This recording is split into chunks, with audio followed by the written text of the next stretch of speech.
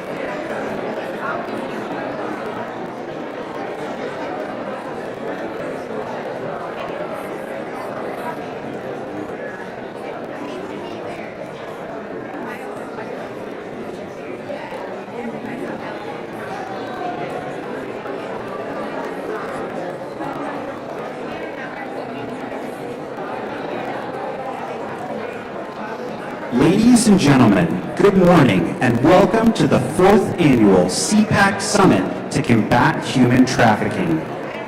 Thank you for joining us today. To begin our program, please join us in welcoming to the stage Mercedes Viana Schlapp, CPAC Senior Fellow, Matt Schlapp, CPAC Chairman, and Rosie Orozco of Kaleido Charities.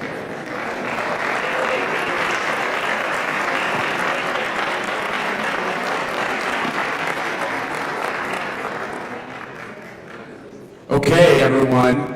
Welcome to Mercy's 4th annual And Rosie's. I know, Mercy and Rosie. The truth is both these women, who, if you don't know them, you'll know them by the end of the day, are doers. They're dynamic. They don't take no for an answer. And the reason why CPAC is involved in combating human trafficking, which is really the wrong verb, we want to end human trafficking. It should stop.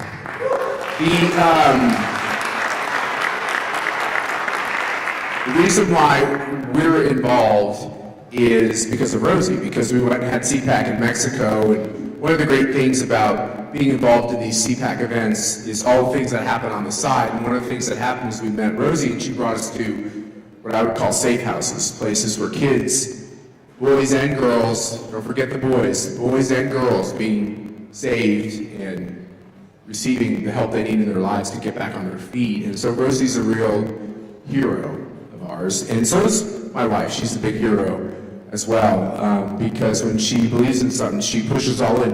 CPAC is not here to take credit for all the work you guys are doing. We're not trying to say, oh, CPAC is the one doing it. What we do is just try to facilitate all the people that are doing the good work, bring you together as much as possible, shine a media spotlight when needed, and put a lot of pressure on legislators to pass the legislation that we need.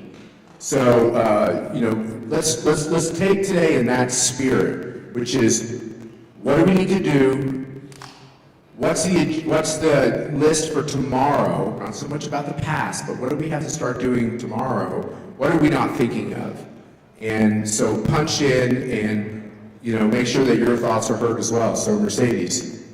Well, bienvenidos a todos que están viniendo aquí de tantos países. Welcome all of you who have come from different countries to be with us, because this issue of saving innocent children is an issue, I think it's one of the most important issues that all of us need to stay actively involved in, and as Matt said, come up with solutions, because it impacts the globe. There are children hurting, there are children who are being sold, there are children who are being raped every single day, as young as babies, and this satanic, horrific act has to be taken on. I mean, it is our war, it is our battle, it is what we need to do every day as we work together and really ask God for wisdom and guidance to do our part in whether it's recovering children, whether it's prosecuting the horrific criminals, whether it's ensuring that those victims are healed and have the right place to start their lives again. And this is important. Look, we're in one of the most important buildings in Washington, D.C. So we want to send a message to all those politicians out there that we want to work with them to do all we can from a policy standpoint, from a legal standpoint, to protect innocent children and to put these criminals in jail where they deserve to be. So we had the opportunity to meet with the White House, several members of the Trump administration yesterday, and some of them will be joining us on stage, who are dedicated to this effort of ending human trafficking. And I gotta tell you, the Trump administration has done more to protect these children than any other administration that I have seen in my lifetime. And after they talked about all the great work that they've done, and we've done great work here at CPAC with all you incredible coalition partners under the leadership of our CPAC Vice Chair, Kimberly Bellissimo, who's here, who's dedicating her life to this, and our Executive Director, Frank Russo, who's just been amazing. But all of the coalition partners you all inspire us. You all inspire us to keep in this fight that we know God has called us to do. But when I talked to when we were at the White House yesterday, and I said to them, my last line was, "What's next?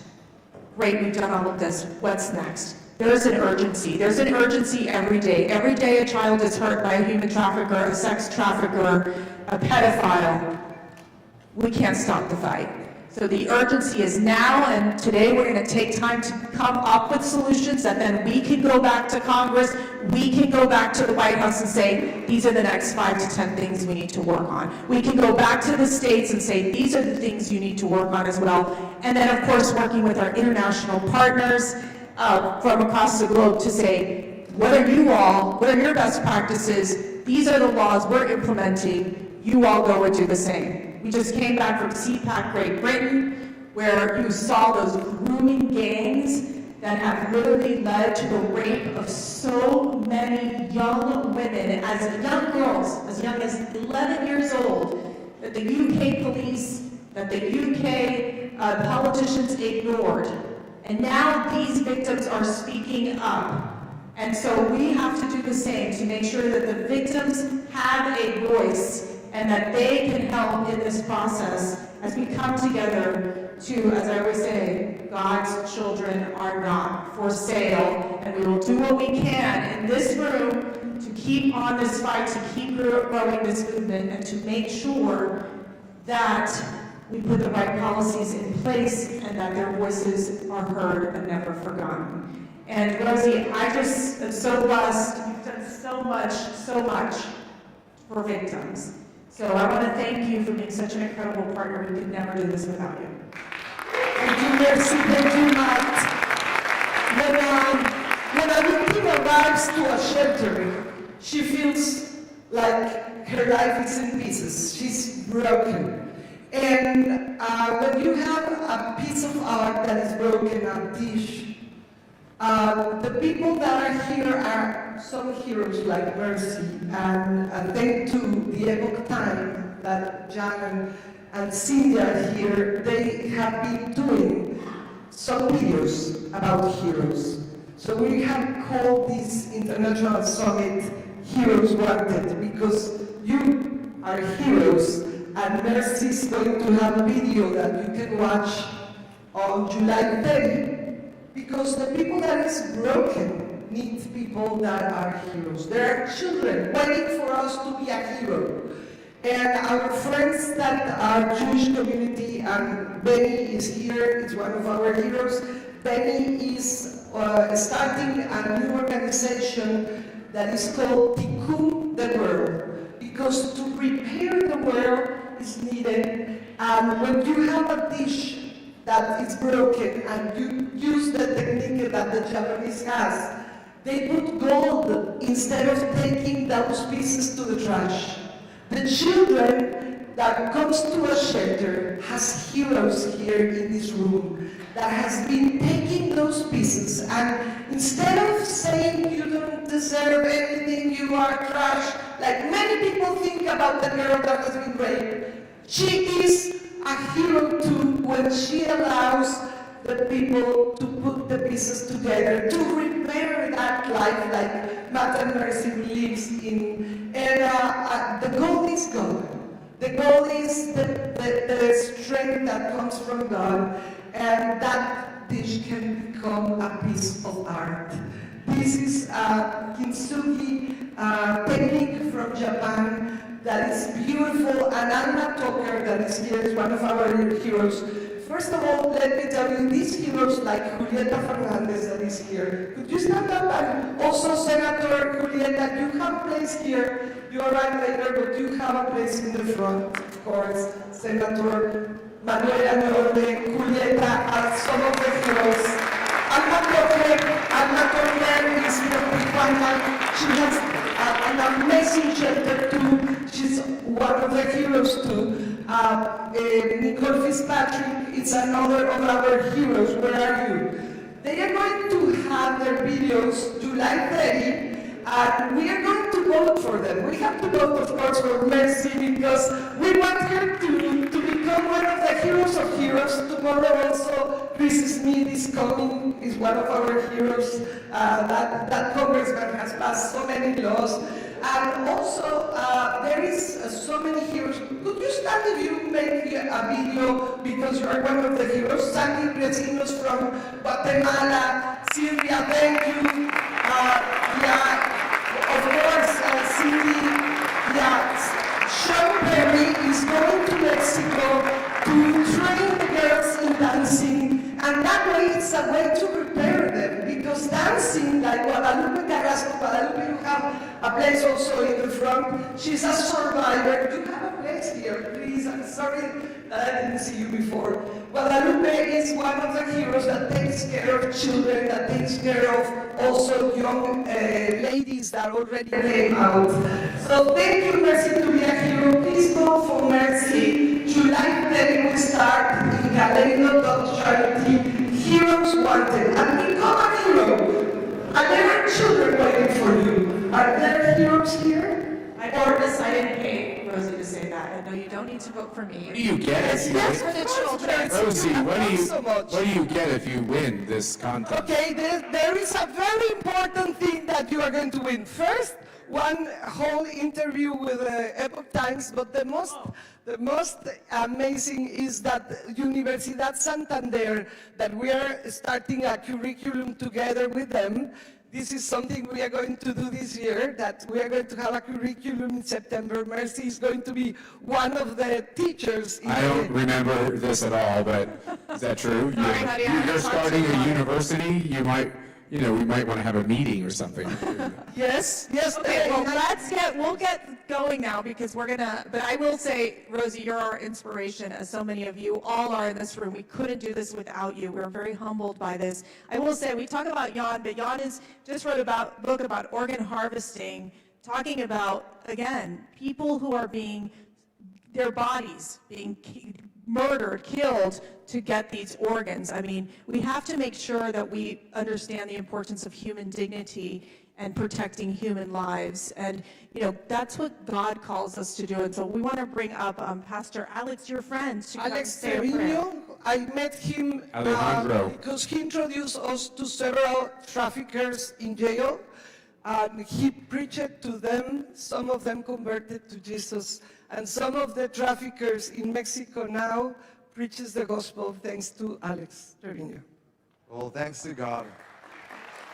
Good morning, everybody. My name is Pastor Alex Trevino from Texas, and I want to lead you all in prayer. Heavenly Father, we want to give you thanks for this gorgeous day that you give us the opportunity to worship you, to get to know these testimonies that you set us free from tragedy to triumph, from curse to a blessing. I know you have a purpose for everybody and everyone that is in this place. I ask you in a very special place, to bless every life, to restore, to heal, to set free. And Jesus, I want you to please establish your reign, your kingdom in every life. Thank you, Heavenly Father. I ask you to bless every politician, every government official, give them guidance so we could fight this battle, and your kingdom will reign, and your kingdom will advance, and all the kingdom of the darkness will be defeated. Thank you, Heavenly Father. We worship you in the name of the Father, the Holy Spirit, and the Son. In Jesus' name we pray. Amen and amen. Thank you very much. All right, thank you all, and get ready for a very productive day. I hope you have an opportunity to just take it all in, ask questions. You know, let's really make this into a very, an exchange of thoughts and ideas, but then let's get concrete solutions. All right, let's get going.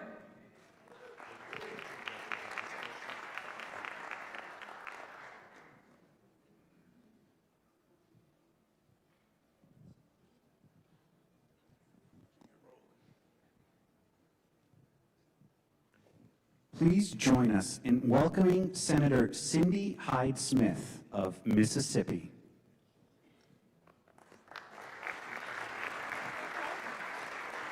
Good morning. A good little walk coming here. Thank you for being here. You know, I just want to commend every one of you for spending this morning where you are this morning. I just don't know of anything that could be more important. I realize now I have to get up in this mic, don't I? But it just demonstrates your commitment to combating this horrible thing of human trafficking that, you know, we know that the first step in eliminating this crime is to open our eyes, get into the reality of the horrors that take place every single day, whether it's behind closed doors, in the shadows of the society, or right before our eyes, and we don't even realize it. So I certainly appreciate your participation today, and it shows that you care deeply about this issue, and I truly thank you for that. You will hear from a wide range of people dedicated to the cause and meet several people working every day to fight human trafficking. I could not be prouder of my state of Mississippi for the things that they've done, the commitment that the Attorney General Lynn Fitch has put into this, and the difference it's made in our state. Because in the South, you know, we just think everybody's good, everybody loves everybody, and, you know, bad things don't happen, when in reality, bad things do happen. But she has gone beyond of making the awareness there for all law enforcement in Mississippi, and I just cannot thank her enough for that, because every one of us has a task, a role to play in combating this. And as the United States Senator, my role is to develop and advance legislation that helps address this international criminal enterprise. And that is exactly what it is. It is international. It is not limited to any one location. But there are important bills up for consideration. But today I want to highlight the Trafficking Survivors Relief Act, which I was proud to lead alongside Senator Gillibrand from New York. And this legislation was years in the making, and thanks to the tireless advocacy of survivors, organizations across the country, brave people that came forward to help us develop this bill. It's so important, it really is. But I'm committing to ensuring that the survivors who need this law are able to benefit from it. I want to give you the details of the bill that we are working on, and I was honored to see Congress pass it last year and had it signed into law by President Trump this January. the Trafficking Survivors Relief Act, it creates the first ever federal pathway for criminalized survivors of human trafficking to clear their federal criminal records. You know, they are so often, survivors are prosecuted for actions that stem directly from their trafficking experiences, their handlers, including having a criminal record or even arrest record without a conviction. And these situations can make it very hard for them to get a job, to secure housing, to even advance their education, or even to volunteer in their own communities because of the circumstances that they endured. But this law establishes an affirmation defense for survivors facing charges that arose directly from their trafficking victimization. And it provides meaningful relief for survivors who have already been convicted by allowing eligible individuals to seek to vacate, expunge, or mitigate a sentence. And these obviously are crimes that they were coerced into committing, they were forced into committing against their will that they did not want to do, but because their handlers made them do it, they're the ones that suffer the consequences of the conviction. And it also provides meaningful relief for survivors who have been convicted by allowing eligible individuals that are seeking these expungements. But to receive that relief, an individual must demonstrate that the offense was committed as a direct result from being trafficked and establish that they were a victim of human trafficking at the time the offense occurred. But the law is carefully tailored. We were very careful in trying to put this together for only nonviolent offenses directly resulting from trafficking. That's the only crimes that are eligible for this, and the offenses involving a child as a victim are explicitly excluded from expungement eligibility. But when you do work with a survivor, some of the bravest people, because they had to break through that. You know, we have some facilities in Mississippi where we take the victims, and these are really nice places that we have so many groups have put so much time and effort to provide. Of when we do capture that victim, to take them to a place that's clean, it's nice, it's accommodating for their needs, and they still try to escape to get back to their handlers. So you have to break through all of that, as you well know. But they should not continue to be punished for their mistreatment, and we have to ensure that they have the information, the legal resources, and the support that they need to access the relief now available to them. I was so proud to be part of this. You know, I'm like you, have talked to many victims and their stories and their experiences, and it was just so on my heart to make sure we could provide a second chance for them. But now that this landmark legislation is law, I'm turning my attention to other critical priorities that include reauthorization and modernization of the National Human Trafficking Hotline and advancing the remaining provisions of the Trafficking Victims Protection Reauthorization Act. So it's an honor to play a small role in this, but my efforts are just so minimal compared to your efforts. I could not draft this legislation. I could not put the time, the information, and the actual facts into this legislation if it were not for you. You know, we all know how horrible these incidences are, and it's not easy to get up every day and say, we're going to deal with this today. But thank you for being that person willing to get up every day saying, we are going to deal with this today. We are going to do what we can do. We're going to make it better for those that are captured or coming through as survivors. We want to make the best for them because their road has been hard enough. And I want to make a better life for them through legislation, the federal legislation that I can be a part of, but to make everyone aware and conscious of what is going on under their nose in our really nice societies is so important. You know, we go day to day We can go throughout our routines and not have to think about this. But God has put it on your heart to think about this and to actually put feet to your prayers to do something about it. So I am honored to stand before you today to be a part of that.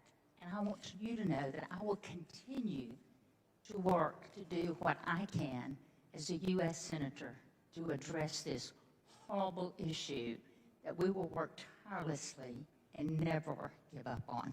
Thank you.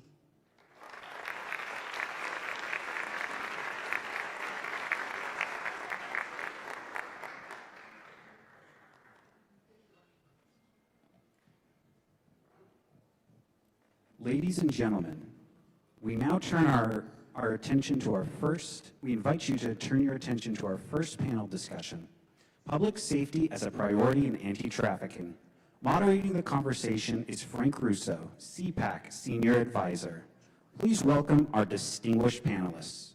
Georgia Attorney General Chris Carr, Ali Serrano, National Coordinator for Anti-Trafficking and Child Exploitation at the U.S. Department of Justice, and North Carolina law enforcement professional George Wilson. Please give them a warm welcome.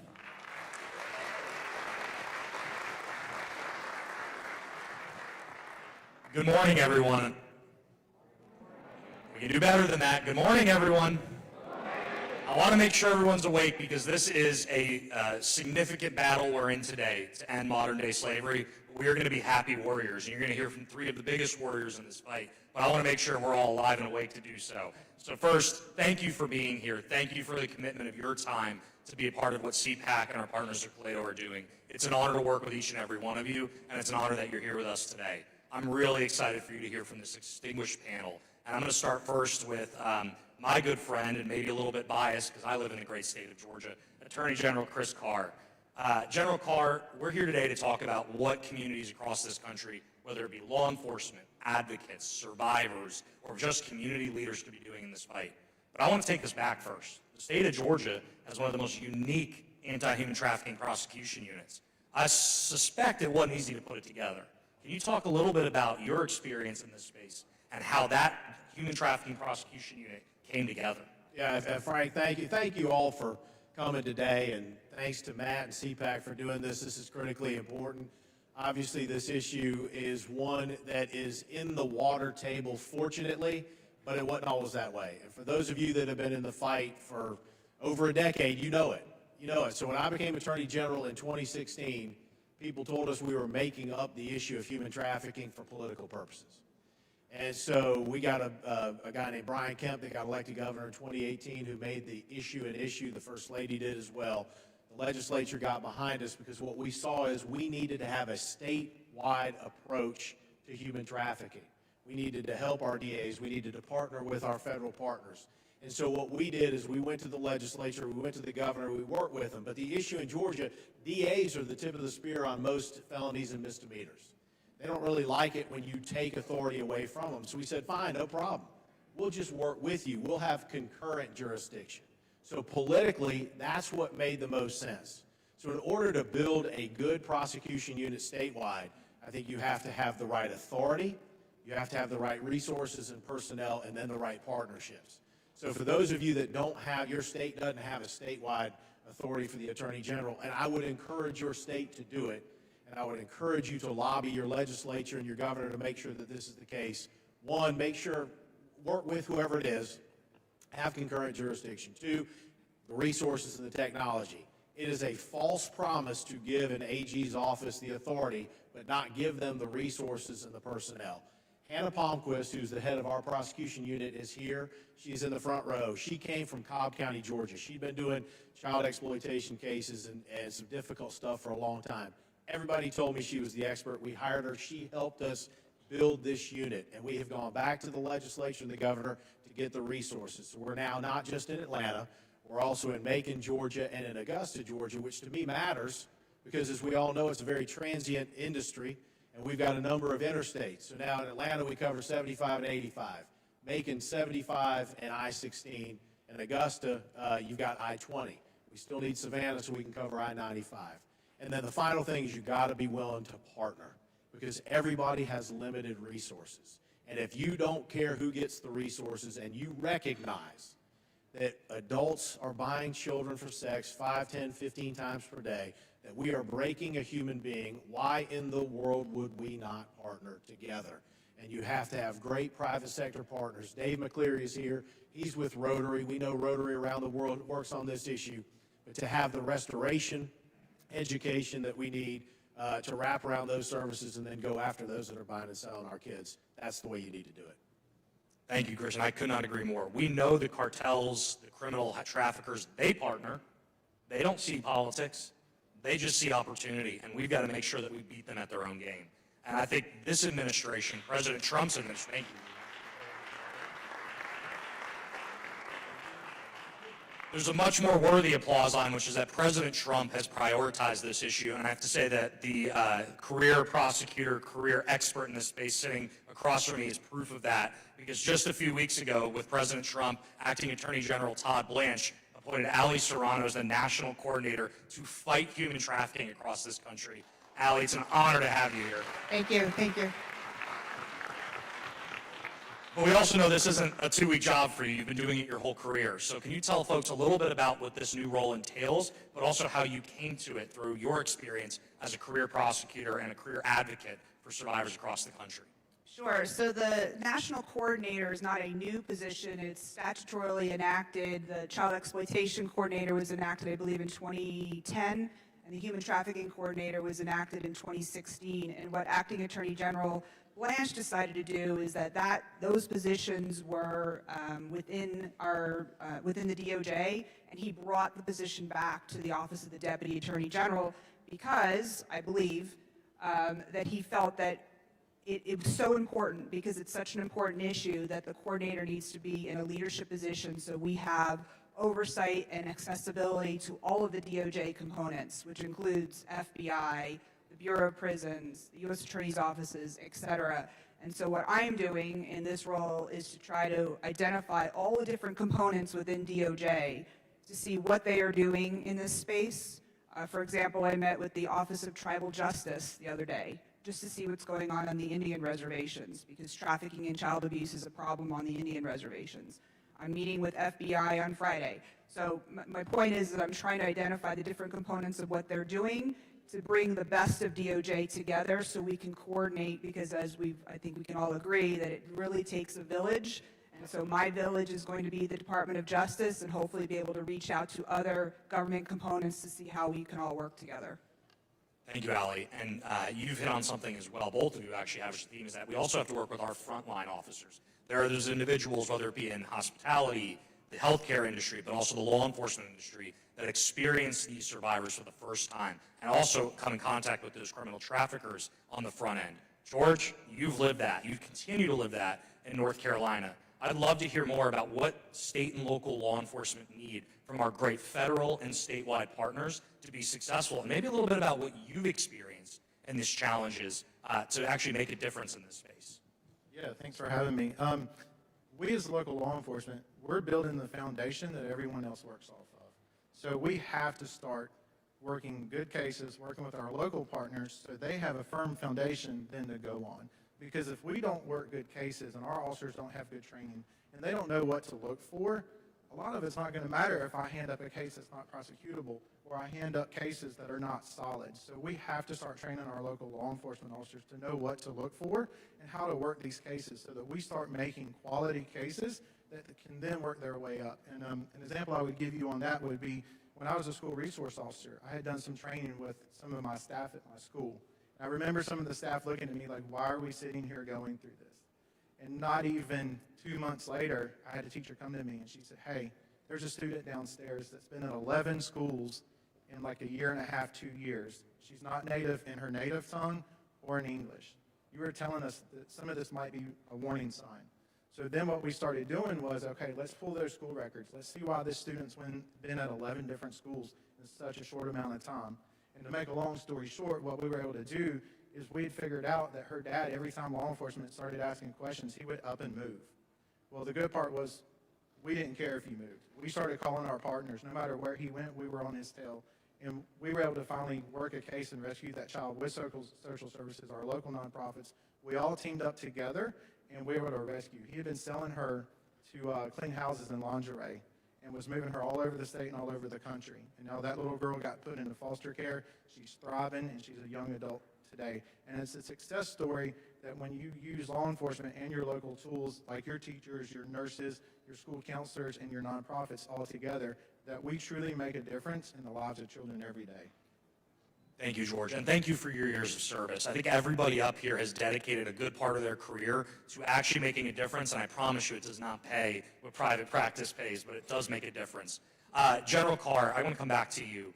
You talked a little bit about what the foundations were. Can we talk more a little bit about what the success is? Because your unit has just been one of the national leaders and actually showing what successful prosecutions look like, but also what does that mean for the community? What does that mean for the DAs? Is it embolden them to continue this work, or does it create challenges?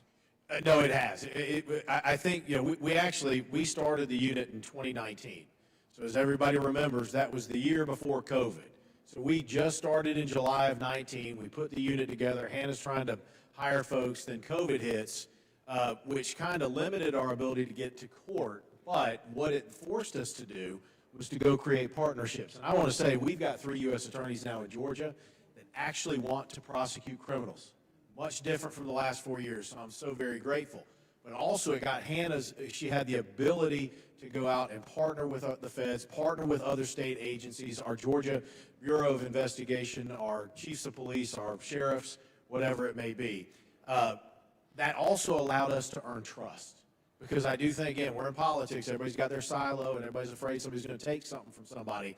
But again, when we're talking about children, so over the course of the last, 6 or 7 years, we have rescued and assisted over 225 victims. And I will say it's 225 lives that will forever be changed.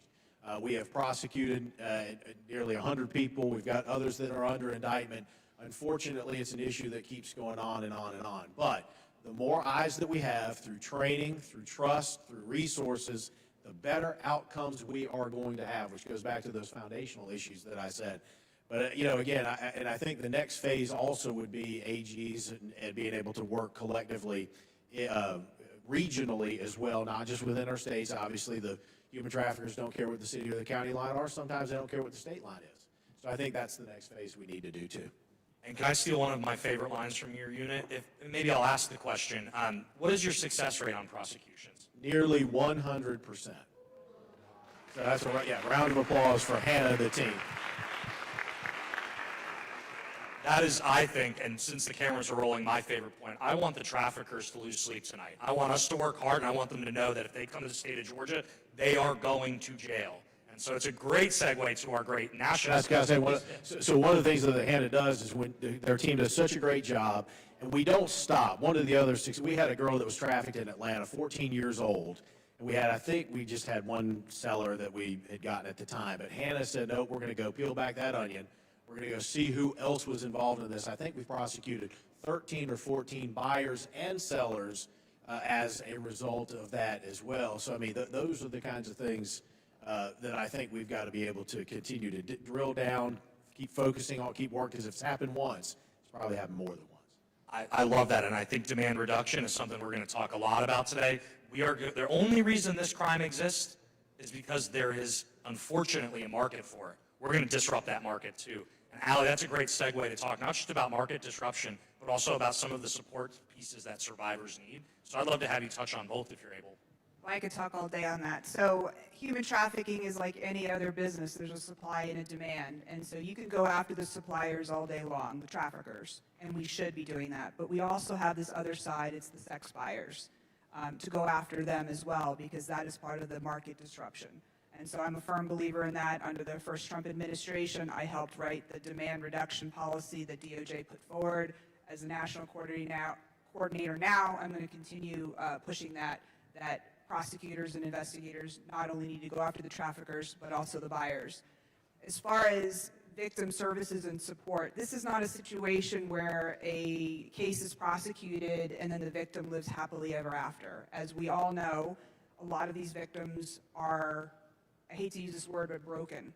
And that is when we identify them, and I don't necessarily like the word rescue, but when we recover them in the investigation, they need services far after the case is over. And so that's where our partnership with our NGOs and other organizations help. To that end, it is incumbent on DOJ and local prosecutors to seek restitution. Under federal law, restitution is mandatory in human trafficking cases, and we need to be very vigilant and aggressive in identifying any available restitution assets that the trafficker may have. Personally, I have criminally forfeited hotels, cars. I even took a dude's teeth, his grill. Yes, because it was worth about $5,000. So yes, I criminally forfeited the teeth because then we could sell that and give that towards restitution for the victims. And so one of the calls to action, I don't know if this is where you're going, but I hope, is that we need lawyers and other individuals to help trafficking survivors be represented in the criminal justice system. Oftentimes, I have victims come to me and say, "Allie, you're my lawyer." It's like, no, I'm not your lawyer. I represent the United States of America, and I can't refer them directly to an attorney who can help because I have ethical boundaries that I cannot do that. The best I can do is refer them to the state bar. Now, most trafficking victims don't have driver's licenses. They can't fill out job applications. So for me to tell them that they can go to the state bar, I might as well tell them to go read something in Latin. They're not gonna do it. So it's putting the people, the lawyers that are out there to do this pro bono work, because there are a bunch of them out there that want to do it, and connecting them with the survivors, with the victims, so that they can put together a restitution request that I can submit to the judge. Now, whether it gets paid or not is another story, because some of these traffickers may or may not have funds, but that is something that I hope to help work on and get these state bar websites to do something pretty easy and put a list of providers out there, and also educate our NGOs to make sure that if they do have somebody in their care, they have a Rolodex. I know I'm dating myself with Rolodex, but a contact list full of lawyers who are willing to help. Thank you, Allie. All right, George, you're going to wrap us up. Give this audience one thing. I love, it's my favorite question because it's open-ended, so it's really hard. Give the audience one thing that they should be doing in their community to focus and support law enforcement's efforts. How can we be better partners to the law enforcement community? I think one of the most important things is officers can't work cases they don't understand, okay? So we need to train our officers. We need organizations who specialize in this to go in and help our officers learn what they're looking at. I'll never forget the first time I worked a case with digital currency. I had no clue what I was looking at, but I knew I cared about working my cases, and I wanted to make a great case for the prosecutors that could help this victim. So it forced me to go learn what digital currency was. I'll never forget the first time I worked a case using Facebook. It was a group of detectives looking over a computer screen going, why would someone want to put their picture in a square and some information about themselves?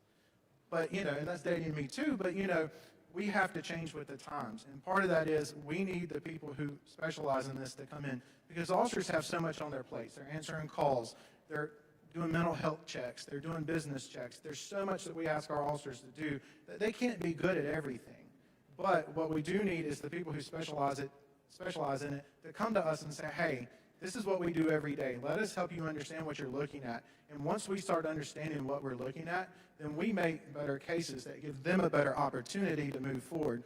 And again, it just all goes back to let's form solid cases. And that starts with education, not only of the community, but with our local law enforcement officers also. Well, thank you all for being here. Thank you for what you do on a daily basis. Thank all of you for being here. Your presence today sends a message to the trafficking community that we are done putting up with it. Thank you for being here. Thank you for being in this fight. We look forward to an exciting afternoon.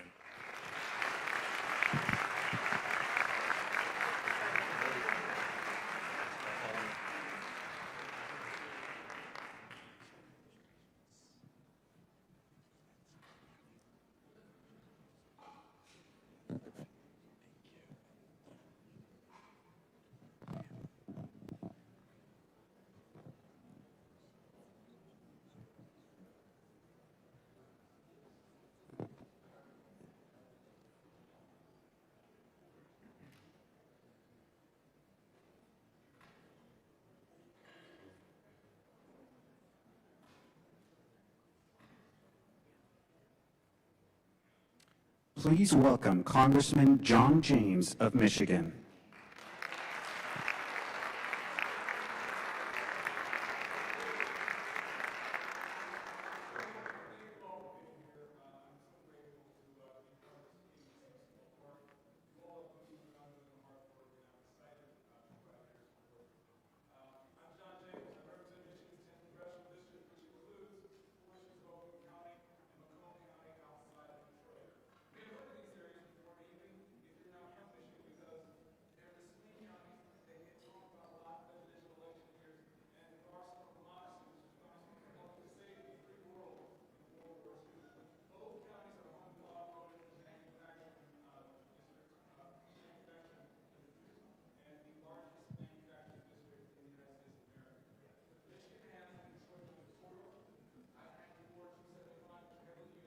trucking, and we also have a lot of agricultural jobs in our state.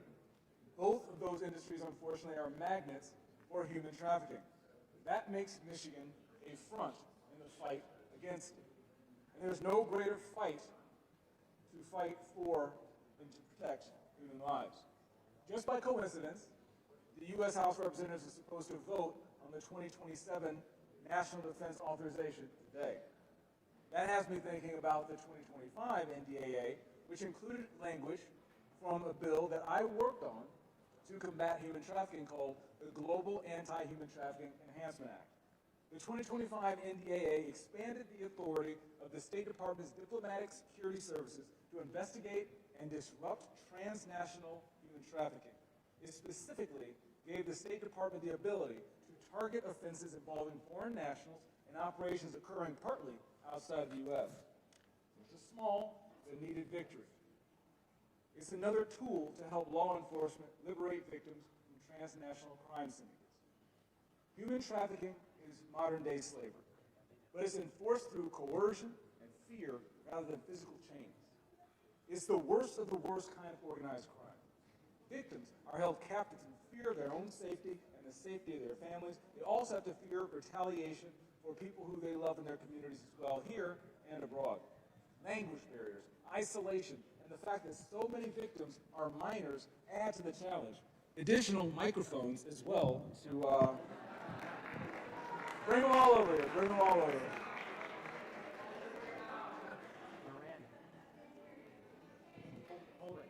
You can't hear. It's better?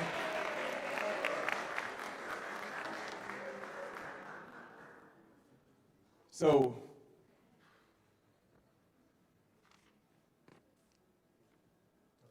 let's start from the top, shall we? Good morning. All right. I'm John James. I represent the best district in America, Michigan's 10th Congressional District, the home of the arsenal of democracy, the home of America's auto industry, and the birthplace of the American dream. I'm excited for the opportunity to speak with you here today, and I'm excited that you can actually hear me speak with you here today. And even if you haven't heard of the district, and I'm sure that you've benefited from the defense materials that we've been able to supply, to the automobiles that we've been able to help supply, but also we have a great hope and we have a great vision for the future, and we've always led from the front. But of course, with Michigan having the Detroit-Windsor corridor, I-94 and 275, which are heavily used for trucking, we also have a lot of agricultural jobs in our state for both industries. Unfortunately, these are magnets for human trafficking. That makes Michigan a front in the fight against it. And there's no greater fight to protect human lives than pushing back on human trafficking. Just by coincidence, the U.S. House of Representatives is supposed to vote on 2027 National Defense Authorization, NDAA, today. That has me thinking about 2025 NDAA, which included my bill language in the Global Anti-Human Trafficking Enhancement Act. The 2025 NDAA expanded the authority with the State Department's diplomatic security services to investigate, disrupt transnational trafficking. It specifically gave the State Department the ability to target offenses involving foreign nationals and operations occurring partly outside the United States. I was inspired to work on this bill not just by what we see happening abroad. When you see TikTok videos and videos on the internet, I saw one of young children in blue burlap sacks that were being bought and sold on the border of Zambia. And understanding that my heart breaks, Jesus' heart breaks, because his children are not for sale. And we have an obligation to do everything that we can. My heart breaks for American children who are stuck at home, and my wife working in areas that prevent human trafficking and the sex slave trade back in the state of Michigan. These are the things that I committed myself to working on when I got to Washington, D.C., and I'm excited that we were able to get that victory in the 2025 NDAA. It's just another tool to help law enforcement liberate victims from transnational crime syndicates. Human trafficking, as I said before, is modern-day slavery, but it's enforced through coercion and fear rather than physical chains. It is the worst of the worst kind of organized crime. Victims are held captive through fear for their own safety, and they also have fear of retaliation against family members here and abroad. Language barriers, isolation, and the fact that so many victims are minor children add to that challenge. The problem of human trafficking, unfortunately, got much worse under President Biden due to his open borders policy, which encouraged mass illegal migration facilitated by these criminal cartels. We know the horrific things happened to people on the way here, especially women and young girls who were assaulted during the journey. Hundreds of thousands of unaccompanied minors were released at the border and are still missing. 291,000, according to DHS Inspector General report. Many of them, we know, became victims of sex trafficking. The Trump administration is aggressively working to find these missing children who will need support as they recover and to hold the perpetrators to punishment to the fullest extent of the law. The Trump administration has tightened sponsor requirements and now uses DNA testing to ensure sponsors have biological family and relationships with these children. These are tools to prevent children from falling victim in the first place. I want to close with a story from my time in Iraq. On one particular occasion, we were flying a mission, and I received a call over the net to switch over to a ground commander. When I got that call, we switched over, and immediately you hear gunfire. You hear the language, as you can imagine, is in those situations, and you heard foreign language as well as English because they were fighting so closely. In that minute, as I asked where to go to put the supporting fire, I asked for location. I thought I was going to get smoke or a laser or a 6 or 8 digit grid, and I got over the net. I'm by a white bongo truck. Now, smoke and dust are everywhere. It's nighttime, and the ground is littered with white bongo trucks. The understanding of where to put our resources, the understanding of where to put our oversight, the understanding of where to go to support didn't come from me. It came from the people on the ground who were able to direct us to the correct targets, and they were able to use our resources to prosecute the mission successfully to save lives. Similarly, the point is that from high up in the sky, I needed to communicate with those on the ground who were in a better position to know what was happening. That's the kind of communication we need now. Solutions won't come from Congress or government officials alone. We need to work with groups like CPAC's Center for Combating Human Trafficking, who are on the front lines each and every single day combating this problem and solving this problem. Human trafficking must be eradicated everywhere. God's children are not for sale. Thank you so much for everything that you're doing. I admire and respect your commitment to protecting life, and I pledge that you have my continued love, support, and prayers. Thank you. God bless you, and keep up the great work.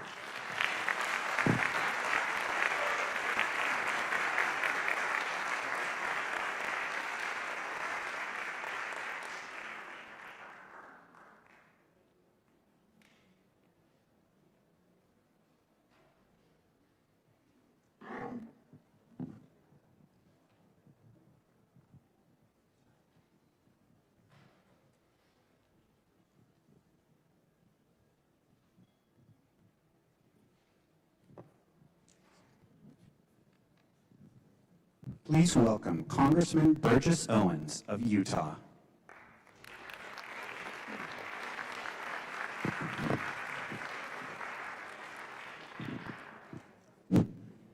Thank you. Thank you so much. I have some prepared notes, but I just want to start off by giving you a heartfelt thank you. I think the greatest thing that our country has that no other country can understand is something called empathy. There's no country that has empathy like we do. It's something that I've had a chance to experience. I grew up in the Deep South, segregated South. I was blessed to be protected and sheltered by parents who I didn't have to go through a whole lot of bad stuff. They did. They were raised in their 20s, 1920s, but they came through that with experiences, with maybe trauma, but they turned it into good. They turned it into a mission. They were very positive, very uplifting, very hopeful, and they took their experiences, did not turn it to hate, they turned it to appreciation for how far we've come and where we're going. And more importantly, the empathy that they had because of what they went through, they shared with me. So when I came to Congress, one of the things that I, at the top of mind, was to address this particular topic. We need to make sure that all our kids have hope, that all those who have experienced this ecosystem of evil come through and realize that it's for the good of them and others that they will impact because of empathy. I just want to make that real quick point before I give you my prepared statement here. I want to thank again Matt and Mercedes for all they've been doing and for inviting me to come back to this summit. I wish we didn't have to gather here under these circumstances. I wish the scourge of human trafficking didn't exist and we didn't have to meet here as often as we do. But I'm grateful to you and the work you do, the work to bring advocates, survivors, law enforcement, and policymakers together to tackle this problem on a joint front. You spend some time in the darkest and most violent places in an effort to shine light and end this evil. So thank you. You witnessed some of the world's most heinous evil and decided to do something about it. You are heroes. And take the experience you've had, the empathy you have, and let's make changes that will last for generations. I want to give you a quick update on some of the things that we're doing on our end. We've been blessed to see some incredible work that's been over the course of the last 2 years. We've seen a return of law and order on our southern border. We've been able to see work done that closed a porous border that emboldened cartel and traffickers to take advantage of the chaos there. This is a major win and has massive positive implications for families on both sides of the border. Just last month, we saw Secretary Mullen and Acting Attorney General Todd Blanche detail the efforts to ensure we track down countless numbers of unaccompanied minors and hold accountable the criminal fraudsters, sponsors, and smugglers. This is what happens when we have some common sense and an administration that's actively working to ensure that the whole of government works together, especially in areas of critical importance like this. That sort of cooperation, unfortunately, isn't something that happens that often, or as often as it should here in this town. That's why I introduced the bipartisan Preventing Child Trafficking Act with Representative Seth Magaziner, which would ensure the Department of Justice and Department of Health and Human Services actually talk together and build a shared structure for fighting child trafficking with real performance goals. It's crazy, believe it or not, that this does not already exist. As many of you know, the Government Accountability Office performed an audit in 2023 and discovered they had neither of these. Let that sink in. Right now, we have two of the most powerful agencies in the federal government that have no formal mechanism to coordinate and protect and out-traffic children. This bill fixes that. This bill isn't controversial. It's got the backing of the National Center for Missing and Exploited Children in RAIN. And just north of here, the Senate actually passed a bill unanimously, which is incredible. Unfortunately, we haven't seen the movement here in the House. Right now, the House version is sitting in the Judiciary Committee without a hearing and without a markup. Not because anyone opposes it, but because it has not been yet scheduled. So I'm here to ask for your help. This is where we, the people, really show up to make things happen, make it good. I'd like you to ask the Chairman, Jim Jordan, to put this bill on the hearing agenda and give it a markup. Let's move this by regular order. Let the members debate, amend if they want to, and vote on it. There's no reason we shouldn't do that. If that doesn't work, or the committee can't make room on their calendar, let's bring it to the Senate floor, straight to the House, under suspension rules. That's the place where we move legislation in this body that has wide bipartisan support, and it's why the process exists. Either path gets us to the same place, a vote on the floor and passes a bill that makes it harder for trafficked children to fall through the cracks of these two federal agencies. What we cannot accept is the third option, that is, what's happening right now, nothing. I assure you, my team and I have been doing what we can to make this a reality. But you in this room have a reach, a much wider reach.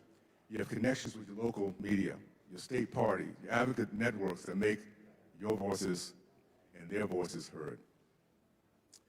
So I want to thank you again for the work you're doing, for not letting this issue fade, and for being willing to make some noise on behalf of the kids that cannot make it for themselves. Let me just say this.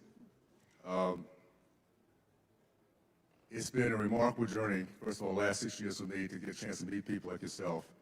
This is what makes our country work. We, the people.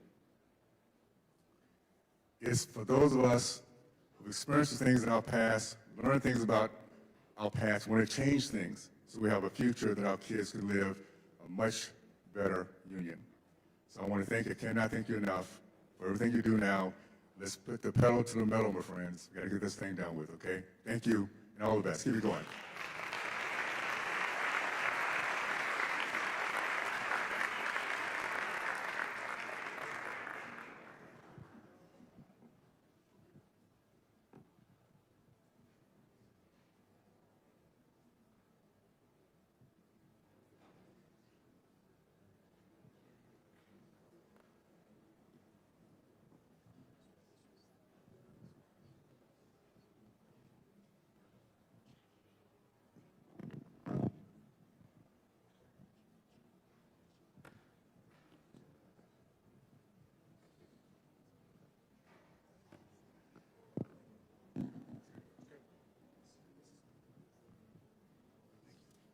Our next panel is Law Enforcement and HHS Partner on Protecting Children.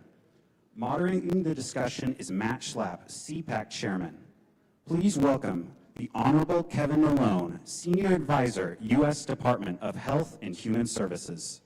The Honorable Alan Wilcat, Senior Advisor, U.S. Department of Health and Human Services. And Jacqueline Alauto, Founder and President of No Trafficking Zones. Please give them a warm welcome.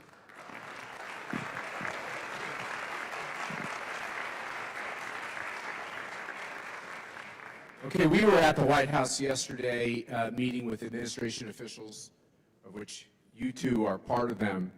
And Kevin comes from the world of sports, which, by the way, is big business, right? And College now, it used to be just pro sports, now college sports are, the athletes are making all the money. he's a Trojan fan, so he's used to losing. USC. Sorry. But he also, I could sense impatience with how DC talks through problems and just circles problems. What do we have to start doing differently, and what are you doing differently over there? Well, right off the bat, we got to get Congress to actually do their job. There's a lot of talking in this country. Talk don't get things done. Our kids are facing a national crisis, not only with human trafficking, but now there's a nexus compared to with tech-facilitated abuses, online safety. Our kids aren't safe. Our kids are not safe. What are we going to do about it?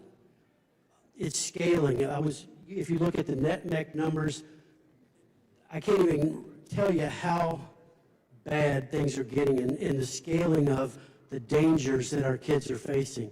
So we've got to get Congress to do what they need to do. The KIDS Act that they just put forward, it's not worth the paper that it was written on. We've got to actually do things to protect kids, and we've got to quit working for lobbyists, for big tech. Big tech is in control. Therefore, our kids aren't. I don't mind big tech making all the money they want to make. Go for it. But protect kids. Why can't you do both? Instead of talking about protecting kids and putting up some facades and smoke screens that what you're presenting is working, it's not working. The sextortion out there, young men, a lot of young athletes in high school, young male athletes, are committing suicide because they're being sextorted all over the country.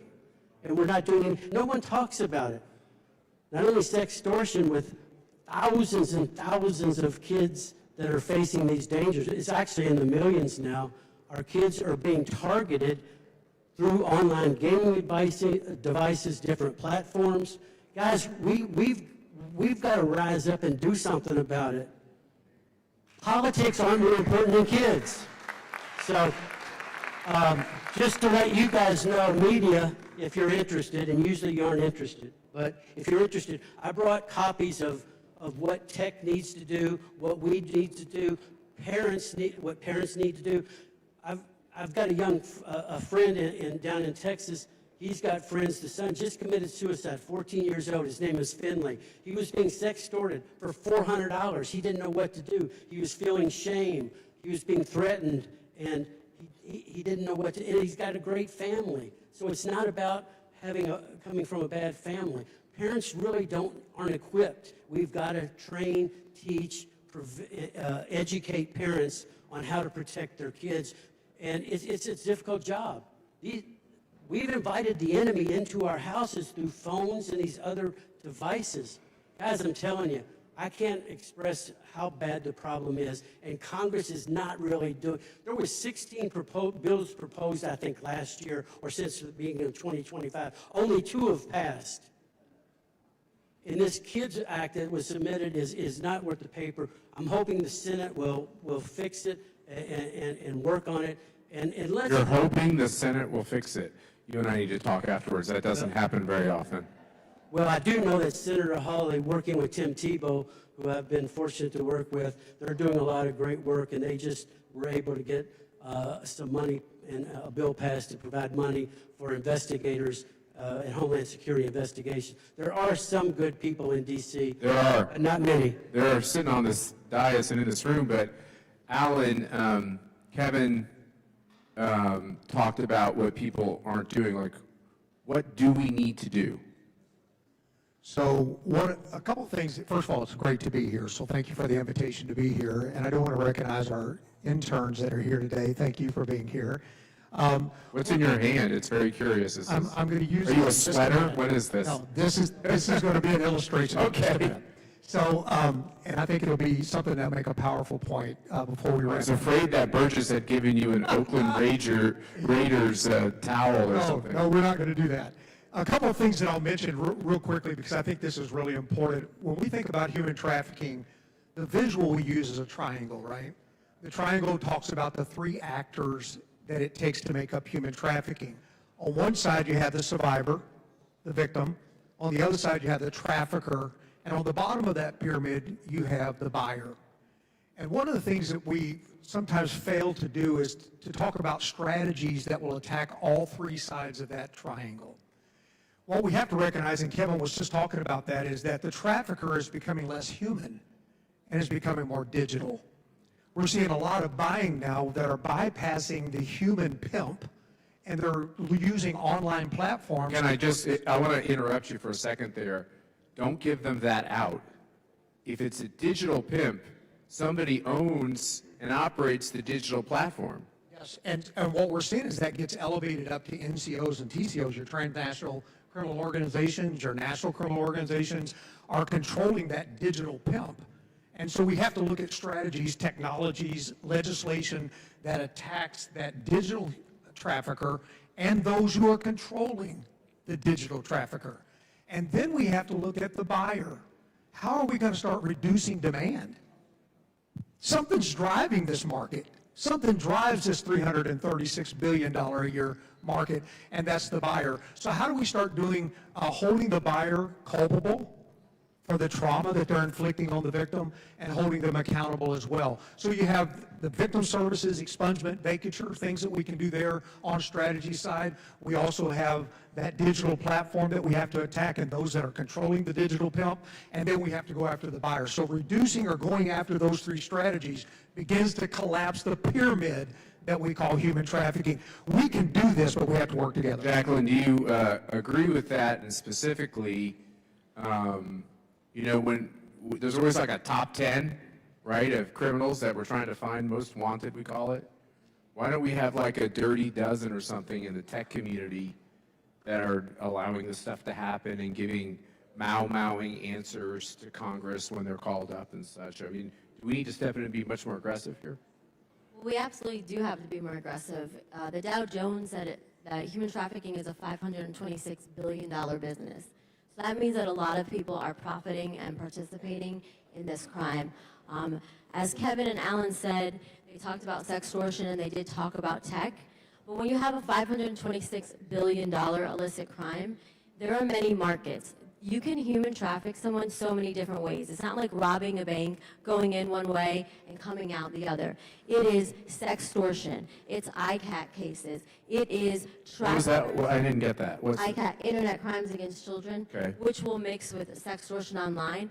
But what we also see a lot too is peer-on-peer exploitation, peer networks that are working with your domestic gangs and your cartels that go into schools.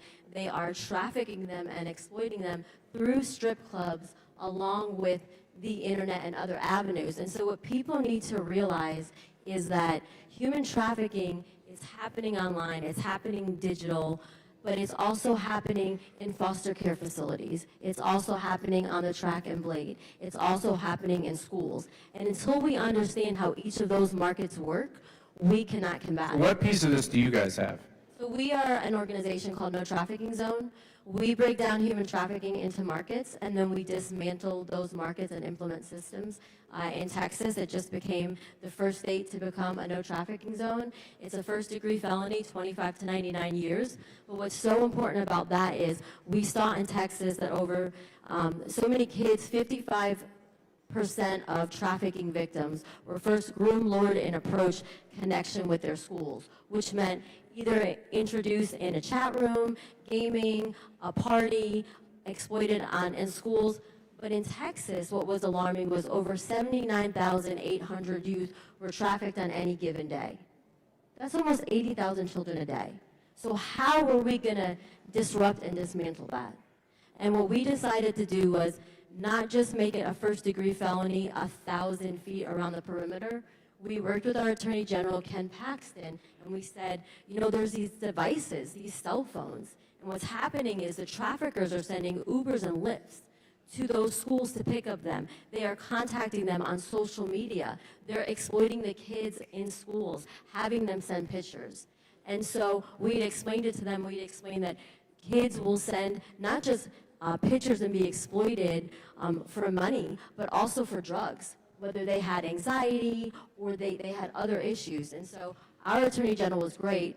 He said, well, let's make it, if you create this no trafficking zone barrier in schools, it's a first-degree felony. And that's why Texas got to sue TikTok because of the no trafficking school zone law. It's really one of the only states. Is TikTok a problem? Yes. Every social media Who else is a platform problem? is a problem. TikTok. Who's good? Is anyone good? I would say that the issues with big tech is that big tech is a business. And the problem with any business is that you put profit over people. And what we're seeing is that these companies are making so much money, and the demand to see CSAM and really sexual violence in our country, a part of our culture. And I hate to do this to you, but I don't know these acronyms. What's CSAM? Child sexual abuse material. In like normal people terms, they would call it child pornography. Yeah. So let me ask you, I want Kevin. to comment real quick, Matt. She mentioned foster care. I have to say and give kudos to my boss, Assistant Secretary Alex Adams. We are working diligently to improve and fix foster care in America. He has an initiative called A Home for Every Child. Right now, we have more kids waiting, more kids than homes that are available. So we're trying. He's working across the country trying to improve that. So foster care, we know, depending on what research and data you use, 50 to 60% of American kids that are being sex or labor trafficked have a touch point with foster care. So when we fix foster care, we reduce the supply of young people that can be trafficked. So I thank my boss that's doing this. And also, Alan, we worked on a project in Mississippi called Project Hope. We went in and we looked and analyzed. We worked with the HHS OIG, went into Mississippi and found 14 kids that were missing from care. They were missing from foster care that were either high at risk to be trafficked or were being trafficked. So there's work being done, especially in the foster care over at Administration for Children and Families. So, Kevin, we appreciate this shameless plug for your bosses, but we actually do know they're doing really good work. But I'm just looking for job security. I know you are. You got 2 years. Just take it easy. You got grown kids? I have 2 grown kids in there. Would you let them have a cell phone today? At what age? If you were starting over, what age would you let your kid have a cell phone? Well, that's going to be a big battle, but I would say 16.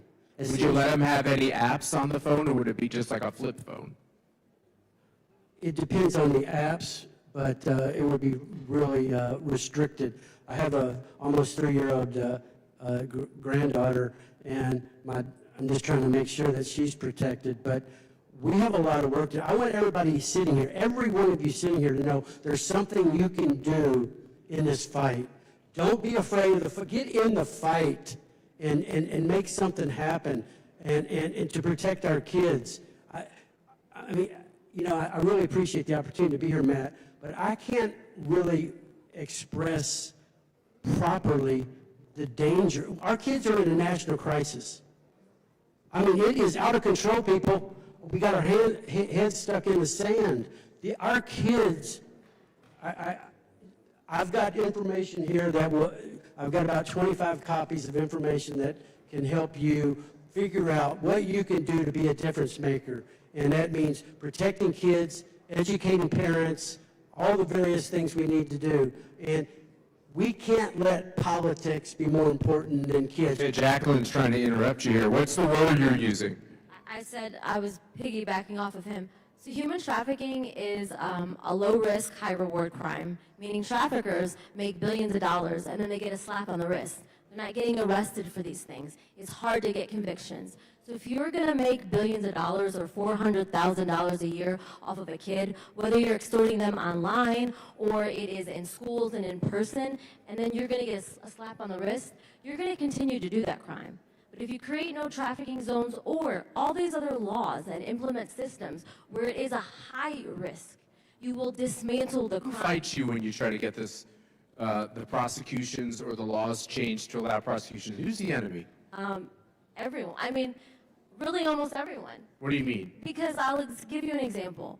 We created a model with Owen DCP and Sarah Carter, who's a drug czar, and thank She's God. not an enemy. She's a good guy. She's a great person.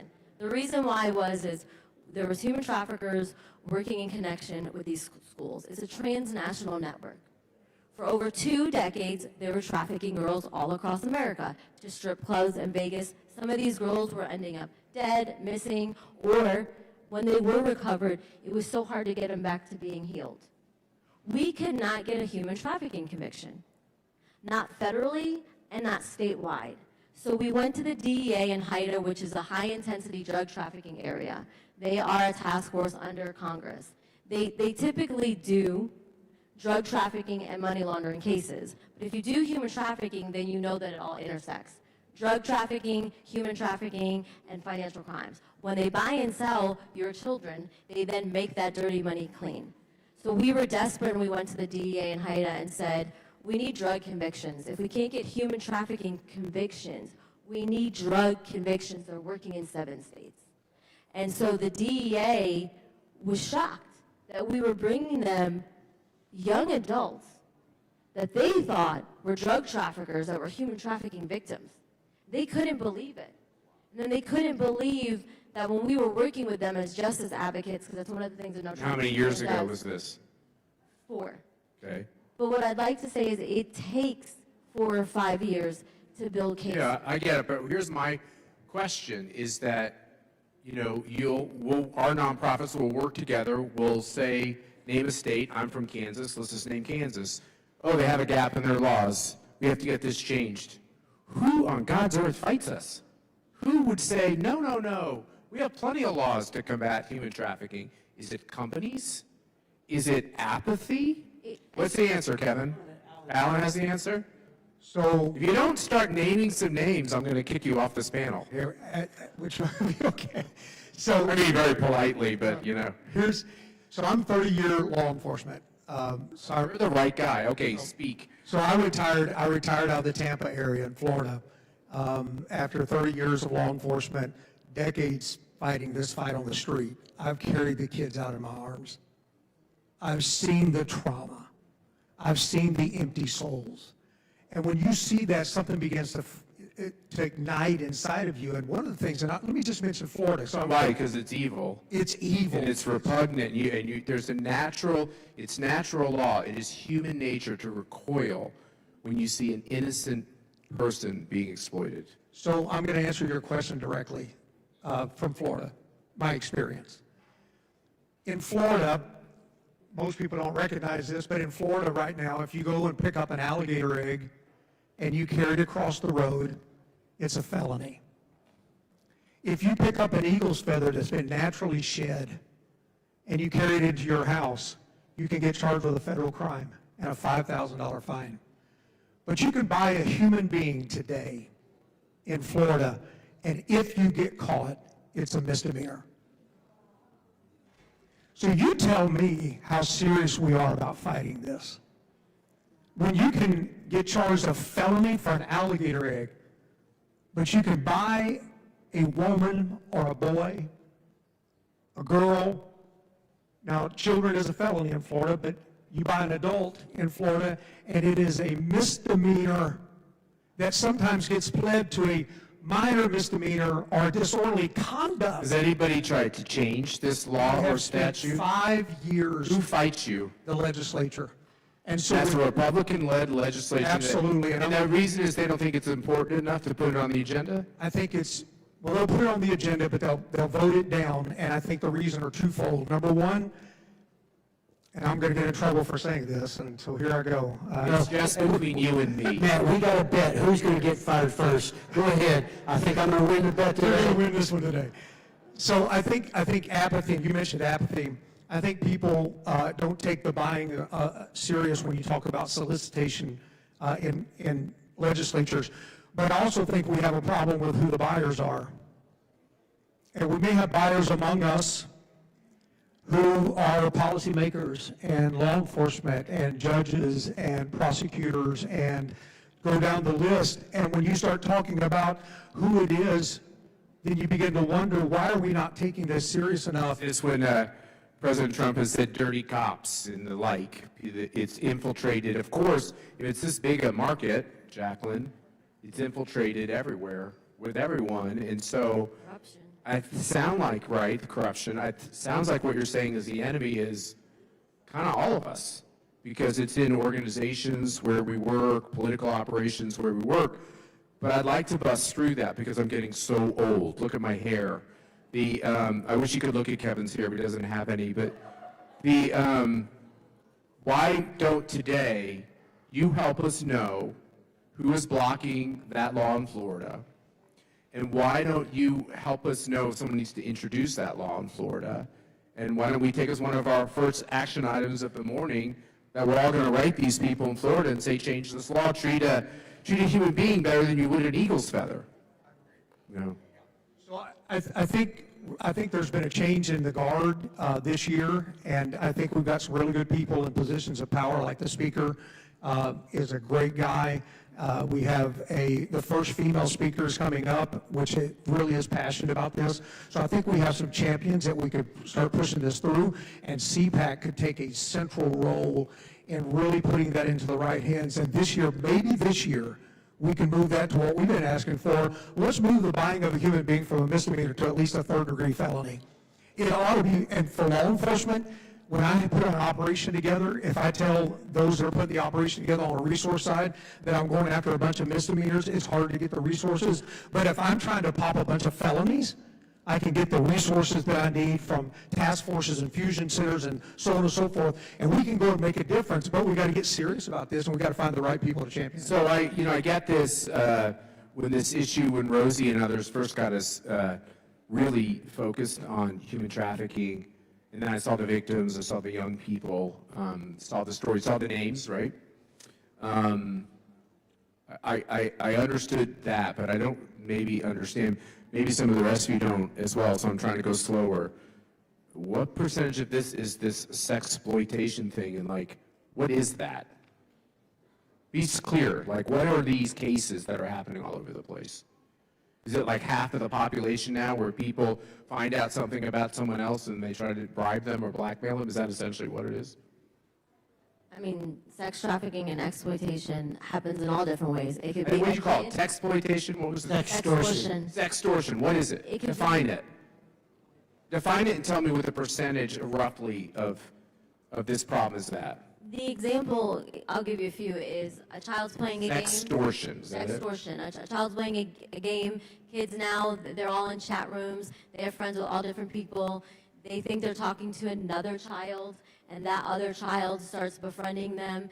Kids by nature now, sexting is very normal. Send me a picture of you nude, and then it's not Okay. who you think you're sending it to. Yes. Then they bribe you, or they Blackmail you. They It's black- extort you. It is blackmail. How big a crime is that, Kevin? Huge. It's No, like, is it a serious enough crime for an adult to do that to a kid?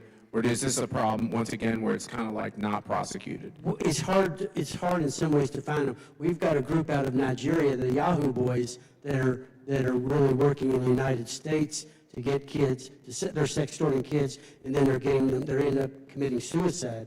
There's another group that people need to know about, or it's called 764. It's a sadistic group that recruits young kids. We were dealing with a case over at OTIP, which is Office of Trafficking in Persons at ACF. 4th and 5th graders in the state of New York were being recruited to do sexual things online, to then get friends to do sexual things together, then kill your pet, and then eventually cut yourself, do cuts and things, and then eventually commit suicide online. This is a major problem. It started at 764 is an area code in Texas. It started with 2 guys down there. It's now a global problem that kids are being recruited. I just want to say one thing. Technology is not the problem. It's exploitation of people on or using technology. Right. So let's make sure. So in other words, technology is a fact of life. It's a fact of our economy. It's happening. You cannot like it. Now we have to set up the framework. There's no safety. They say there's safety measures in place, but I can tell you there's not safety. What they get you to do, they get you on Roblox, which is a huge problem, recruiting kids. Then they get you to transfer to a... Who owns that? Who owns that game? Anybody know? I don't know. Just another... You could implement systems. So see, technology is just a little bit of a problem, because when you put heroin in front of a drug addict, they're going to take the heroin. If you say to traffickers and predators and disgusting evil people, here, you can traffic and exploit all these kids, and there's no measures where we're going to flag you and then send it to that company and then send it to law. Can I say something? I would disagree. I would say, if you're talking about drugs, we're talking about a different situation. Technology can be used for good. I don't know how fentanyl and other drugs can be used for good, but technology can be used for good. We don't understand the dangers as Can I bring up one of the dangers? This is to you, Alan. Maybe, I don't know how techie you are. I'm not techie. But they say they create algorithms, and they create algorithms to help all of you with your experience in their platform. Can I try to decode that? They feed you stuff, whether it's good or bad, that they think you'll click on even more and more. For a fat man like me, they show me a lot of pictures of cookies and cakes, and then they know that, if I'm sitting at a good restaurant and they say, do you want dessert? I say, oh, of course not. And then they bring the tray by, and I'm like, oh, hell, we'll try that. This is the problem with this idea of the algorithm, is that if you're somebody who has dabbled in these heinous crimes, I'm not saying that the platform wants you to be a pedophile, but they definitely feed your vices. Shouldn't that stop? Isn't that where this all begins? Stop feeding people's vices and maybe at least let them have to search for vices. You agree with that? I agree with that, and I think one of the things that drives that is that we become the product, right? The consumer, the end consumer becomes the product. It's where the profit is made. And so what's happened is the incentive is on the technology side is to get more people to view that. So they develop these algorithms to drive more traffic there to make more profit. And we need to change the dynamic there. We need to change the fact that the person is not the profit or the end product. The product needs to be the product, because I believe that technology is somewhat agnostic. It can be good or bad. You can have good technology, you can have bad technology. But when you increase or you implement the algorithm that feeds into bad behaviors, then all of a sudden you begin to click into a product, and that product becomes the individual, and when that individual already has a propensity. So I have 5 kids, and I won't say which kid, but they were on that game you were talking about. And during COVID, when we all started to see everything, a little more of what our kids were doing online, and they had to pick a flag. It was they were doing some kind of a race or something, and they had to pick a flag. And these flags were like the pride flag, the trans flag, the this flag, the BLM flag. You see that, it's shocking. That's just like step 1 in this, right? So why are they using games to try to manipulate, torture, brainwash our children into having too early of political conversations, too early of sexual experiences? We all believe in freedom, but there's guidelines to every freedom. Well, how come we don't have them? So I'd like to thank Alan for saying that tech can be used for good and bad, just like most. That's very important. When we're talking about the bad parts, when you have technology or a nation and people have ill intentions, blurring the boundaries and lines is what's happening. When you let children think that they can be anything or be anyone in a very negative way, and you're not teaching kids boundaries, like what's safe and what's not safe, it's a lot easier to exploit them. The more you confuse children, the more you blur lines, and the more there are no boundaries, is the more you're going to exploit people. So I'm going to say something which you probably don't agree with, but I was brought up, Kimberly will understand this, we're contemporaries in life. I was brought up, I'm not commenting on you, Terry, but I'm pretty sure Kimberly and I are contemporaries, but I was brought up at a time when we were said, don't proselytize in public places. Christianity, yes, it's important to our history, but like we got to get it out of anything that's government. And so what happened in the schools, and I went to public schools till 6th grade, they took the Our Father and all these things out. They eventually took out the pledge. It kind of took out everything. And then what we didn't realize, we're so naive, we're like, oh, so in America, you know, we just want to like not have an established church, so we'll back off on these things. They just came roaring in with all these other kind of false, pagan, satanic, whatever you want to call it, ideas. You cannot teach lines and boundaries without the idea that there's right and wrong, there's good and bad. It's impossible if you have a society where you've said truth is relative and you can have it in your church, but you can't bring it outside your church, we're doomed. Well, Do you disagree? No, I didn't mean to put you on the spot. No, but I do agree. I think the other issue is that what people need to understand is when you come to this country, you have to follow our laws. And if your religion is satanic or having sex with children or child marriages, you need to know when you come to America, it's against the law and you're going to go to jail. Can we pass a law that says it is not a proper categorization of diversity to say you're a minor attracted person, or if you are, you're honest, and you're honest in saying you are, because there are people who are, that doesn't qualify you in some kind of, for anything positive, If right? you're a minor attracted person, you're a pedophile.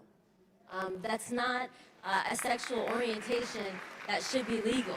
You have a sickness, you're mentally sick, and you should be nowhere near children, and we should never normalize that behavior. We shouldn't even, the reason why MAP, minor attracted people, was invented was so pedophiles and trafficking networks and transnational networks and cartels could normalize the exploitation of children. But this is not just kids, right? This is a good word, thank you for. But this is not just kids, right? That we're talking about human trafficking in all kinds of ways. You mentioned a good actor, a white hat, and a villain, a black hat, in your previous comments. I can't remember what they were. One was a group of guys that are trying to. So I'm going to re-ask you the question. You're looking at me like I'm nuts. Name a good guy, a good actor in this area that we're unaware of. Could be a corporation, could be a politician, could be a nonprofit, and name a bad guy. Just one and one. Unfortunately, I need to think for a minute about that, because all I can think about is France passed a law that kids can't have access to social media till they're 12. Come on now, if France can do it, the United States can't do it? Are you saying France is a good guy? You guys saw this. France passed a law that children, until they're at the age, I believe it's 12, can't have social media. Now, if France, come on, France is going to protect kids, we mean the United States, the leader in every area in the world, can't protect kids? I don't know, so what do you, I mean, I don't know what to say, but we're following, I think we've fallen captive to the dollar. We've got too many people making money, as was said, making money off of kids being exploited. So we have France is a good guy. Well, I didn't go that far. Alan, I'm not saying can you that. name a good guy? That's provocative. Alan, can you name a good guy? I'm not trying, I don't care. Good guy or a bad guy? Well, I think that there are a lot of tech companies out there that are trying to do good work. I think there are some. Can you name one that's done something good? I'll name one that it's not an endorsement of them, but I think it's a really good, they do good work, and that's Bark. Bark does good work. What's Bark? Bark is an app that parents can put on their kids' phones that help with some surveillance to make sure that they understand what apps, text messages, pictures, and things are coming in on their phone. So Bark, a father like me could have it on my phone. It would monitor Absolutely. my kids' devices in case someone's bringing them to a bad place. And know exactly what they're downloading, what they're texting, who they're calling. You know who owns Bark? I don't know who owns them. I have no idea, but they do some really good work. And so that's a good, and it's one of others as well. Add it to your list, Kevin, of things parents should be doing. It's a small, short list. Oh, what parents could be doing, yes. Yeah. What? Name a bad guy. Oh, Lord. You already said Florida. I'm sorry. Who else? I would look at some of the gaming apps and gaming systems. Is there one in particular?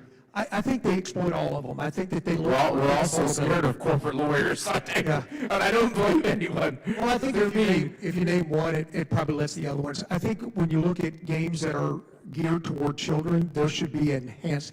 I think devices. Don't you think anything geared at children, there's plenty of great people who do wonderful work with children, but anything aimed at children should raise our concern just to make sure Without a doubt. it's scrutinized. Without a doubt. Yeah.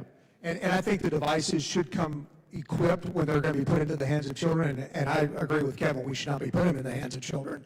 But if they go into the hand, I think that tech companies that build the devices themselves should ship them with the safety features turned on, rather than turned off and expect the parent to try to figure out how to turn all these safety features on.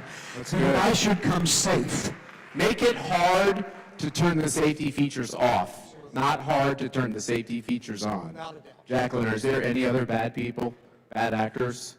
I would say, and Google's made some provisions, but I would ask people, why when your child turns 13, does Google alert them with an email and say that you can change your safety features and your parents no longer have to monitor it? Why is Google emailing your 13-year-old children that, and then you need to go back to your schools and say, then stop giving our kids Google Chromes if that's what Google's tracking, their age, and then sending them messages. I think that's a big problem. I didn't realize that. That's happening.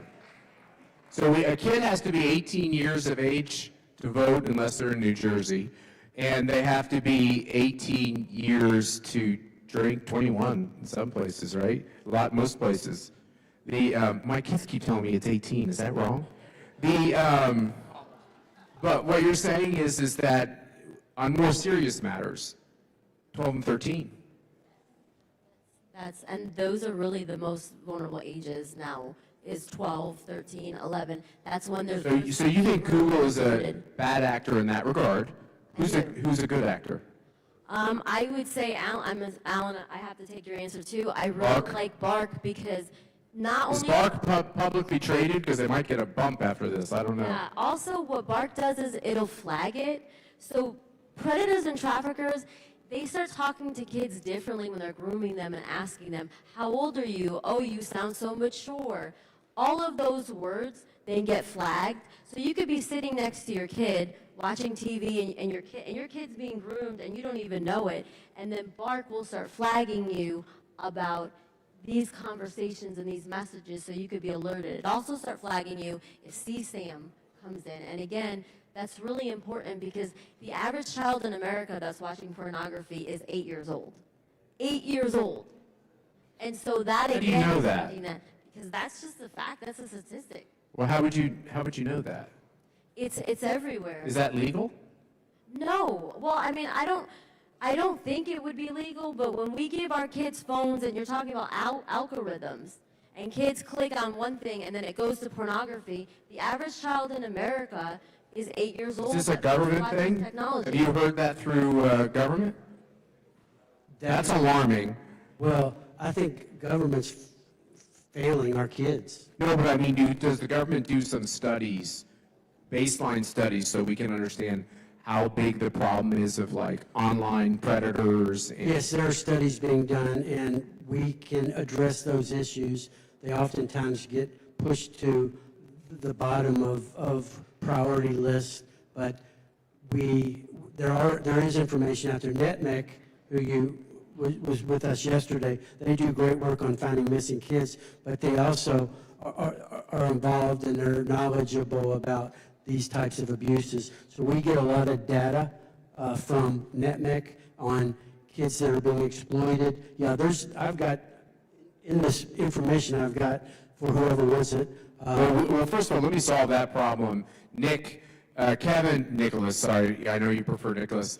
He has information he'd like to give to everyone. We probably can also send it digitally. Yes, so we have everyone's emails and cell phones, et cetera. It's just what we can do to protect our kids and from the technology facilitated abuses, how we can, all the things we're talking about and addressing all the various issues. There's so many challenges because there's so many people targeting our kids, and it's really primarily about money. It's about resources. They're making money off of targeting our kids, so we've got to find ways to really protect our kids. And Nicholas, one other question, guys. I have no idea how the schedule's going here, so you got to let me know where we are in terms of. I do have one positive. You just asked what's a positive. I've got some people here that I work with over at Administration for Children and Families. We're working on a tech rollout. It's called NOPE, N-O-P-E. It's basically, we're going to roll it out in the middle of August, and it's going to be able to educate students, parents, coaches, any care providers, anyone that deals with kids on how we can protect our children. NOPE, ACF, it'll be up, again, middle of August. Parents just don't know all the dangers now. It's not like when we were young, you're much older than me, but when we were both young, I mean, our parents could easily recognize the dangers, stranger danger. It's now technology that, parents can't recognize all the dangers that are targeting our kids. And unfortunately, a lot of parents are really busy. Some are working 2 jobs. They're single moms, single dads. There's a lot. To be honest with you guys, we all know this is spiritual warfare. We're fighting the enemy. And you know what evil is? Evil, if you put a D on the front of evil, it's devil.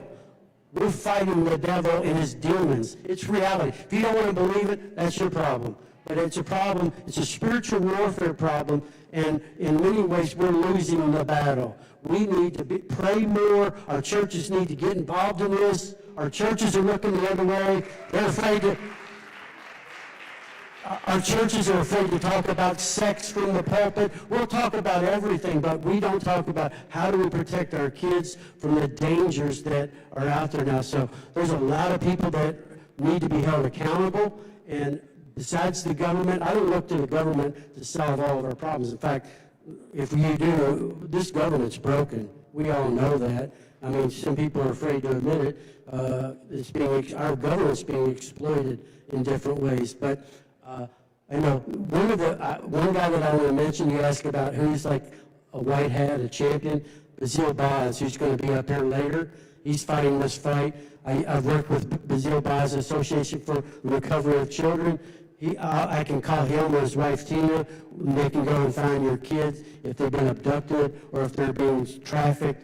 I've seen it. We've worked together. He's coming up later. He'll have some good words to share. But we got to wake up, America. Our kids are under attack. People say, well, it's not my kid. It's 1 degree, 2 degrees of separation away from it being your kid, because the kid down the block is going to show your kid pornography, and all of a sudden your kid's going to be hooked in with a bunch of kids that their parents aren't supervising, and it gets out of control. I mean, I believe all of our kids are important, no matter what their backgrounds are, who their parents are. We've got to protect kids. And we've lost our way in America. I mean, we don't protect our kids anymore. Now, I'll get some feedback. Oh, you can't say that. Yeah, I'll say whatever I want to say. But anyway, so, I mean, when it comes to kids, seriously, think about it. Think about all the people making, like was mentioned, billions of dollars off of exploiting our kids. Come on. How is that acceptable? And I love dogs, and I love animals, but we're more worried about protecting dogs and cats and birds and alligators than we are kids. Wake up, America. Well, that's because, sadly, a lot of these kids no one's really monitoring, watching out for. We've got a lot of lost kids in society. Jacqueline, okay, we're down to the end here. I did get a little time update. Two things. This is non-political, even though CPAC does a lot of political things. I encourage, on CJR, we have a ton of Democrats we work with. I think there should be a ton of Democrats here today, so you guys will all help us make sure this is a totally bipartisan, nonpartisan topic. It really is. And really, when it comes right down to it, any good and decent people wouldn't want any of this to happen. Some people have their head in the sand. Some people, it's uncomfortable. Okay, so put that aside. And a lot of people are making money off of it. That part, I'm not putting them in the good category. I'm putting them in the bad. They got a lot of lobbyists and they got a lot of lawyers. They're powerful. And by the way, even pirating movies and all that, I mean, you know, there's a whole illicit, illegal game that gets played in this town, in this country. What do you expect of CPAC in the next 12 months? What do you expect of your own nonprofit in the next 12 months? And what do you expect these guys to get done next 12 months? What has to get better? What has to get worse? Well, I expect the United States to become a no trafficking zone, first of all. So Texas, you get this law passed in Texas. When Alan talked about that, how alarming that it's not a first-degree felony to commodify someone. Human trafficking is slavery of our time. So we need 49 more states to do this. Correct. And we need to honestly really understand what corruption is. And when you're asking about big tech, why aren't we monitoring the money that they're putting into the senators and congressmen's seats that are refusing to pass these laws to protect our children? At this point, it should all be bipartisan. When you talked about God and spiritual warfare, you know, evil doesn't say I'm a Republican or a Democrat. Like, this is corruption, and this So is evil. will you help us draft the letter, you know, this week to the company you mentioned, asking them why they have as a company policy emailing 13-year-olds about how essentially to keep their parents from monitoring them and their activity over that platform? Yes, and we have. We should witness send that to the letters. CEO and to the whole board and say, this is what you're doing. A board member might not even be aware, and make it stop. I will do whatever you ask me to do that's going to prevent and combat human trafficking and exploitation and the suffering of people. Great, great. You guys, well, that's a harsh thing. You've gone from like, I don't know what's going on, to stop. Give me just like a little bit longer, okay? How about semi-stop? I'm coming close to stopping. I'm easing the brakes. You two guys, you have these, I don't want to say out of retirement, that sounds harsh, but like, you're pulled back into the fight. Trump wins. You're over there with Secretary Kennedy, who I'm a big fan of, and you're involved in this really evil fight. I'm sure a lot of weeks you say, okay, I've done what I can do. The bureaucracy is mind-numbing and terrible. You don't have to even go through it. I get it. I'll give you each a year. A year. Push yourselves. What can you get done in a year? What more can you get done in a year? I am hoping and praying and humbly asking President Trump to pass some executive orders to combat these evils. One, I've presented 2 executive orders to the White House, to the DPC, that will address human trafficking. President Trump in his first term did so much great work, passed 9 bills, provided resources. He is a champion in this fight. And he's fighting a lot of different battles right now, but I humbly ask the president to pass an executive order to fight human trafficking and an executive order to fight tech-facilitated abuses. He is What was that term you used? Tech-facilitated abuses. Okay, got it. So- Tech abuses. And I've presented 2 executive orders with the help of DOJ, with the help of DHS and other federal agencies. It's how we in America, with the help of the president, can fight trafficking and fight tech-facilitated abuses. And there's a nexus between the 2 of them. If we can get that done, I think we can really get a lot done over the next couple of years. All right, Alan, wrap us up. Well, A year from now, we invite you to come back here, and the jury's out on whether whether we are. Kind of depends on this answer. What can you get done? Well, I'll go ahead and solve that real quickly. This answer is not going to get me back. I think the Home for Every Child that Kevin mentioned earlier that is being pushed, if we can solve and begin to really work the foster care side of this, because there is a big nexus between foster care and trafficking. So if we can continue to work that, get a home for every child, not just children in one demographic, but every child, closing that gap will be huge. And that's something that I'm working on with Operation Hope, that our Assistant Secretary is 100% on board with, and the Home for Every Child. We close the foster care system, we really make a big How deal. about job security? I mean, I mentioned that what about this shirt? I want to get to this shirt deal here. Yeah, we gotta end, but I wanna, we're over on the side, I wanna find out what this shirt thing. Hey, y'all, really, from the bottom of our hearts, thank you. To summarize, we're gonna work the letter with you, Jacqueline, and Frank will help us get that done. We're gonna work the executive orders with you. We're actually like real lobbyists, so we're gonna help with that one. Can't solve the foster child question, but I think there are ways in which we can really highlight some of the solutions to it. So thank you all. The churches need to step up. The churches need to step up. Yeah. I mean, I don't know what Bible they're reading, but the Bible I read means we're supposed to take care of orphans and vulnerable kids. Oh, yeah. Come on, churches, step up to the plate. There's more churches. Kevin's going to be giving a sermon in the back corner of the room. I've got some notes for you. That's right. God bless you guys.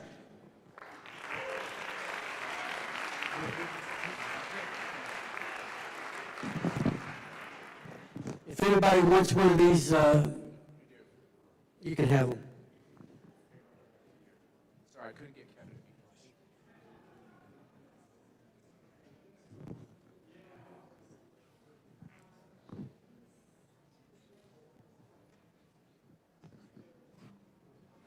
Please welcome Congressman Riley Moore of West Virginia.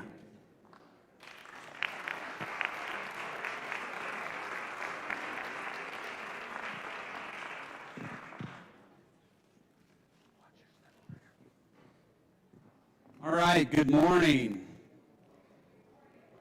Great to be with you all. Thank you very much.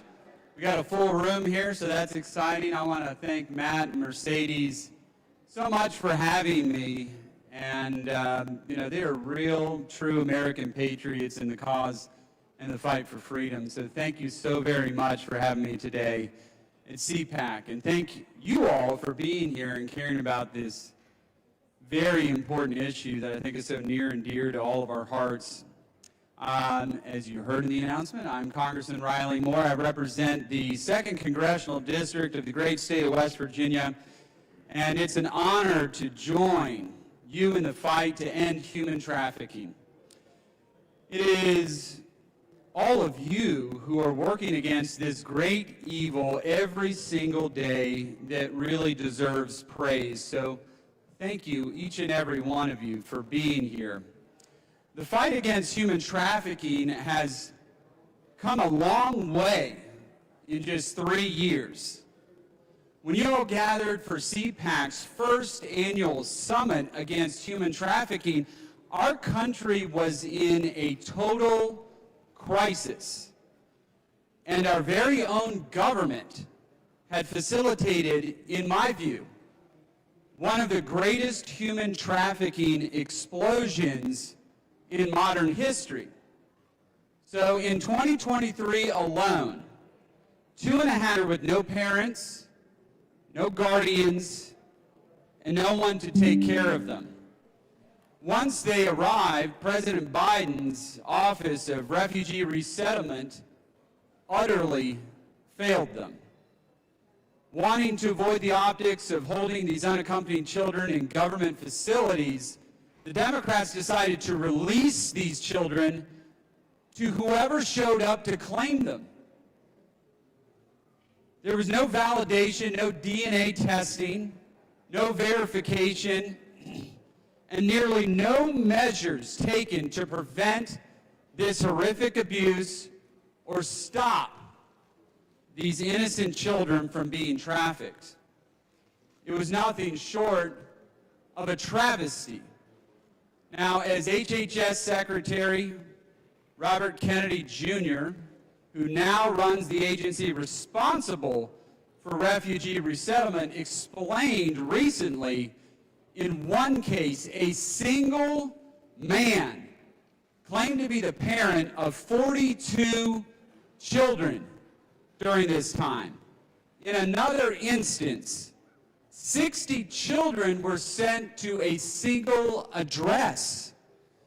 Now, when investigators went to the site of that address, it was nothing more than a steel shipping container in a parking lot.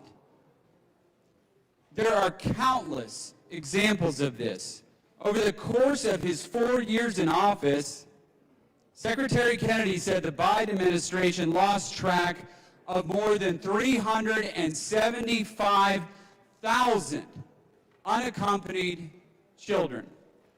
The Trump administration has since tracked down roughly 137,000 of these children, but almost 240,000 of them remain unaccounted for. Some of these children were sold. They now live in the worst possible conditions you can imagine. The open border chaos led our southern border to become the deadliest land crossing on earth. It led to thousands of women and children to experience sexual violence and abuse at the hands of traffickers, cartels, and coyotes. And ultimately, it led to a modern-day slave trade that lined the pockets of Latin American drug cartels, American NGOs, while leaving these vulnerable children to be ferried about in shipping containers and sold to the highest bidder. That's not to mention the strain that this crisis also put on American communities. Today, I want everyone here in this room and around Washington to understand that our border policies and human trafficking, they're deeply connected. An open border incentivizes millions of people to come to America while surrendering control of our sovereignty to some of the most dangerous criminal groups on the earth. It inflicts chaos and creates the ideal conditions for human trafficking. A secure and orderly border does the opposite. It destroys the cartel's business models, discourages potential immigrants from putting themselves or their families into the hands of smugglers, and restores control to the American people. So when we advocate for a secure border and a controlled and orderly immigration system, we should do so with confidence, because restoring order is the just solution. In the past, conservatives have conceded too much ground in this debate. We approached border security as a regrettable trade-off, a harsh measure that hurts immigrants but needed to be done to support the American people. The truth is that a secure border and a controlled immigration system is good for everyone. Thank you. More importantly, it serves the American people, but it also is better for those people who would put themselves in harm's way to make it across our border. Indeed, these policies that protect American workers and maintain order in our streets are the very same policies that will stop the trafficking and abuse of hundreds of thousands of human beings at our border. There is no trade-off in between the humane thing and the lawful thing. We think that there is many times here in Washington, but I want to repeat that. There is no trade-off between the humane thing and the lawful thing. They work together. And the next step for the movement to end human trafficking is for all of us to say so unapologetically. If the leaders in this room and in this building make that shift, we can turn our recent progress in securing the southern border into a permanent victory against human trafficking in America. 3 years ago, when you all first started this conference, our own government was losing track of children in its own custody every single month. Today, our border is secure, and the human smuggling networks that were operating on it have now been greatly reduced. Thanks be to God. The story is now about those who are still lost and need to be found. That would have not happened without the people in this room, so I really want to thank you for highlighting this issue over the years. Thank you for the amazing work that you are doing every single day as it relates to human trafficking. So may God bless you all as you continue to fight the evils of human trafficking. God bless the United States of America. And I thank you all so very much. Keep up the good fight. Thank you. God bless.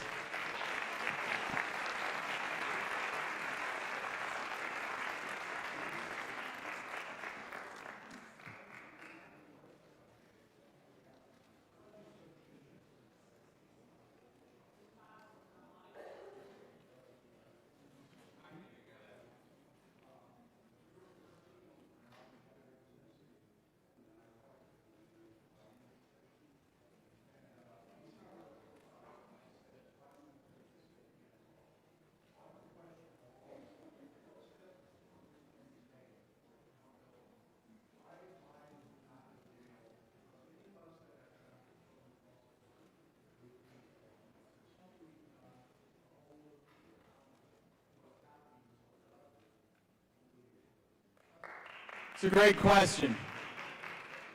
And it's a question, unfortunately, of political will. Now, if you're asking my political will, repeat the question. So the question is, why are those who were complicit in the Biden administration in human trafficking, these night flights that were going to places all over the country, y'all remember that happening? Why have they not been held accountable? And it is a question, unfortunately, in this town of political will. Now, if it's my will, these people need to go to jail. All of them need to go to jail because they were complicit in this.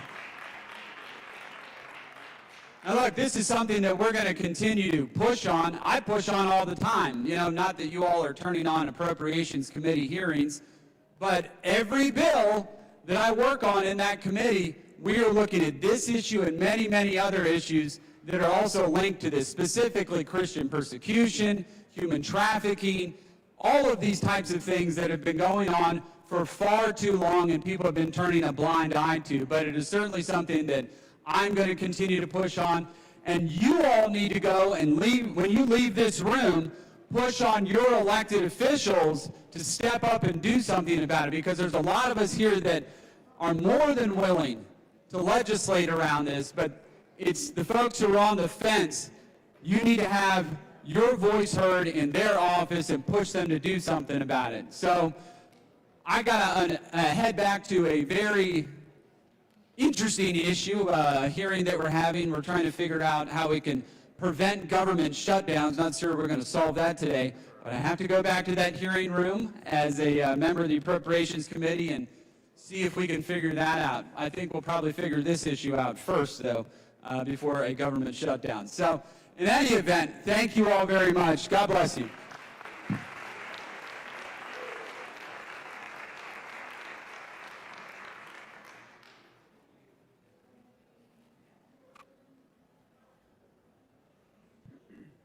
Please welcome CPAC Chairman Matt Schlapp and Missouri Attorney General Catherine Hanaway.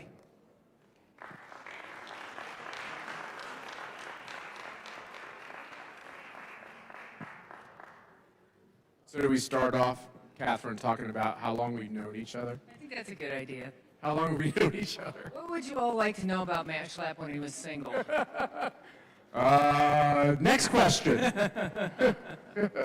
I do have a daughter in the room, so maybe you ought to sit her down. And You know what? He was the sweetest guy then, just like he is now. Nice. I can truly say, and I've worked in and out of public service for 30 years, Matt Schlapp is the nicest person that I've ever encountered in that's- public service, and he really cares. That's and he sweet. brings so much heart to all of his Thank you. missions. It's true.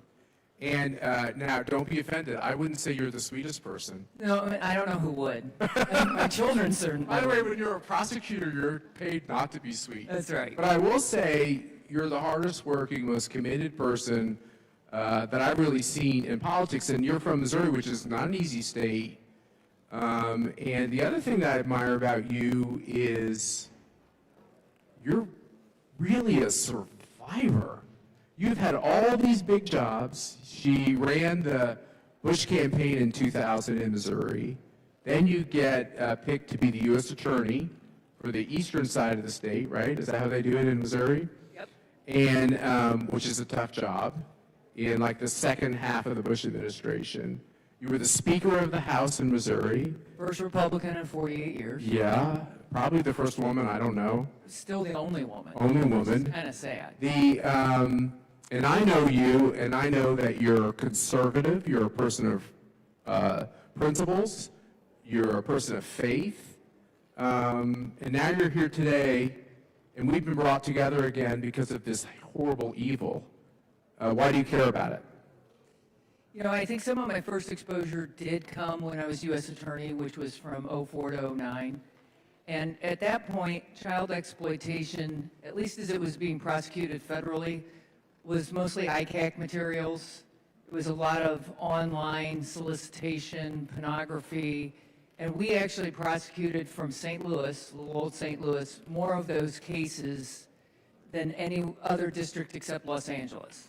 And in real numbers, not as a percentage. And I did then make it my mission to go out and try to educate young women and civic groups about who was looking for them online. Because it was sort of new at the time. And I tried, my mantra was sort of that people shouldn't be connected through social media to anyone they wouldn't recognize if they walked up to them. That seems like a pretty naive notion now. And I will tell you about just one case. Well, actually, I'm going to tell you about two quick cases that just really made me committed to this for life. One was a man in a very small town in Missouri, and that's the other thing that we have to raise awareness about. This is one of those crimes that can happen anywhere. Like if you ask me to identify where a murder or a drug deal was most likely to happen tonight in D.C., I could get you pretty close to where it's going to happen. If you asked me where human trafficking was likely to happen, or sexual exploitation, it could be anywhere, and the predator could look like anybody. So these two terrible cases, one was a man from Wayne, Missouri, who was filming his sex acts with his own 3 children, posting them on the internet, and then trafficking them to other states. He was using his internet postings to advertise the availability of his children. Now, These are his natural children. These are his natural-born children, and the youngest was 2. I mean, this was just a terrible. Have a prior criminal He record? had some drug problems, and obviously we put him away for life, but, I mean, I tend to think the death penalty should be available for some of these crimes. Thank you. And then the other case, some of you may have read about it. Was Can I ask you one more question on that? Because that's like hard. You It's just hard to said something process. that's hard to process. Is that a very unique thing? Or is this happening? It is pretty uncommon. Sadly, too often when it is a blood relation, it's mom making her kids available to someone who has a position of power relative to her. So there's somebody that's stealing drugs she wants, they're being abusive towards her, or she wants to have a relationship with her, and then she's making her kids available to this. You've had these government jobs. Is there anyone tracking the kids in Yeah. these situations? Do 50% of them get to a better place, or do they just have their lives destroyed forever? No, I know we have some survivors here, so please be. I understand that there are a lot of people that come out of this okay. And they all are bigger experts than I am on this, but I will say the kids are more resilient than you think, but we've got to be there with them kind of for life, because you don't know what's going to come back up when. The other case that I have followed the kids a little bit more specifically, and some of you may have heard about it, at the time it was called the Missouri Miracle. This man had taken a 12-year-old boy, and the boy was missing for 4 years, and then he took another boy. And he was there were more witnesses, and the FBI did a phenomenal job of investigating it, and we found both boys who he had held as prisoners. And he was going to murder the first boy because he had aged out of sort of this guy's desires, and that's why he went and got a second boy. It was great work by one particular FBI agent who just knew she had him and was absolutely relentless about following him. And then when she finally got to interview him, she broke him and he led her to the two boys.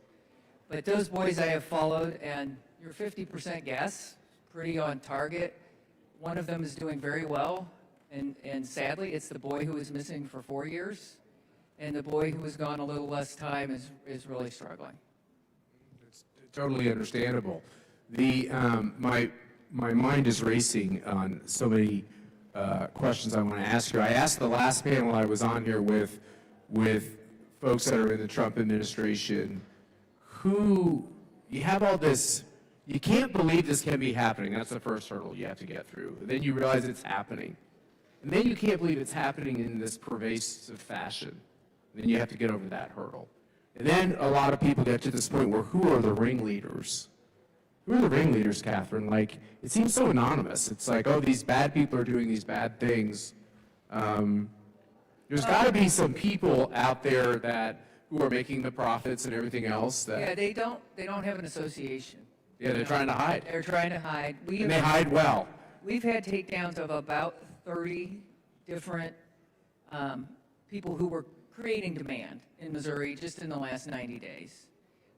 Great cooperation with the feds, great cooperation with locals.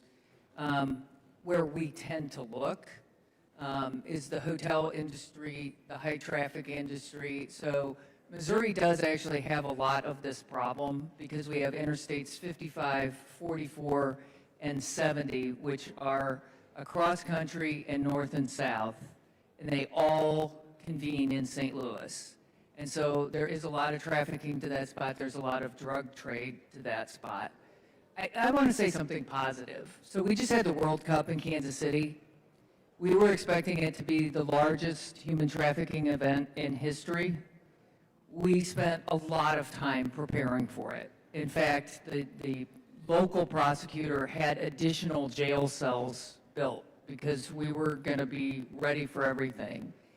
And we partnered with Simply Report, which, if you don't know Simply Report, it's been a great tool for us to get leads and tips. They use AI to evaluate some of the tips, and they use, great law enforcement professionals. And then we worked with It's a Penalty, which is a global organization. These nonprofits or both NGOs. Okay. And It's a Penalty got all these FIFA players who were extremely well known to do public service announcements all over Kansas City. And then we did a ton of training. And I think as a direct result, we did not see the spike, at least in Kansas City, that we had anticipated. I think we prevented a lot of people from being victimized. And Andrew Giuliani is here from FIFA, and he's going to be talking about the great work they have done. So this is one of the questions, like, what do people need to know about that they don't know about? So you just brought up two NGOs. Name them again. It's important for everybody to know there are really brave people doing good work. So the first one was Simply Report, which is an app, which I encourage people to use everywhere because they can, people are afraid to report. And, they're afraid it's going to come back to them. what Simply Report is doing is giving people a place where they can make the report and it gets analyzed and, triaged and to the right people quickly. And it's great. And then the other one is it's a penalty, and it is really focused on football, soccer, globally. And I will say the other great thing they did when they came to Kansas City was they brought in Airbnb, they brought in IHG, the hotel chain, which is, everything from Holiday Inn to the Intercontinental. They have all those brands. And so we do try to communicate a lot with the people who have locations or businesses where this is happening and try and get their employees trained. So the trucking industry, the hotel industry, but really encouraging people to see the signs. Obviously, the airlines probably have been more forward-leaning than any of the other transportation modes, but it's good. I can tell you're getting a sign from over your shoulder. I've gotten a lot of signs from my first of all, it was this shoulder, now it's this shoulder. We met last night, you were talking about a new council that you've formed in Missouri. So we've been really fortunate in Missouri that the state legislature has leaned into this issue, and one representative in particular passed legislation this last year, which gives us as an office more enforcement authority, which is great, because too often it's been left to county prosecutors, and they just don't have the right tools. And then the other thing is created a statewide council so that every important law enforcement agency and many of the NGOs are actually in communication. So from the moment of identification of a victim until they are placed in some kind of resource, that we're with them, and we have that whole continuum on this council. And the same thing with the people who are creating demand and the predators, that we follow them all the way through conviction.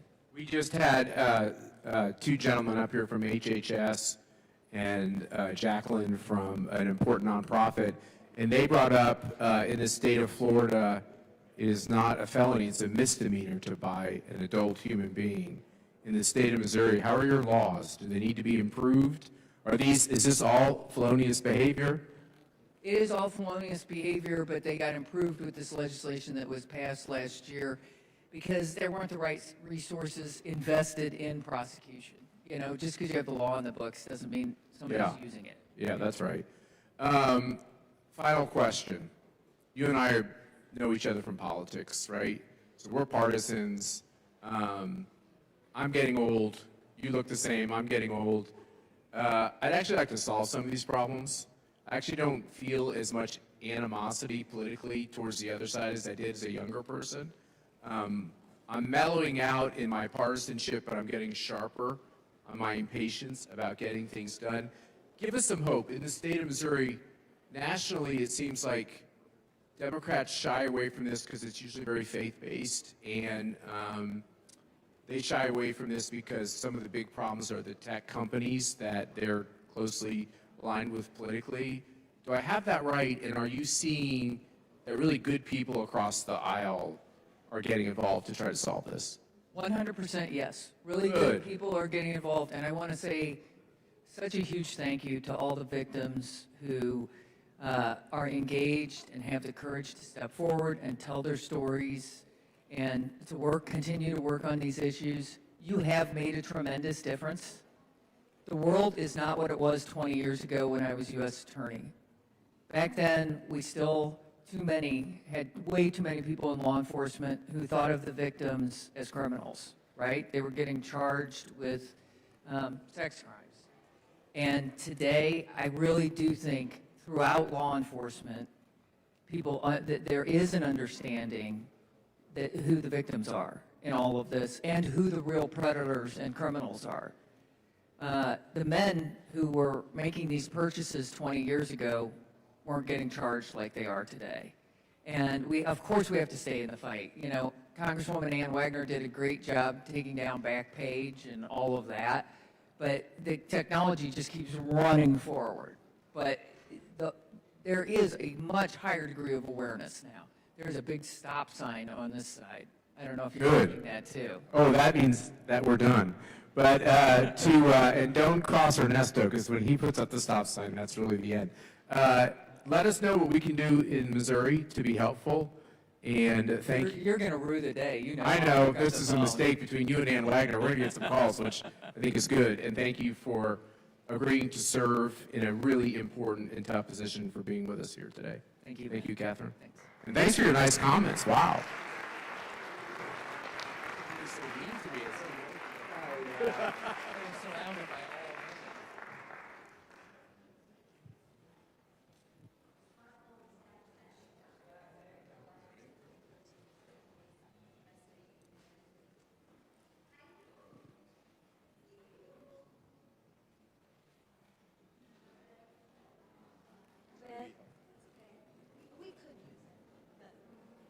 Oh, thank you.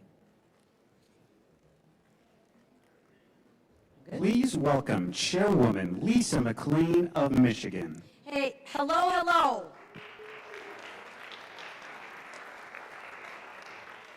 So I'm going to apologize in advance. My staff wrote a phenomenal speech that I'm not going to use.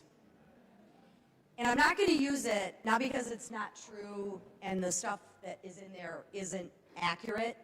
It's because I think I need to speak from the heart. For me, I just spent 15 minutes with some victims backstage. So if there are any victims out here, first and foremost, I want to say thank you for your courage to come and tell your story again and again and again. Sadly, you should not be the ones to have to tell your story. You need people like me and the other members up here to actually stand up and advocate for you. Because you want to know why that is? That's our job. That is our job. So let me start with a little bit of me and my story. Is why I'm involved in this is embarrassing. But I think the first step in recovery is to know your faults. So when I first got into politics roughly 6 years ago, I didn't know much about human trafficking. In fact, I knew very little, and what I did know was pretty pathetic. Pretty pathetic was like, I thought human trafficking were kind of like, oh, you're sort of like a sex worker, you know, like you ran away from home, or I wasn't educated. And I'm embarrassed to say that, but it's the truth. So then I went to, I don't know the proper word for it, but it's a transition home in my district. I was looking for places, you know, I wanted to get to know my district, I wanted to get to know the issues, yada, yada, yada. Went to a home in Pontiac of where we were transitioning women who we rescued or who were rescued from human trafficking. And I was scheduled to be there for 15 minutes. 2 hours later, I couldn't leave. It was the most eye-opening experience to me that I had ever had. And there was a range of emotions, from anger to frustration to embarrassment on my part, on how can this be going, like I live in a little town called Romeo, Michigan, right? No one's ever heard of it. This can't be happening in my city. Well, let me share with you, as you know, it's happening everywhere, but it's everyone's little secret. No one really wants to talk about it. Well, I'm here to share with you. I'm here to talk about it. And I talk about it quite often because it needs to be talked about. And we need to educate people on both ends of the spectrum. And what I mean is, we need to have resources, we need to have awareness, and we need to have accountability. And right now, we're barely touching the surface on any of those, right? We can get up here and talk about, yes, the Biden border crisis is horrible and it exacerbated this problem. It did. It absolutely did. But the problem, I think, is deeper than that. The problem, I think, is us. We sit there and we stay silent. We don't want to watch. We don't want to look. We don't want to be aware of the signs. We do this. We do this. And I'm sharing with you, as a society, as a people, as a human being, we need to open our eyes, and it starts with people like me. And the reason we don't open our eyes, I'm going to tell you why we don't open our eyes, is one, it's hard to see. But two, we don't want to see who's doing it. We don't want to see who the consumer of the product, so to speak, is. And we don't want to talk about it because it's either big tech that give us what? And I don't want to hurt their feelings. Really? We don't want to hurt big tech's feelings? Are you kidding me? Right? Well, it's privacy laws. You can scrap the privacy laws. What they're doing is illegal. It's illegal. So scrap the privacy laws. If you're doing something illegal, shame on you, and you are part of the problem. But we don't want to say anything because, right, like, they help us. Well, that's got to stop. And I'm here to tell you it's got to stop. Number one. Number two, take a look at who's, we are the victims. The people who do human trafficking and consume human trafficking, they need to be held to the highest level standard of accountability. We just heard here, it was a misdemeanor in some states, a misdemeanor. Can someone connect those dots for me? I can't connect the dots. I can't connect the dots. But you know what's going to change it? What's going to change it is people like me advocating and calling out the truth. So what I need from you is I need you to take a moment and say thank you to you for being here. Because you had a choice in where you could be today, but you chose to be here on the Hill. And for that, I thank you, and you should thank yourself and your neighbor. So thank you, number one. Number two, I'm giving you carte blanche to hold all of your lawmakers accountable. Because it is our job to advocate for you. And if we don't advocate for you, who's going to? Now, it's really easy to advocate for the non-emotional things, like money for CBP and border funding. And we can talk about that because that's a really partisan issue, and I can stand up here and talk about, oh, we need money for CBP, we need money for ICE. Yes, we do, of course. But this isn't a partisan issue, gang. If you get the cameras out of the way, if you talk across the aisle, and I don't care what side of the aisle you're on, I am hard-pressed to really find anybody that is going to debate me that human trafficking is a misdemeanor, that we don't need resources for human trafficking. No one will say that. Yet no one has picked up the ball and ran with it. Well, I'm here to tell you I want to pick up the ball and run with it, and that's why I'm doing what I'm doing, is because I think it's critical. But I think we need a couple things. We need resources, yes, absolutely, no question. But you know what we need more than anything? We need to not stay silent. Because in my house, what I always told my kids is silence is agreement. We cannot stand silent. And I liken it to the more voices we have, the more people singing from the same hymnal, it won't go away. But we have got to continue to press on, and you don't need to be the voice. We need to be the voice. For the victims who are here, you've already experienced the tragedy. You don't need to relive it every other month. We need to help you do that. So for me, that's what I want to help you do. But what I need from you is I need to know what you need. So for me, I think it's resources, right, for transition. How do we take somebody who has lived this unfortunate life, so to speak, how do we transition this person back into society to give you self-worth, to make you feel good again? I think that takes resources, right? I also think there needs to be penalties on both ends. Yes, for the big tech companies, but also for the users of it as well. And a misdemeanor makes me sick to my stomach. If it were me, I think this needs to be the highest level of crime, and you need to be locked up, thrown away, and the key needs to be thrown away. It's really simple for me. For those of you who don't know me, I don't have a big filter from my brain to my mouth. And this isn't a black or white issue. This is a black or white issue. This isn't a lot of gray area.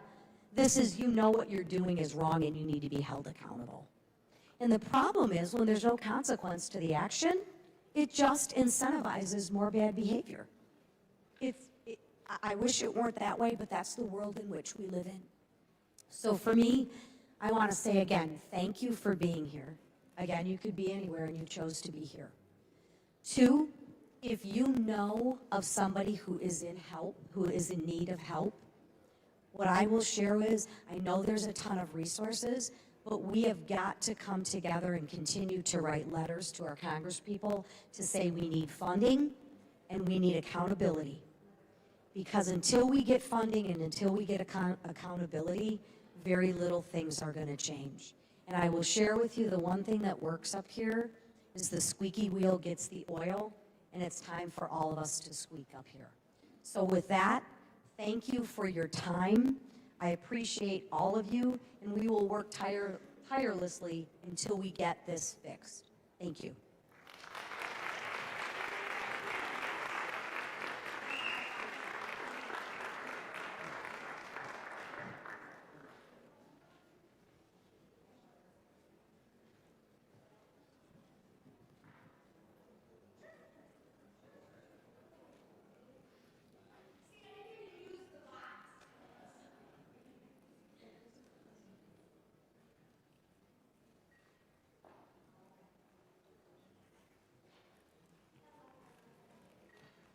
Ladies and gentlemen, please welcome to the stage our fireside chat, World Cup in Review. Moderating the conversation is Frank Russo, CPAC Senior Advisor. Joining him is Andrew Giuliani, Executive Director of the FIFA World Cup 2026 Task Force. Please give them a warm welcome. Thank you very much. Man, it is nice to be back in, I don't know if it's actually nice to be back in Washington, D.C., to be perfectly honest, over here. I don't know if I can honestly say that, but it is nice to be back here at CPAC. Frank, with you, wonderful to see Matt and Mercy back. How about that World Cup, ladies and gentlemen? Wasn't that just unbelievable? You know, Frank, what we saw that Americans may have fallen in love with the World Cup, but more consequentially than anything else, the world fell in love with America again. Andrew, thank you, first of all, for being here. It's not like you've had a busy last, 33 days of insanity, and I just cannot say enough. The other thing the world learned is that America is a safe country, it's a beautiful country, and it's the perfect country to come and visit because we make sure that safety is the #1 priority. And I can't say enough about what your task force did, but better yet, I'd rather you talk a little bit about those public safety priorities. How in the world did we keep people safe when over, 2 million fans came to the sporting events across this great country? It's actually even closer to 7 million fans. Over 6.5 million people ended up going to World Cup matches. That's more than the last 2 World Cups combined. Think about that. That's unbelievable. And when you look at the record for the amount of people who went to the World Cup, it was 3.5 million people before that. Also happened in the United States of America back in 1994.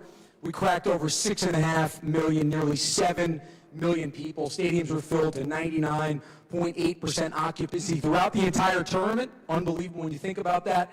And fan festivals where people from around the world got to be able to go. And literally in Kansas City, Frank, you had people from 157 different countries go to the Fan Fest in Kansas City. What I can tell you about Kansas City is if you're an international visitor, Kansas City's not generally the first or second city on there. But I will say, man, did they lean in and did they do a heck of a job.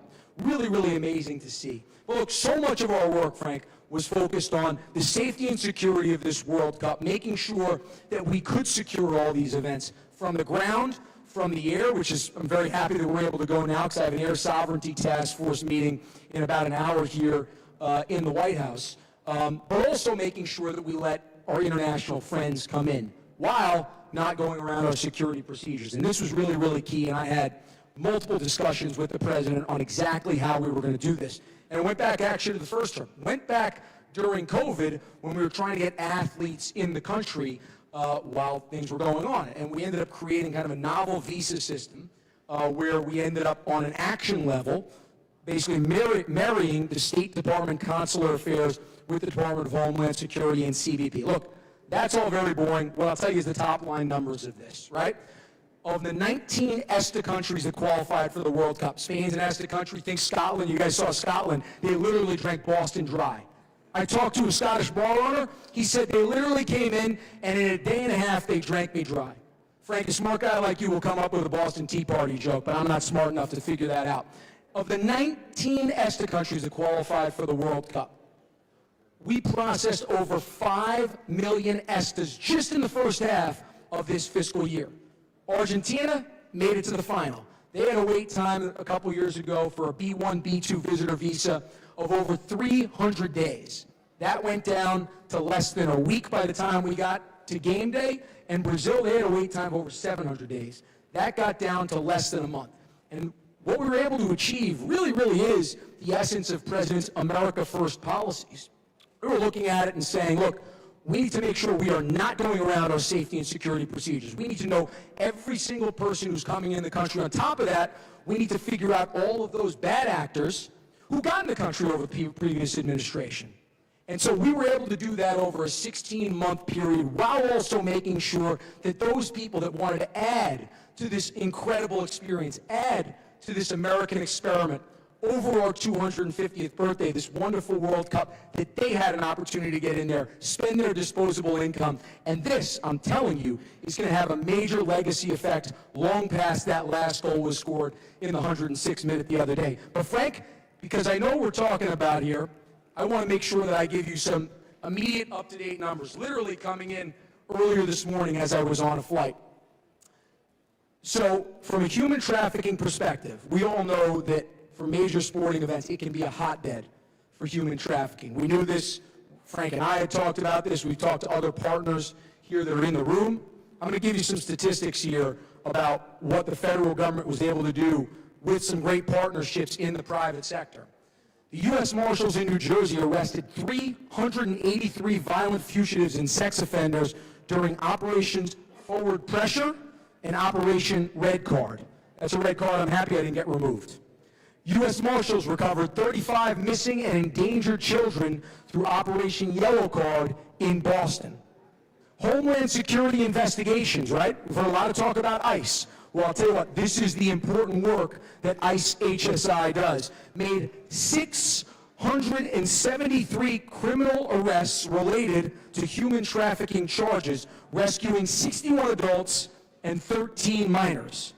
The Federal Bureau of Investigation, I like it a lot more when they're going after human traffickers, I'll tell you that. Thank you, Director Patel. The FBI led or participated in over 100 nationwide operations with over 130 law enforcement partners. These operations led to 80 arrests and the recovery of 33 minors and 38 adults. Thank you to the incredible leadership of Director Kash Patel.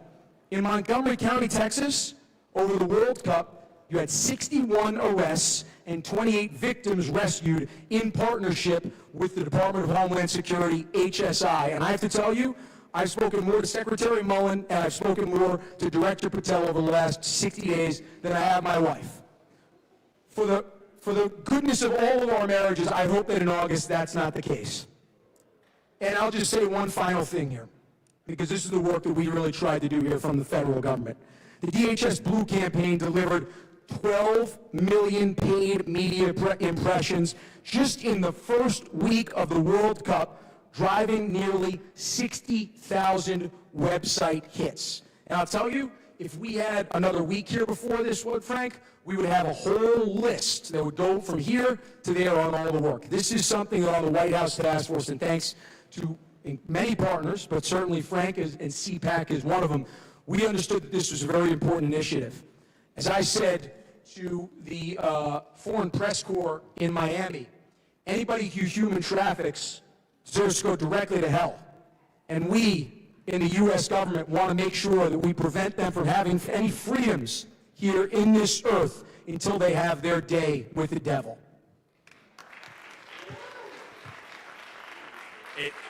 Andrew, I have to say, the partnership that so many times we hear about partnership, it's our favorite word, but to actually act and live it is something else. And to see what you did, I live in the state of Georgia, and we were at a host city in Atlanta, to see what federal, state, and local law enforcement did for our community so that my family could go to the game safe made a difference across not just our state, but across those millions in our city as well, visitors from around the world. So the one thing I'm really hopeful that we can share with this audience is, what does it mean now that the World Cup's over? I think too many people view it as this is the end of our work. I say the opposite. I think it's just the beginning. Those partnerships that we gathered over that tournament, certainly in my hometown, have made a significant impact in our ability to go after traffickers for the next 4 years. And it's also, and I'm stealing your term on this one, I apologize, the golden generation of sports, right? This is the golden age of sports in America. And so can you talk about what this impact is going to mean, not just for communities today, tomorrow, and into the immediacy, but maybe for another big tournament coming to the United States here pretty shortly? Yeah, that's okay. I stole that term from the president, so it's okay. Look, we have not stopped working even though the tournament ended about 72 hours. I can tell you this dedicated team at the White House Task Force is already transitioning, and that's the only time that I'll use transitioning today, already transitioning to the Olympic Task Force at this point. I will be moving on. I'm honored to hand it off to an incredible leader. Some of you guys probably know very well, Richard Walters, but we'll have some very, very similar people that we're working, Frank, with you on these incredible projects. And it's very important as we do look at this golden age of America, as President Trump loves to point out. This also is the golden age of sports in America. We have an Olympics coming up in 2028. Patriot Games coming up, Maggie was reminding me here in a couple of weeks here, I think August 9th to the 11th, which I think you're going to have a surprise visitor as well. Maybe it's not a surprise, I don't know, but we'll keep it a surprise, and maybe you know. Maybe it's a surprise to me. We have a Women's World Cup in 2031. Frank, this is where I'm going to digress a little bit over here. I saw the great Riley Gaines in the front row here a few moments ago before she had to get ready. I'm going to take a little questionnaire from the panel, if you don't mind. Are you okay with that? Oh, absolutely. A little question. Okay, let me ask you. I'm going to ask you 3 questions. After this incredible World Cup over the last 40 days, by a show of hands, how many of you would like to host the 2031 Women's World Cup here? Okay. Now I'm going to ask you another question. How many of you would like to host the 2031 Women's World Cup if there are men playing in the Women's World Cup?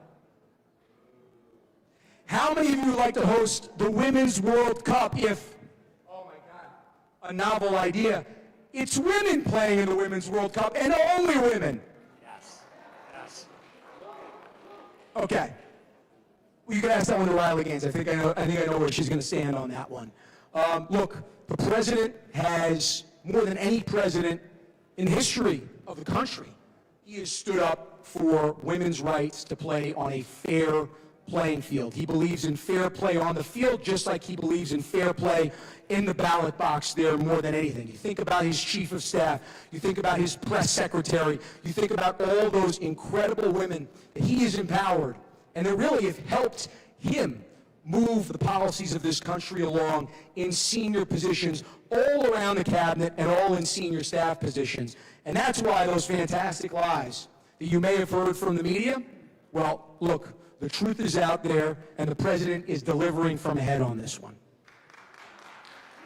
I couldn't agree more. Andrew, thank you for your time. You are, my understanding is you're back to the White House, and you've gotten probably no sleep in 2 months. Thank you to you, your team. I see Heather from your team here, for the work that you did to not just keep us safe, but show the world the greatest country on earth is continuing to live and breathe in this golden age. So thank you for your work. Thank you for all that you do. Frank, thank you. Thank you. Well, Frank, thank you very much. Thank you very much to the Schlaps. And, you know, I had the honor of working with Mercy in the first term. And, I mean, what an incredible family. Talk about incredible role models for somebody who's a father of a young daughter myself. We were actually just talking about that backstage. I do want to acknowledge, as you did as well, my Deputy Executive Director for Communications, Heather McBride. You know, in these moments here when you have these great victories as a career, when you're able to show off the United States, is the first time I met with President Trump about this role. You know, the president, you have to really get your elevator pitches down well. He's a busy guy. So I realized that when I was walking into the Oval Office, I'd have maybe about 10 to 15 seconds to be able to make my pitch for the job. So I'm thinking about it for days. Okay, what's my pitch going to be to the 47th President of the United States. I'm back in the Oval Office. The first time. I never thought I'd be in the Oval Office. I thought I was going to be behind bars a year ago at this time. And now I'm back in the Oval Office with the President of the United States. Somehow Secret Service let me in. They still didn't tell me where that cocaine came from. But somehow they let me into the Oval Office. And I thought, what is my pitch to the 47th President of the United States? I got it.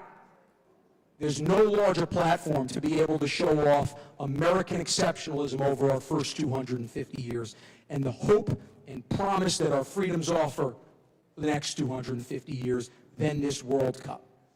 And I have to tell you, Heather McBride, as the Deputy Executive Director and Director of Communications, in those low moments, and I know a lot of people in those room here, they know lower moments, lower than I could only imagine. But for me in those low moments, when I wasn't sure about my freedoms, when I wasn't sure if I was going to be persecuted and prosecuted, she stood by me every single step of the way. And I know many of you have interacted with her directly. She is an amazing person, and I just want to personally thank her from the bottom of my heart. Well, look, I know I got to go. We're in America's golden age. We really, really are. It is a blessing to be here. It is a blessing, the work that you're doing.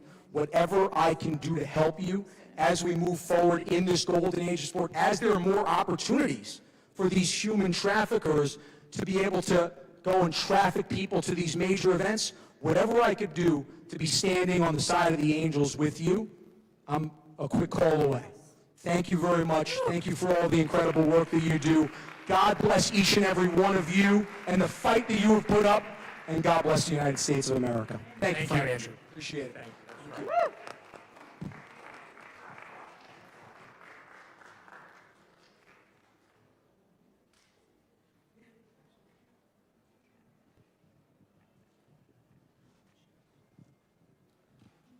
Ladies and gentlemen, please welcome our next panel, Trafficking Survivors Relief Act. Moderating the discussion is Mercedes Viana Schlapp, CPAC Senior Fellow.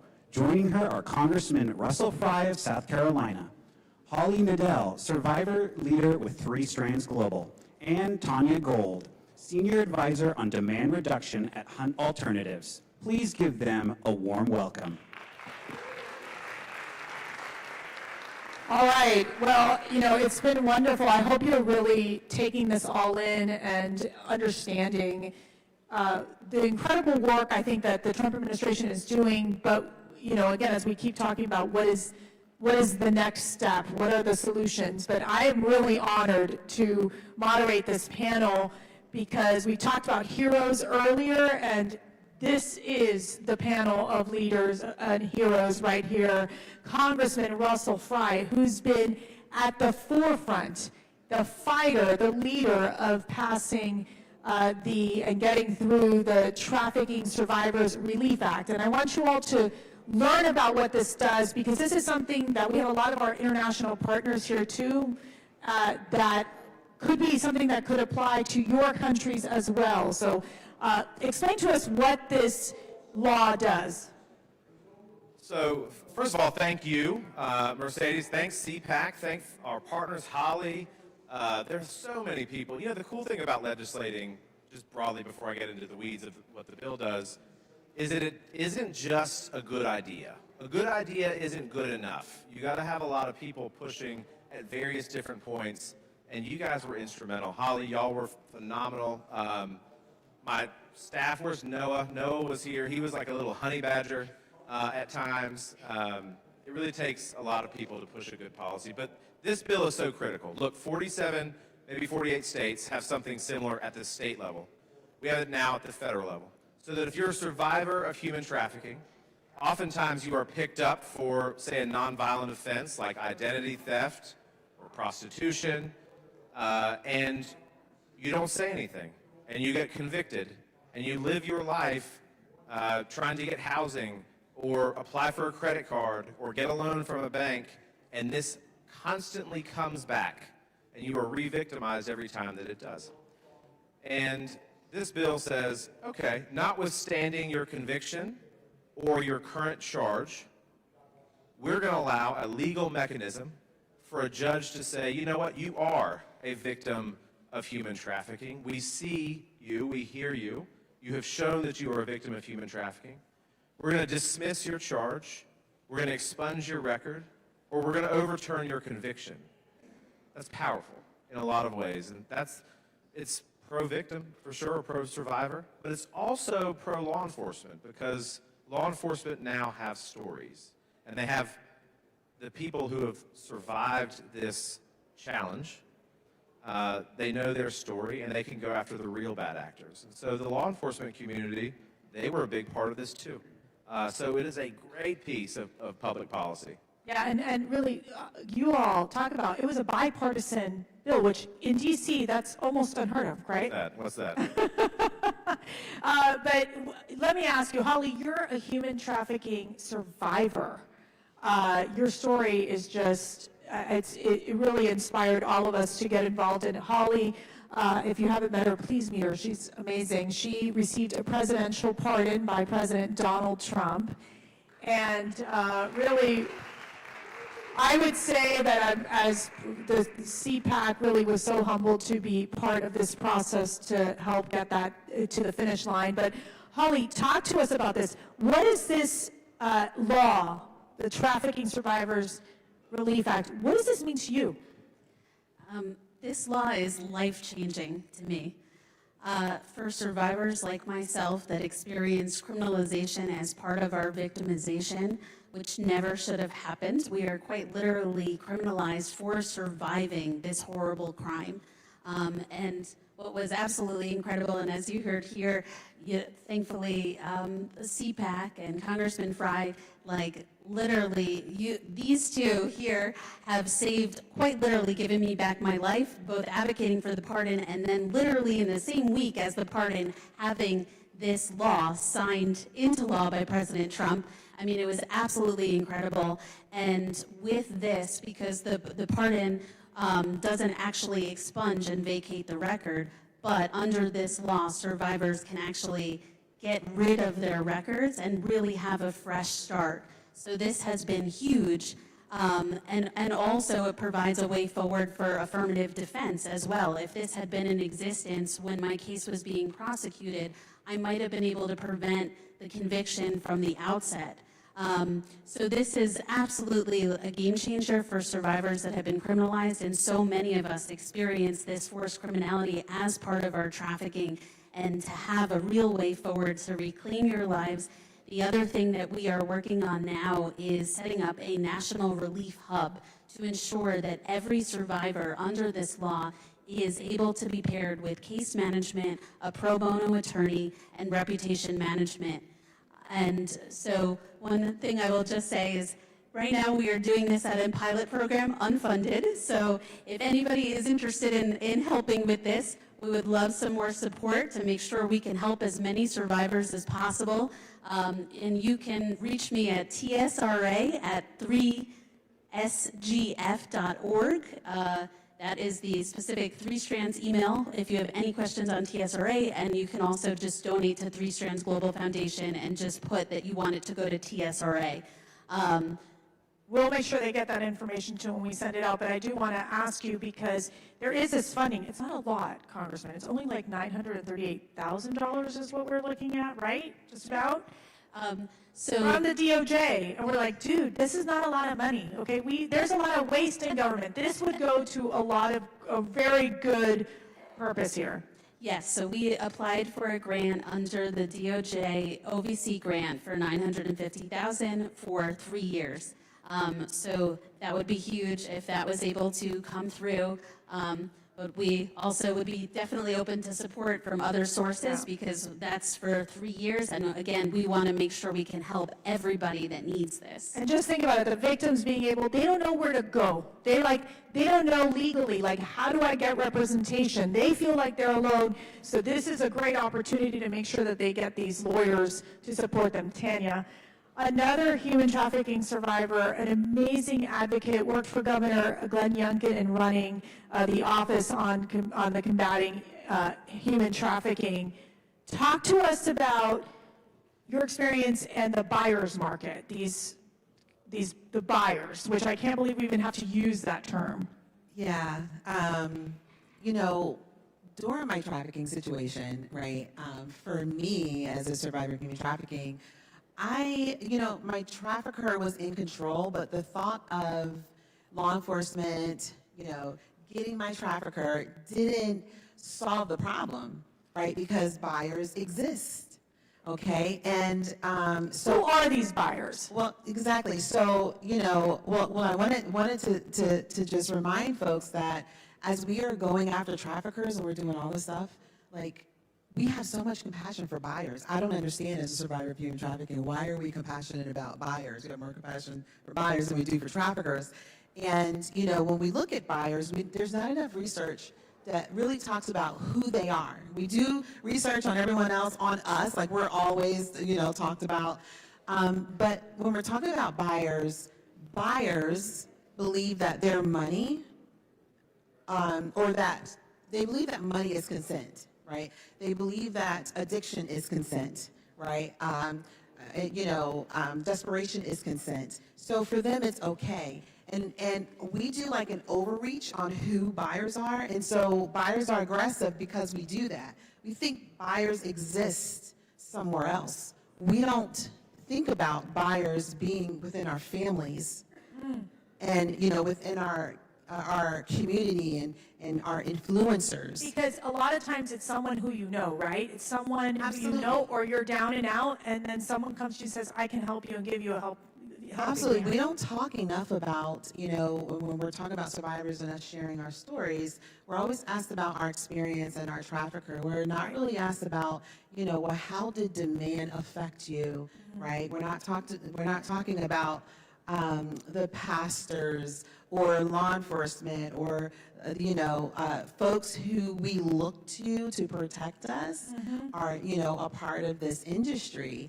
And we don't want to talk. The more we, refuse to talk about this, Right. then the cycle will continue to go, Yeah. Congressman, okay, we passed this incredible law, but there's so much more to do. Because you still have these children who are being human trafficked, you have these young women, you have these young boys. What's next in the pipeline? Like, what should we be honing in on? What should we focus on next? Look, I think to Holly's point earlier, getting the word out is big on this relief valve, if you will. That people don't know that this exists. They don't know that this option exists. But this is a fight that's going to continue as long as there's demand, as long as there are traffickers out there willing to engage in this. From a law enforcement perspective, it's going to continue. So we have to morph as it morphs. We have to as the problem changes. From a funding perspective, from a legal perspective, things pop up. And so we were just talking backstage a little bit ago is as they're proceeding with survivors, maybe there's something that pops up that maybe we need to tweak to make it a little bit easier. We don't know that yet, but we will. And so there are a lot of good people on the Hill that are trying to do the right thing in this space.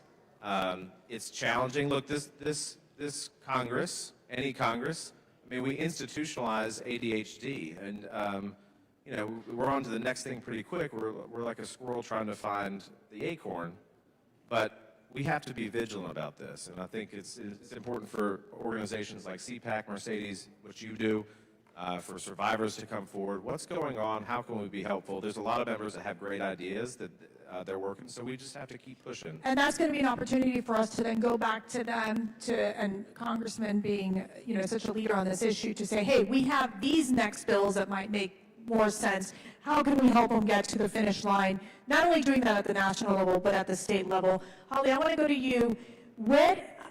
How are you getting the word out to victims that, wait a second, we can get you legal representation, we can help you, prepare so you're in a better position? Because what we've seen in a lot of times is like, there's not enough prosecutions happening against the human traffickers, right?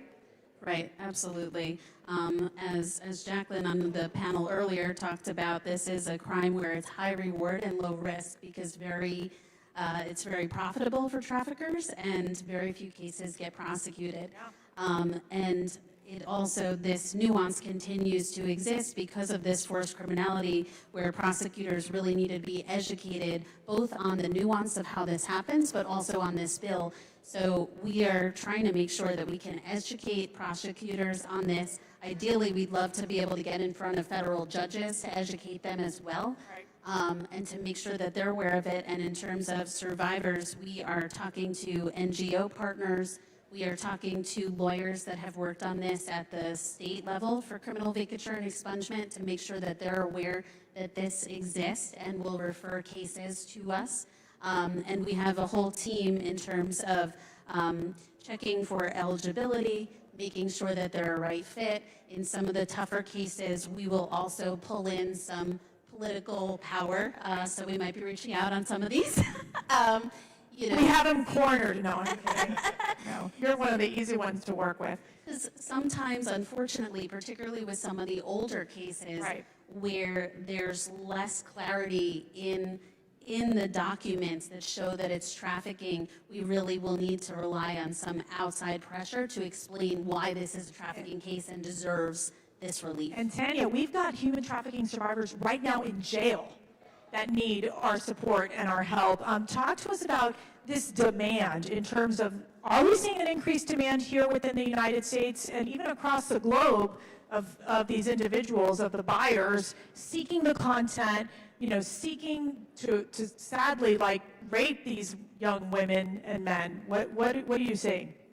No, again, understanding buyers and understanding, what makes them buy or purchase. What makes them buy? Well, if you look at statistics, you'll see that high frequency buyers or habitual buyers, they've been doing this for a long time, and they were actually influenced to do this for the first time by their peers. They're influenced by their peers to do it. And so it takes education, healthy relationships, looking at people as people, right, and respecting us in that way. And so even when it comes to legislation, making sure when we're creating policy that it speaks to the whole of the person. Because look, when society finally holds buyers accountable, we as survivors, we feel like that society saying, we're sorry this happened to you, right? Because then the cycle begins to end. And that's what we are looking for. Right. Congressman, I want you to wrap this up here.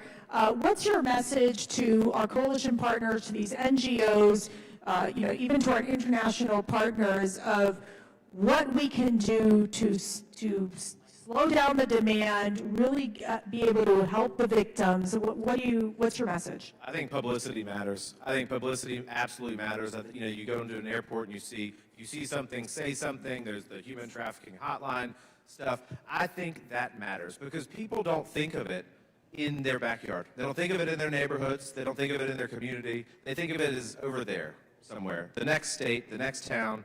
And so, look, the advocacy absolutely matters. And for here, I say pressure matters too. Finding, and look, there's a million good ideas on any subject in this town.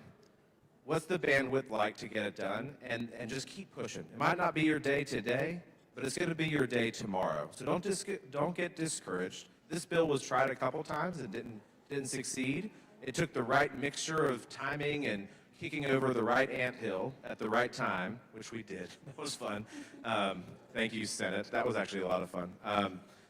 But it took just the right amount of pressure at the right time. So keep doing what you do. It matters. And for members of Congress, we're not, maybe they don't like to say this publicly, but we don't know everything.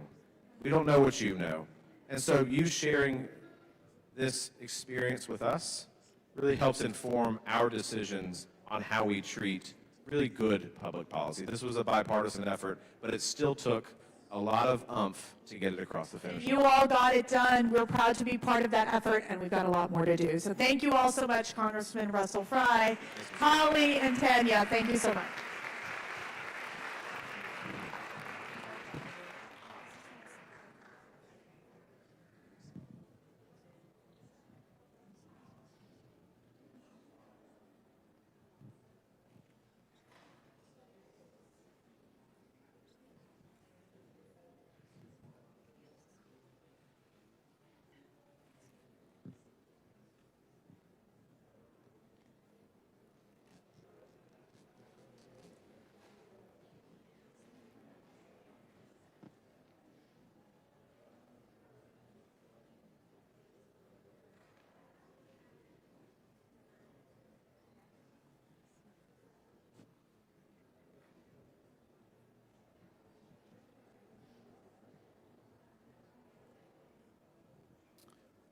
Our next discussion is Athletes Leading the Fight to End Modern-Day Slavery.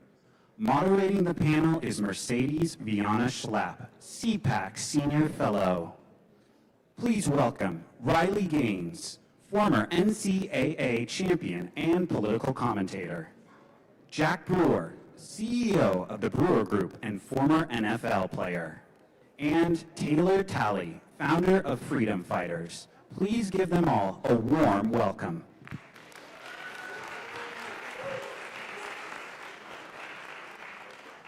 All right, you get me twice, but then you get this crowd. This is fantastic. I'm so honored to be with this incredible crew. I don't think pretty much none of you need any introductions in any way, so we're just going to jump right in.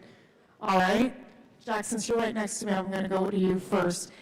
Jack, faith-based organizations, part of this fight, not only from a prison ministry standpoint, but from an anti-human trafficking standpoint as well. What is their role? Is there enough out there to help the victims?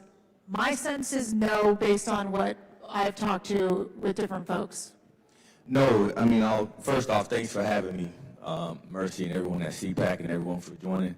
This is such an important topic. In my playing career, I never thought it would even be an issue. Playing football, being on TV, going out, dreaming of playing in the Super Bowl. I would have never imagined that the Super Bowl is the #1 trafficked event in the world. You just didn't think that way growing up. And so I think athletes do have a unique calling to do something, to do more. I think one of the issues we have, Mercy, to go back to your question, is that sex trafficking, human trafficking, is so complex. It's changing. It's not what you think it is.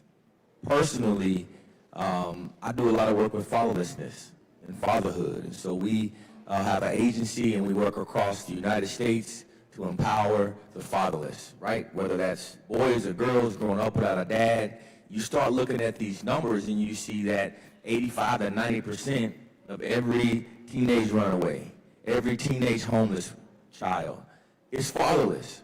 And so our foster care system is full of fatherless kids.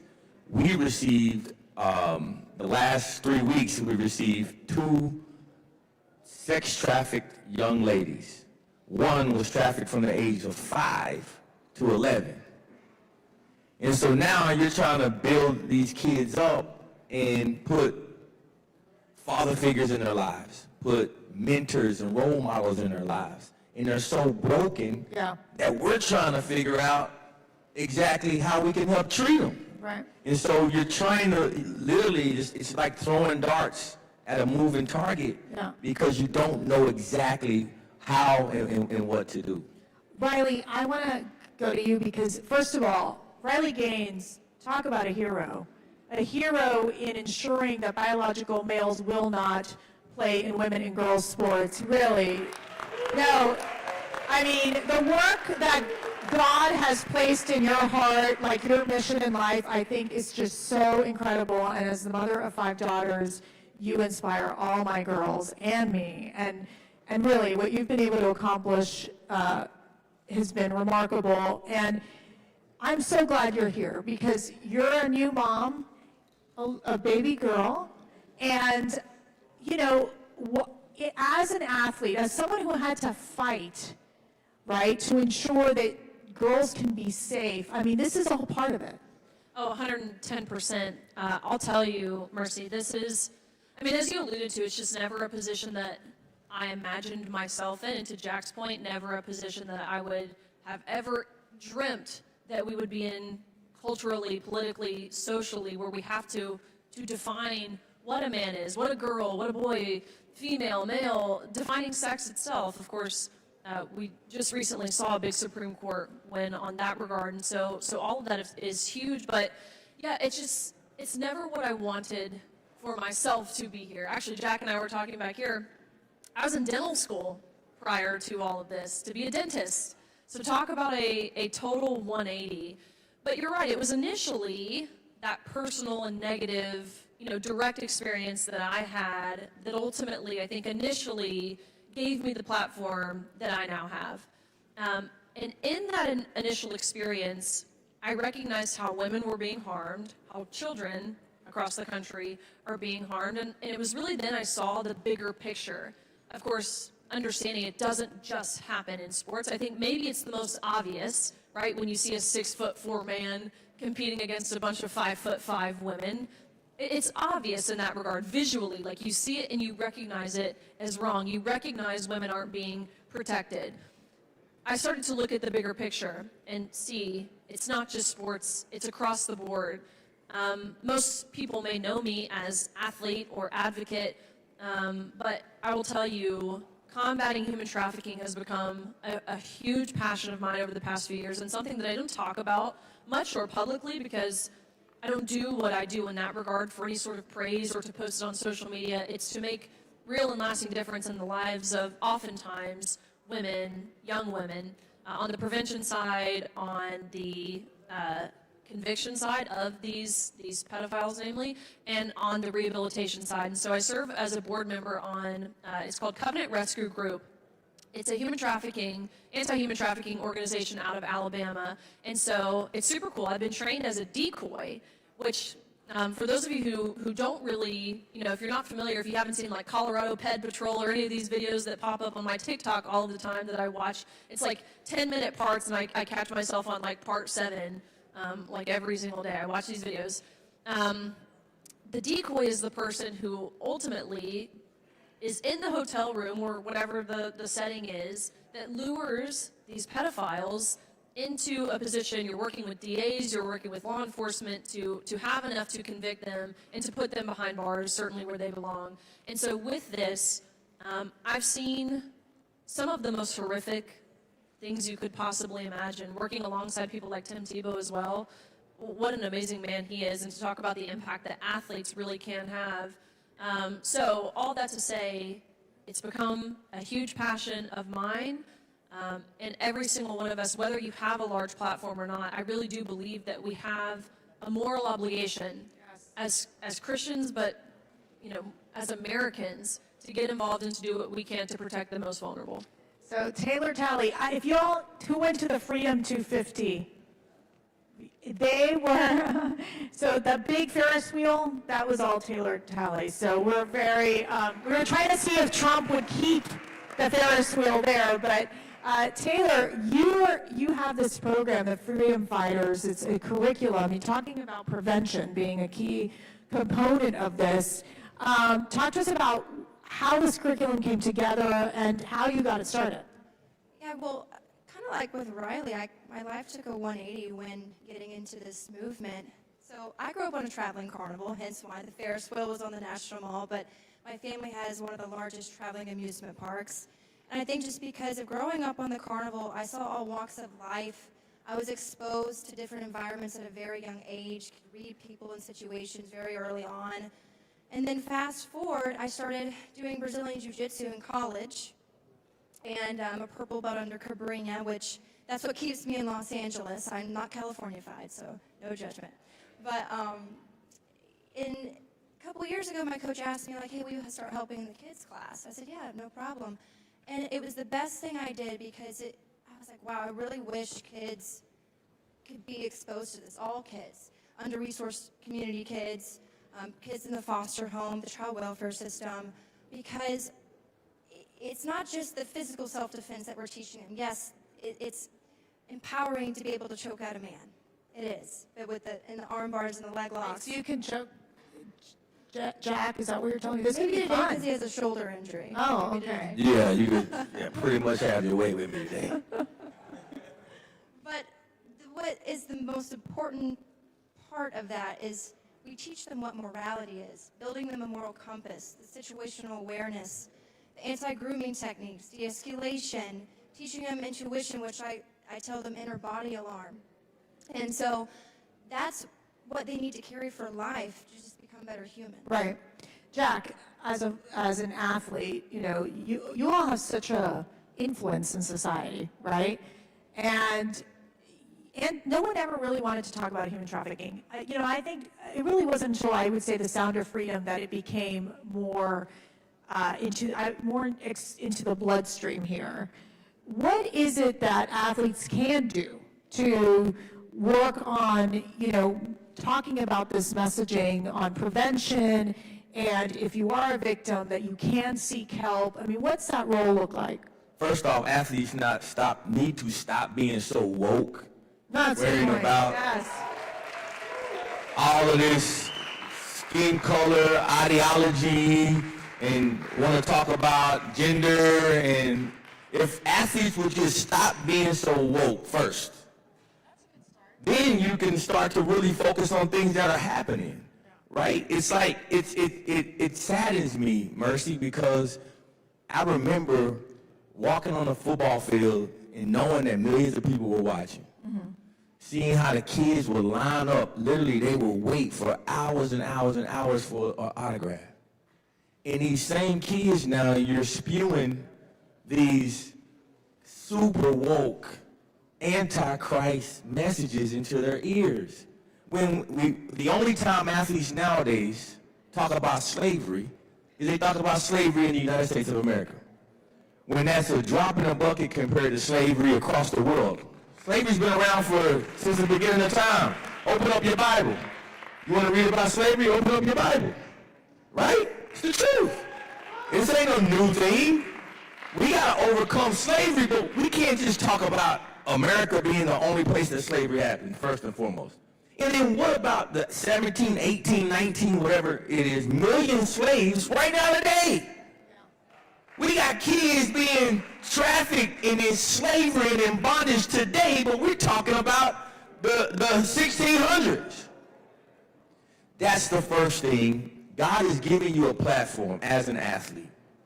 You have an obligation. The Word of God says that if you hurt one of these little ones, you are better off putting the millstone around your neck and being thrown in the depths of the sea. And that's a quote from Jesus Christ.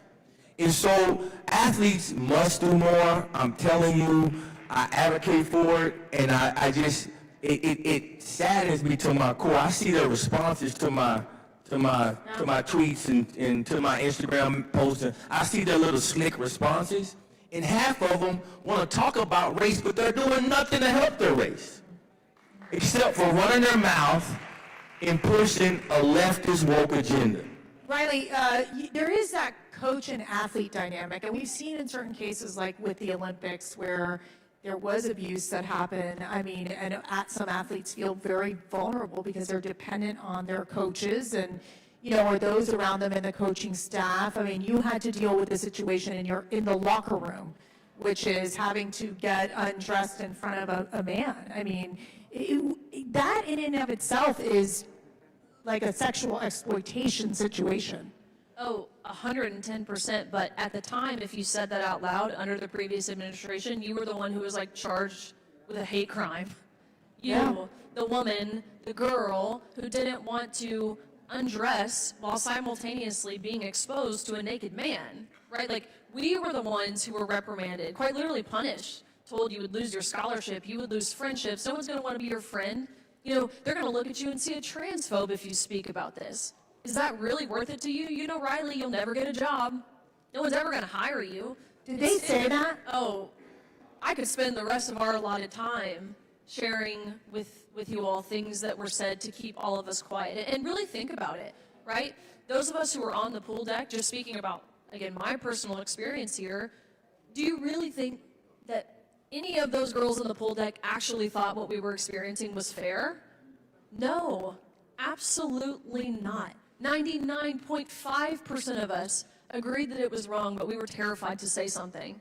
And I'm ashamed to say that. And now, being the leader that I am, someone who's often called courageous, which, again, it's insane to me that it requires courage to say something really so simple.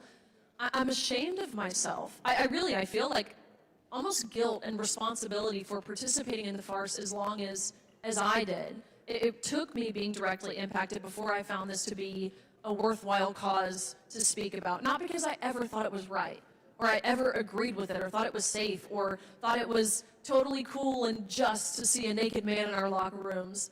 I never thought that, but I was terrified, and understandably so. And so you make a really good point. We spend so much of our time, both, I mean, here in these halls at the Capitol building, legislatively we spend time, taxpayer resources, funds, talking about insane things that they say it's an 80-20 issue. I actually think it's more drastic than that. I would say it's a 90-10, if not even more than that, percent, where for some reason you have an entire political party taking the side of the 10%, which is absurd.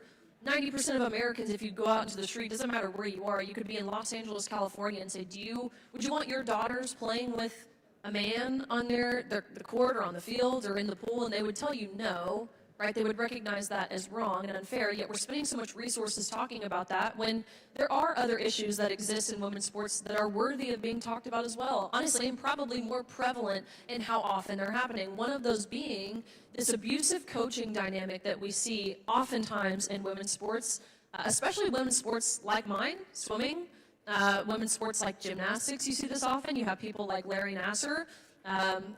Even, again, to speak pretty candidly, and something that I haven't talked about really at all, I had two coaches during my time at the University of Kentucky who were ultimately let go in a very pleasant way, which is, again, even now talking about it is pretty upsetting, for abusing members on the swim team sexually. Two coaches during this time. And so, again, that speaks to the importance of Title IX as well, because it was my sophomore year.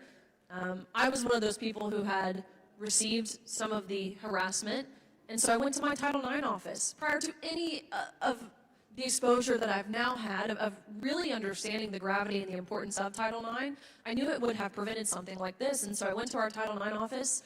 That coach never stepped foot back on that pool deck again. Flash forward to my senior year, and we found out my head coach, who really I would have considered like my best friend.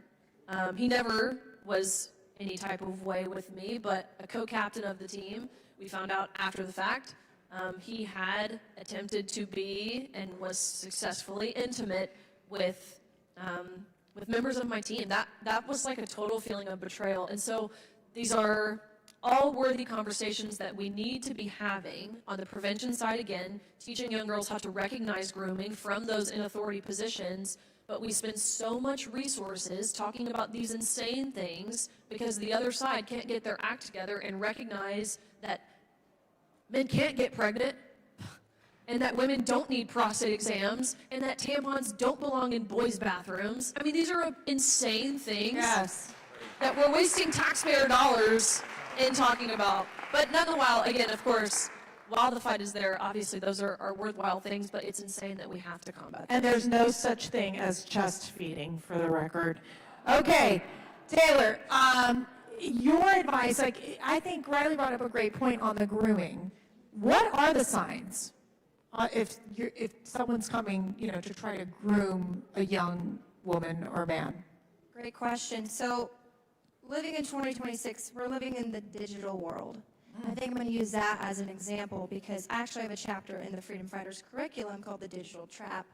I think it is so easy to prey on, not even just a child, any individual for that matter, through an iPad, an iPhone, the app Roblox, kids like to play, and they build a relationship with the child. So my 12-year-old niece is on Roblox, and she didn't even know what the word trafficking meant. Thank goodness we had that conversation. But there was an example of a 12-year-old from Sacramento. Her dad actually found me through Freedom Fighters, and she was talking to this friend for like 3 or 4 months on Roblox. And nothing inappropriate happened in the messages. But one day she had a fight with her mom. The guy, well, she thought it was a girl, the girlfriend said, hey, why don't we go to the beach? And so meet me at the so-and-so Target. And how did the guy know where she lived? How did the guy get her from point A to point B for a 30-minute walk? And she's, stealing beach supplies out of this Target. And thank goodness that her picture was shared online like 900 times where like another mom in Target saw her and reported it. But when they're going through the messages, they just formed a relationship with this child, and like pride on her vulnerability. We're in an identity crisis. Everyone is, not just children. Right. It's up to us to kind of build the freedom fighters for the next generation. But the question is, how do we do that moving forward? But Jack, it goes back to the relationships. You mentioned about the fatherless society, but there's also regular people that are, middle class folks who are mom and dad are there, but there is this problem where they are connected so online that becomes their relationships, and that's where they end up in trouble. It is, and there's one word that I promised before I left here I was going to make sure that I highlight. Which one? Sin. Seeing. Sin. S-I-N. Oh, sin. I was like, ooh. S-I-N. Where are you going with that, Jack? Everything that everyone up here has talked about is sin. Yeah. And if we don't start teaching our children to be able to identify sin and identify righteousness, know the 10 Commandments, and amen, get them back in our schoolhouses. The most vulnerable kids, the fatherless kids, the children like you're talking about that gets mad at mom, and you have this man who's clearly a sinner living in sin and lust. He would have been targeted. Another thing, you need to get the Second Amendment all across the country, because if he's in Florida or somewhere, he's going to get shot doing something like that, deservedly so. But sin, we have to start seeing it again.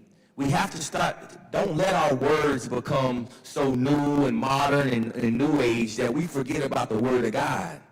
Speak Scripture. The Word of God tells us that we overcome the evil one by the blood of the Lamb and the word of our testimony. We need the Word of God just like Jesus needed to overcome Satan. We cannot figure out these problems on our own. We're not smart enough to be able to do that. God created us to be vulnerable to Him. Our children are vulnerable to Him, but if they don't know Him, then what can they do? That's the reason why we see such a spike everywhere. So my encouragement to everyone, man, if you're fighting sex trafficking or human trafficking, you can't do it without this. No, yeah, amen. I want to just add something really quick to that. When we visited the Sisters of Mary in Chalco, Mexico, which is this incredible facility where these 50 nuns take care of about 4,000 girls who either have been abused, live in poverty, been human trafficked. When I met with the priest, he's actually American, who was there listening to these girls and really helping them. And he basically said, he goes, you have to understand, he's like, if you're in this fight, which you all are, you have to be praying every single day to be fortified against the devil. Like, you have to be. Because he will come after you, because this is the most satanic action that can happen in stripping the innocence of these children. And so, Riley, I want to ask you, is the trend changing? I mean, are we getting to the point that people are finally waking up saying, yeah, like, I got to be really alert to what's happening in my household about this human trafficking? Do you think that parents are waking up? Is there enough out there? Are we yelling loud enough to say, we got to protect these children and we got to help these victims? The trend is definitely changing, and I think in large part thanks to President Trump, to be totally honest with you. Yes. The way that he speaks, candidly, there is no beating around the bush, and of course those who operate under him as well, Tom Homan, Secretary Markwayne Mullin, these are people who speak in plain language the tragedies and the horrific nature of what is happening to children, to women, not just, of course, perpetrated by those who enter this country illegally, but it helps raise attention to it. And so President Trump and his officials who speak in the manner that they do, it gives all of us cover to say, you know what? Yeah, this actually is wrong. Bear in mind, we're still operating with a very unfair media, a very biased media apparatus that is not honest, that is not truthful, and that's where all of us come into play. Have these conversations in your personal lives with people you know around you, maybe with people who you even already know that they maybe disagree with you politically, otherwise, on different topics. Maybe you think, or maybe you have a neighbor that's a Democrat. but you know that deep down they're a good person, they have good intentions, maybe you have the same goals and desires, just different ways of getting there. Have this conversation with them. Just say, hey, did you know that upwards of, I don't even know what the number is now, the reported numbers, it seems to go up every single day, but under the previous administration, 330,000 children went missing. Did you know that? Any good, decent person, regardless of their political affiliation, would say either yes, I knew, no, I didn't know, but how can I do something about it? Have these conversations. You must, whether it's posting on your own social media, again, in your personal daily lives. That's how we really make change. And it's true, the cliche, and it sounds cliche, the saying of courage is contagious. It's really true.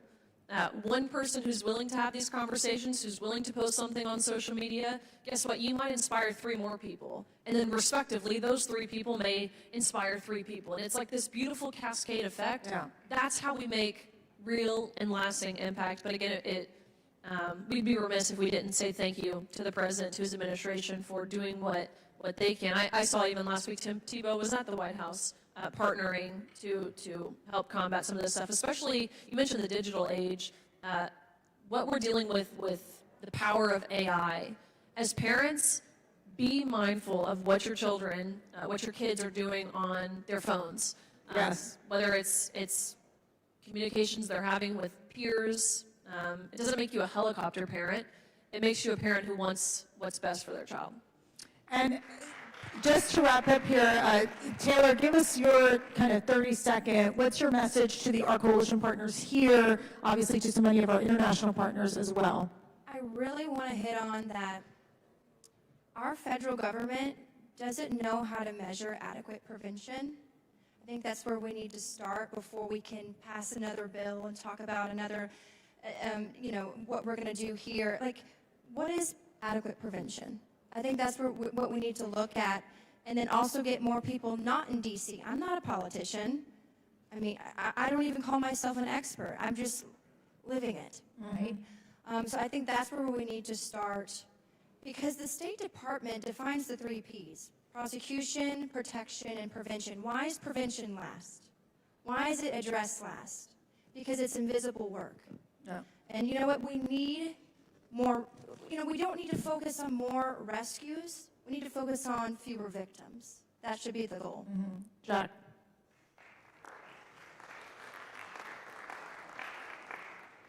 I'm going to use my time just to read a quick scripture.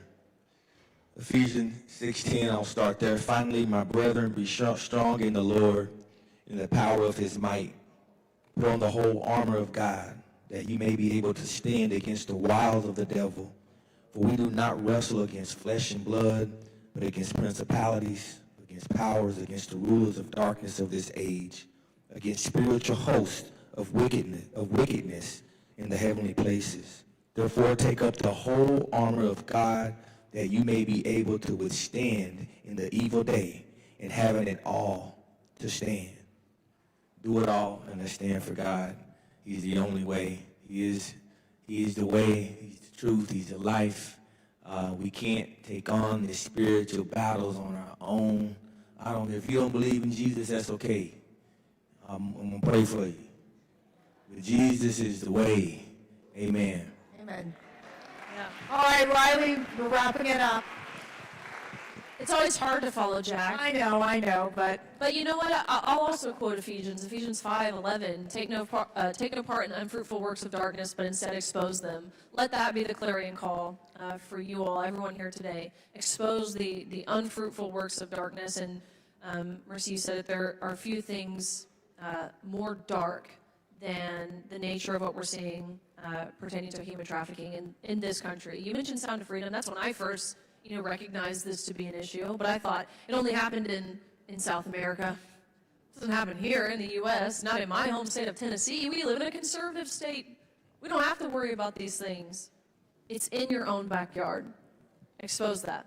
That's right. All right, there's darkness, but there is light, and you all are part of being this light, and we're going to continue to expose, as you mentioned, Riley, the evils of human trafficking, but also we're going to be part of the healing process as well. Thank you all so much. Thank you.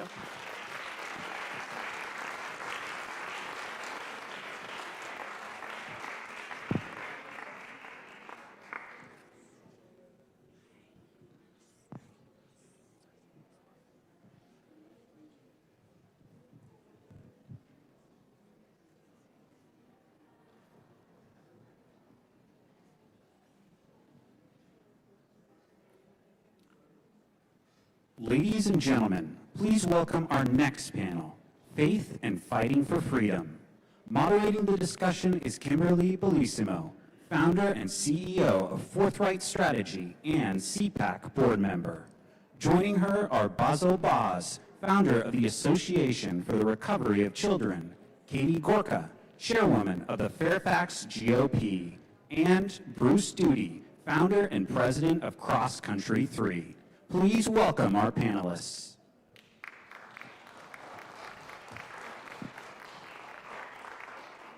Glad you made it. Good afternoon, everyone. I'm Kimberly Bellissimo. I am founder of Forthright Strategy and also a very proud and honored CPAC board member, and I am also a coalition partner. We're going to take this in a little different direction. I've actually ditched my note cards, which is not like me to do that, because I wanted to piggyback on something that Matt and the Attorney General, Hanaway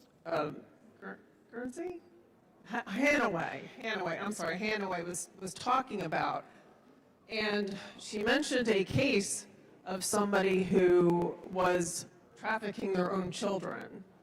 And that happened to me with somebody that I went to college with, and he became my business partner. He was somebody that looks like a lot of the gentlemen in this room. He was a pedophile. And he was trafficking, he wasn't even trafficking, he was using his own children and selling them their pictures, their likenesses, had cameras in their bedrooms, in his bedroom, with a 2- and 3-year-old child, who happened to be my godchild, and was trading these images on the internet for no money. It was just the bartering back and forth.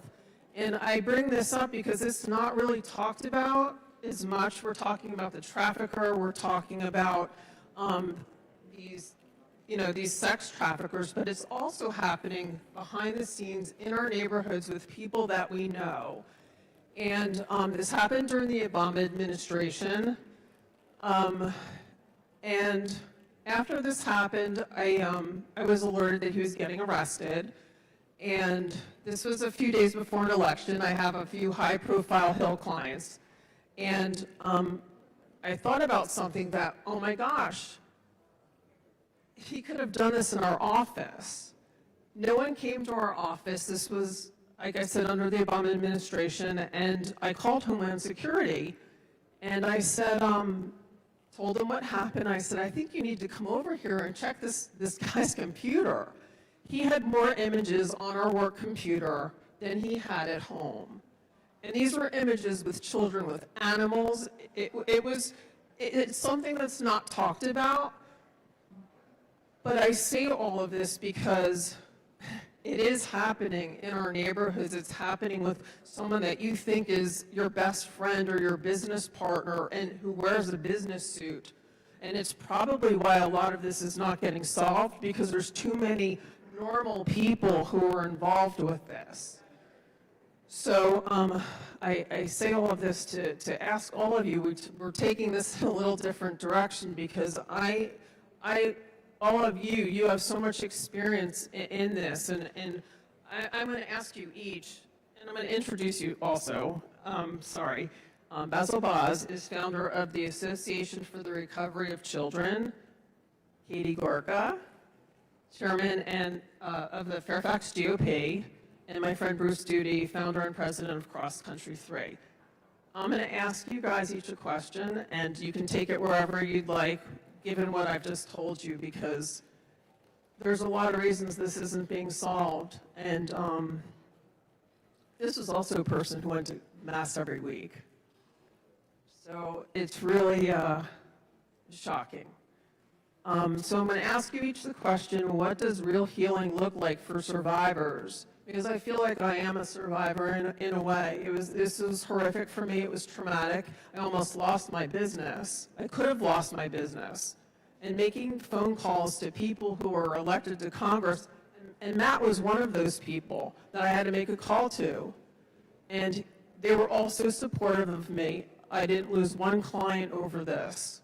And I'm grateful to God, and I'm grateful for the experience, because it brought me here to get some peace and to maybe help in some way help solve this problem. So I'm going to start with you, Boz. What does real healing look like for survivors, and why does the spiritual piece often get left out of the recovery programs?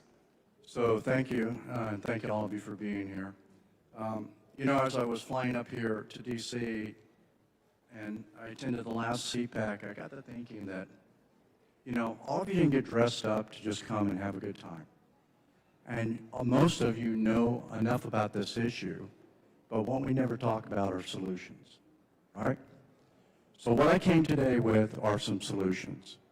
And I'll interweave, you know, weave in between all of this, the spiritual component to this, of course, but just bear with me here because I think it needs to be said. Where's Kevin Malone? Kevin, are you in here? Do you guys like Kevin Malone? He's a man with anger issues. Yeah, He's love that awesome, guy. right? The challenge we have, and if you follow me here, it'll answer all those questions. The challenge that we're having with whether we're dealing with survivors, whether we're dealing with child sex trafficking, whether we're dealing with the criminal enterprise, we could have cleaned up a long time ago. But we have a problem. The challenge is with legislation, either in DC or in every state. And I put my notes here because I didn't want to miss a beat here. They generally enjoy gambling with the lives of children, whether you believe it or not. And they always have to make some sort of deal, or they have to get something out of the deal or the compromise. And rather than doing the right thing, I've actually been told by some legislators when I talk about doing the right thing, that doing the right thing is subjective. Guess what? It is not. It is not.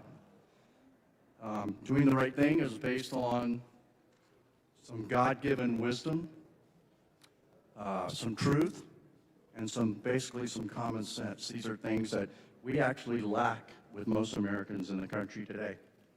So why is that? So before I answer that question, I just want to lay a foundation for you. Just remember this, and this is on the spiritual component. God doesn't need your belief or your disbelief in order to exist, all right? Amen. So any arrogance that you have and you think he does, you need to get rid of it, because I challenge everyone in this room. As a warfighter that's been in the trenches for a long time, the day comes that God calls you from eternity and you don't want to go, do yourself a favor and try to stop it and see what happens. It doesn't work that way. We are not unto ourselves, even with this issue, and God is actually the giver of wisdom and common sense and something called truth. Frankly, the only people I see really applying that in D.C. these days are 47, the president, people like General Mike Flynn, Pete Hegseth, and everybody else that wants to support the Republic. And if that's you in here today, I salute you.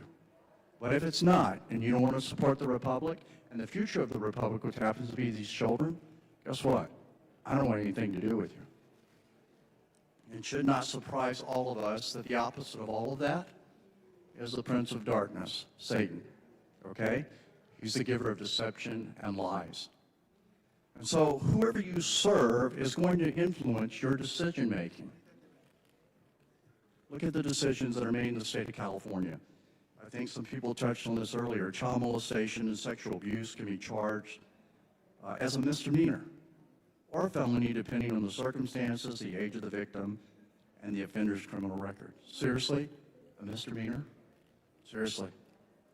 Anyone who sexually rapes or traffics a child for rape, in my book, gets the death penalty. That's it. And my former business partner is walking free right now. Just, I forgot to mention that part. Yeah, so I'm not a big believer in misdemeanors. Now, I know some of you realize that the laws are changing in some states. You know, recently states are enacting death penalty for children under the age of 12, right? Let me ask you a question. What happens from 13 to 18? Most adults in many states are considered to be adults when they're 18. So why is it happening that we're not getting across the finish line? Why is it now we're trying to redefine what a child is? Actually, in concert with what the UN has been trying to do for ages. Keep lowering the age of consent, so children. So what that does, it leaves a supply for child porn and everybody else that wants to rape somebody from 13 to 18. Now, how many of you in here have children? Was your child, when he or she was 18, really ready to take on the world? No, you know they're not. They're not, okay? So instead of us redefining that so they can still use children from 13 to 18 as a commodity, why don't we simply say anybody who rapes a child under 18 gets a death penalty in your country, okay? Now, why do they do this? Compromise, we see this in senates all the time. And sometimes people are covering for their friends. And they're protecting their friends. And I like to protect my friends too, until they cross the line. And you cross the line, you rape a child, guess what? You're not my friend anymore.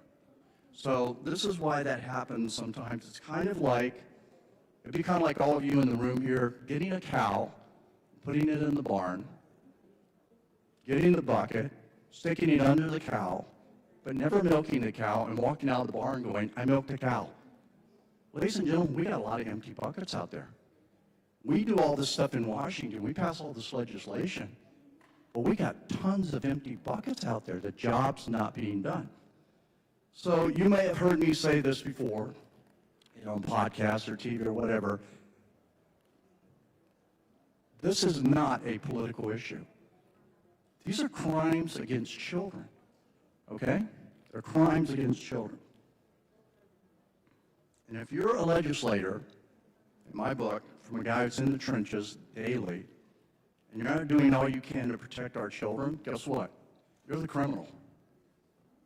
If you're a judge who doesn't give a hard penalty like the death penalty for somebody who rapes a child, guess what? You're the criminal. Now, I see some faces out there going, Boz, you're stepping on some tough territory here. You're calling out judges, and you're going to get in trouble. Guess what?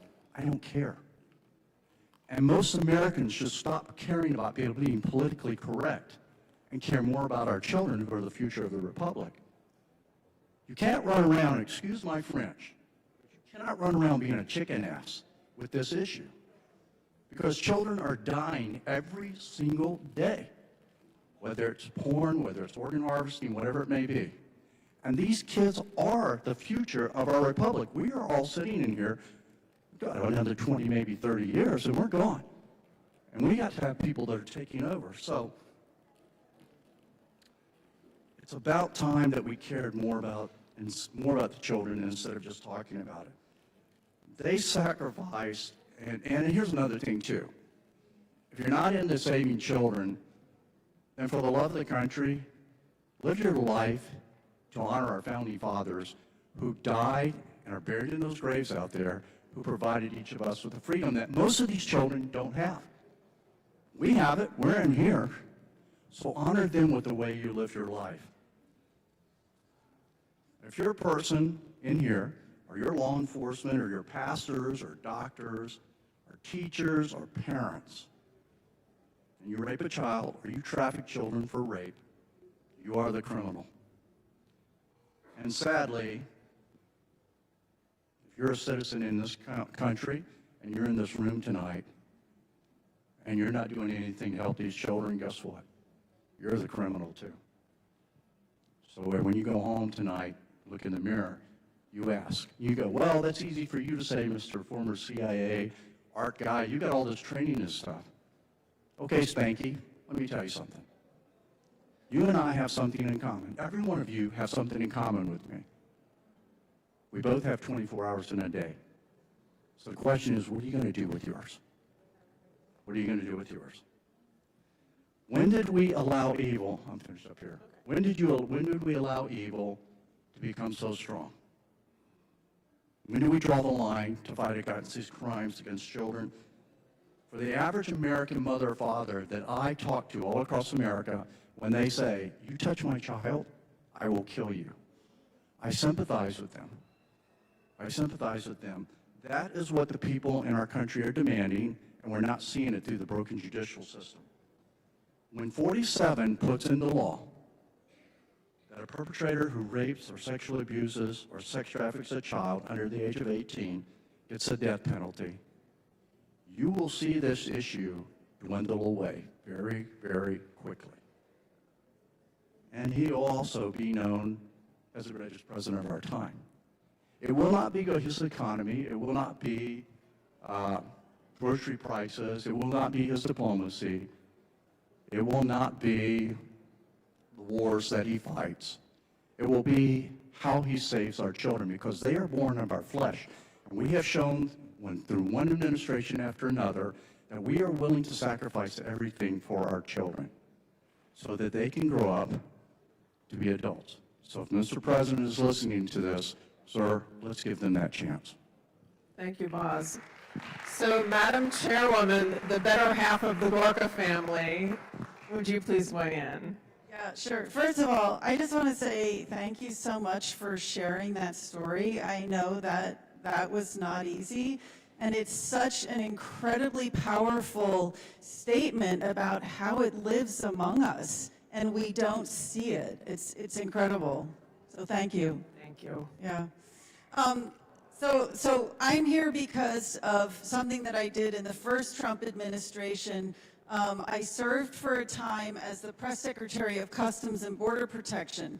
This was in 2019, and if you remember at that time, it really took the Trump administration a number of years to be able to shut the border. We take it so for granted now, like, we use the language, he turns off the tap, but it was incredibly difficult, and I think it was one of the single biggest successes of the first Trump administration, all the multiple pieces that he was able to put into place to shut this down, and then made it possible when he came back in to shut it down again quickly. But before it shut down, I had the opportunity, because of my position, to go down to the border. And I have to tell you, that's what has gotten me involved in this, because what I saw shocked me completely. So I walked into, like McAllen Station and various parts of the border, and I saw, 200 boys between the ages of 7 and 17 in a holding cell meant for a handful of adults. I saw a warehouse full of women and children just living on mats on the floor. But I think the one image that stayed with me the most was a 6-year-old girl who had Down syndrome. A man had brought her across, claiming she was his daughter so that he could get across, and then once they were across, he left her. And I still wonder what happened to that girl, because she had no advocate, she had no protector. And I think one of the greatest tragedies of our age is the exploitation of children that cynically happened because the Democrats wanted more voters. And I'm sorry, I know we're trying to be bipartisan, but that's how I see it. Okay, I will step back a little bit from that. And also, children don't vote. I'll step back a little bit from that, because I also at the same time do think it's possible that many people thought that they were doing a kind thing by letting people come across the border. And I really want to make one point today, which is where we have failed so far is to make the case for why an open border is just about the worst thing you can do for children. Because of the family separation policy, children were used by millions of adults to get across the border, and then the children were further used in trafficking. And if we do one thing between now and the next 2.5 years, we have to do a better job of telling the story of how an open border is terrible for children. That's Amen. Thank you. Thank you. Do you need me to read the question again, or do you got it? So I think I got the question, and it's about the healing of the child or the survivor. What does it look like spiritually, maybe physically, mentally, and emotionally for the person that's gone through that kind of traumatic experience? And it makes me think of Michelangelo's work at the Sistine Chapel, that for centuries, people that viewed that thought that it was dark and gloomy and even shadowy. They had some art restorers come in that were incapable and incompetent. They came in to restore the Sistine Chapel, and it did not do its full work. And so it continued decades after decades of people coming in to see the Sistine Chapel and only to see something that looked dark and gloomy until they brought in a group of art restorers that were capable and competent. And what they did was remove the grease, the grime, the scum, the soot from the candles, all the dirt and all the dust. And when they did, they found vibrant blue and radiant green and golden hues. The Sistine Chapel was full of color. We just didn't know it at the time. Every child, every boy, every girl, every man, and every woman is created in the image of God. In human trafficking, particularly with children, what you end up with is a child that loses their identity. They don't know who they are anymore. Looks dark, gloomy, no hope, no horizon, no potential, and no promise. And so what we need at that point is capable and competent restorers. Restorers make sure that that child knows that they're created in the image of God. Yes, and there's a lot of people in this room that are restorers, right?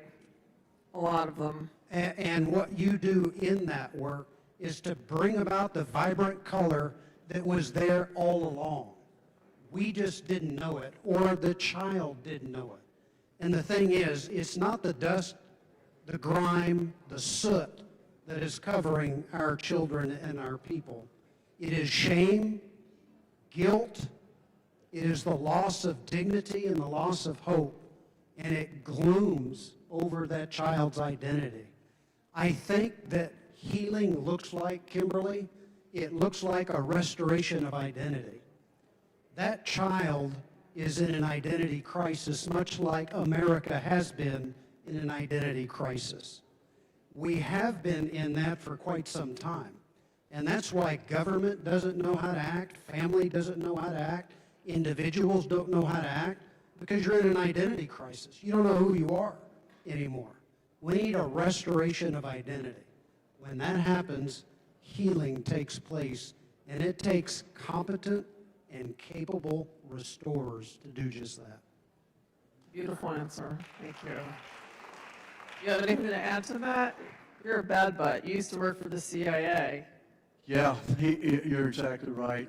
There is a component, there's been a missing component to the healing portion of most survivors. We've just now stumbled on this with Dr. Brian Thompson, but you know, when Jesus was walking the earth, you know, it's one thing to walk past a beggar and go, be healed, brother. It's another thing to feed them, correct? Or to clothe them or whatever.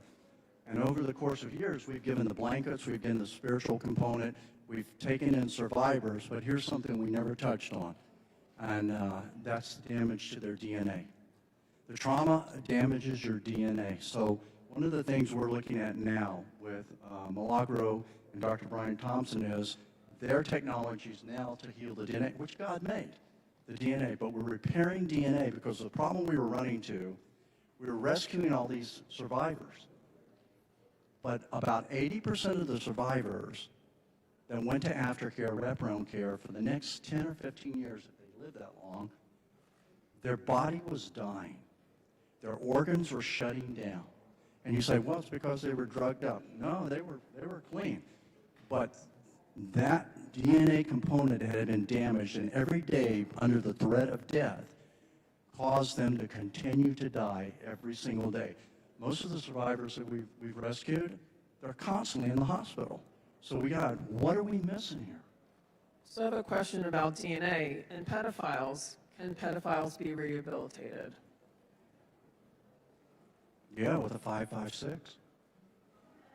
That was the answer I was hoping for. So one of the things that you have to think about with that, Kimberly, is that because God created us in His image, we have to remember that God is a just God and a merciful God at the same time.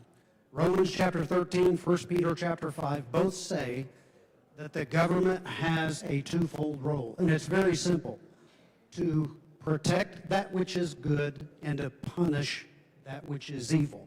That's God's role of government. Now, we can mix that up, and when we do, we mess that up. And so we have to understand that there has to be a judicial system that represents God's justice. But that doesn't mean that someone can't go to God for forgiveness. And so anyone and everyone should be encouraged or challenged to go to God for forgiveness. But that doesn't mean you're not going to pay for your crime. You have to pay for your crime. And America's government has to hold that true. And our churches have to step in and make sure that that voice is carried through the halls of our churches, that justice and mercy both work together. Our God is a just God, and he's a merciful God at the same time. And if we're created in his image, we ought to be the same. It's really that simple. My experience with this was this person had absolutely no remorse for what they did to their children, what they did to me, what they potentially did to people's livelihoods. And so I know that the devil does walk among us, and the devil is a very real thing, and I think that some people are just, they're taken by evil. And I worry that, is everyone redeemable? I don't know. Well, I agree with you, you're right. We had this discussion last night. God makes it very clear what the difference between the wicked and the sinful. And most of the people that want to repent fall in the sinful category. And this is my experience after 33 years of dealing with a lot of predators, okay? So, you know, and we talked about this, and I said, I went before God often and said, why is my heart so hardened against those who rape children? When I find the 7-year-old girl chained to the closet floor with cigarette burns all over her body, not fed in days and yet raped 15 times a day, you know, and with so many STDs that she's lucky that she'll live to be 12. And so as a believer and a Christian and a man of God, I struggled with that for a while until I got in the scripture and realized that God talks about the wicked. And he says he hates the wicked and he'll destroy the wicked. Now, over my career of rescuing children, I definitely have danced with the devil and not poked him in the eye. And I have seen the worst of the worst because I'm in the trenches. So, yes, I pray for them as well, but I distinguish now between who's wicked and who's a sinner. And when we talk about those that I've run across and the wicked, this is why Jesus said, it's better than a millstone be put around their neck and thrown in the ocean and they drown and die. I think you know, that's how God feels about it. So I like to be able to feel the heart of God. This is why Satan attacks children, because he knows if he wants to hurt the heart of God, this is what he does. It's the most heinous crime in the universe. So, yes, I agree with you 100%. They have the opportunity, and God can change anything. I mean, he can open the Red Sea. But in our society now, you know, after I've prayed for them, if they don't turn, then guess what? They are the wicked. They spit in God's face. They'll rape another child, whatever it may be. And when do I draw the line and say, you know what? This is not a society you can be in. And guess what? I'm not going to pay taxes for you the next 50 years to stay in prison. I'm going to find a short rope from a tall tree, and that's where you're going to go. Because if it were my child, I'll tell you what, I would do everything I could to make sure that my children were never hurt again. You know, I don't second guess.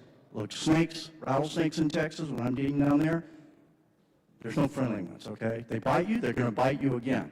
So I'm not trying to say that we should not be merciful. We should. Because if I wasn't merciful, there are a lot of pedophiles that would not be alive today. But what I am saying is to be able to distinguish between the wicked and sinners is very important. When you're in the trenches pulling kids out of these situations all the time, all the time. All right, you're focusing on the wickedness and the sinners, the ones who were truly the worst of the worst because they're the perpetrators. But I just want to say, I don't think we can neglect the policymakers and the people who've been in positions of power who had to have understood what was happening and didn't stop it. And Yes, amen. I was really grateful for whoever it was this morning who said they wanted to see people go to jail. And I just... Stay in jail. in jail. And I think that this too is something that we have to talk more about. You know, we're going through a really profound reckoning right now in our country as a whole as we discover sort of the depth of the corruption and the evil that's been going on. And I think it was Congressman Riley who said there's got to be the political will, but the political will comes from the people. And I think we've got to make it clear, we want this reckoning. We've got to get back on just footing in this country. I think, Kimberly, that the perpetrator that you mentioned there and every other one, when you mention that there's no remorse, I think that speaks to a much larger problem in America and around the world, particularly in the West, or at least because we know the West, we live the West. And that is this: we have a vanishing conscience, and as such, we have failed to recognize this God-given internal mechanism that every individual has to help us to understand the difference between right and wrong. It's just simply called a conscience. When we were younger growing up, we would hear about the conscience. You don't hear about that anymore, and that's because it's vanishing.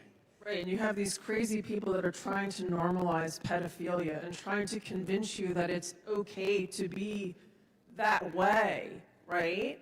I mean, everything is just turning upside down in our culture of wrong and right, and what's a woman, what's a man. And so then there is no wrong.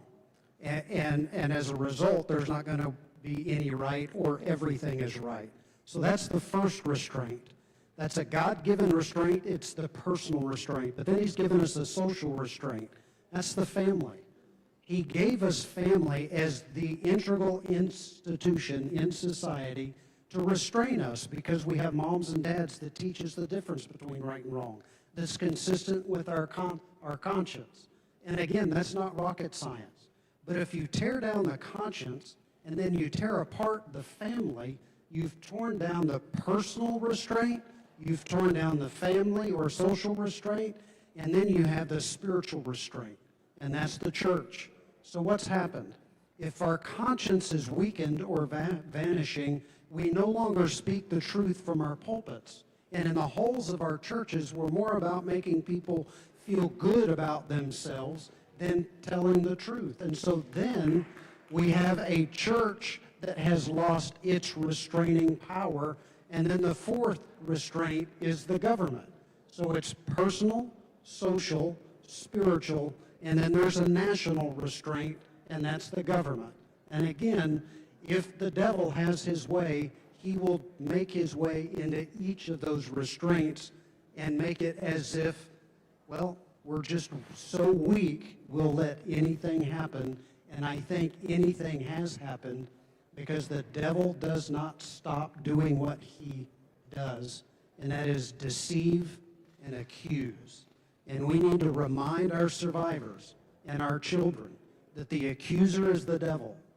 God has made you in his image, and you are worthwhile. You are not a commodity to be sold and to be bought. You are precious in the eyes of God, and the church needs to proclaim that. The government needs to protect that. Yeah, you know, I see, and you're exactly right on the challenge we're having now, because we're in the field. We have two challenges. One, this isn't starting in the communities, and it needs to if you're going to do something about it. It's your backyard. You got to cut your own grass. Don't leave it up to the government to do it. That's why we have We the People. And the second challenge we're having recently, and we're very aware, is the number of pastors across America that are being arrested now for pedophilia or for rape. A lot of it's coming out.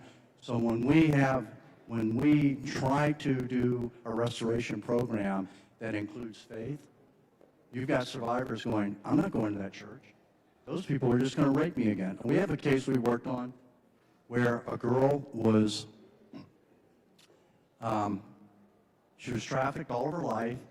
She went to a very large church in a state, and she was introduced to a female youth pastor, and on a given night, she went over for popcorn and the girls' night over, and she was the only girl that showed up. The youth pastor told her, well, just go get your pajamas on and go change. And she went into a room. She didn't realize there was a lock on the outside of the door. The youth pastor locked her in there, and about 30 minutes later, a sheriff came over, and she and the sheriff brutally raped this girl for 4 hours, started trafficking her again. I remember having the conversation when we were trying to rescue her out of trafficking, how she had been brainwashed to believe, according to the scriptures, that she was a slave. And they showed her all the stuff about slavery and all that stuff, and this was what God's purpose was for her in her life.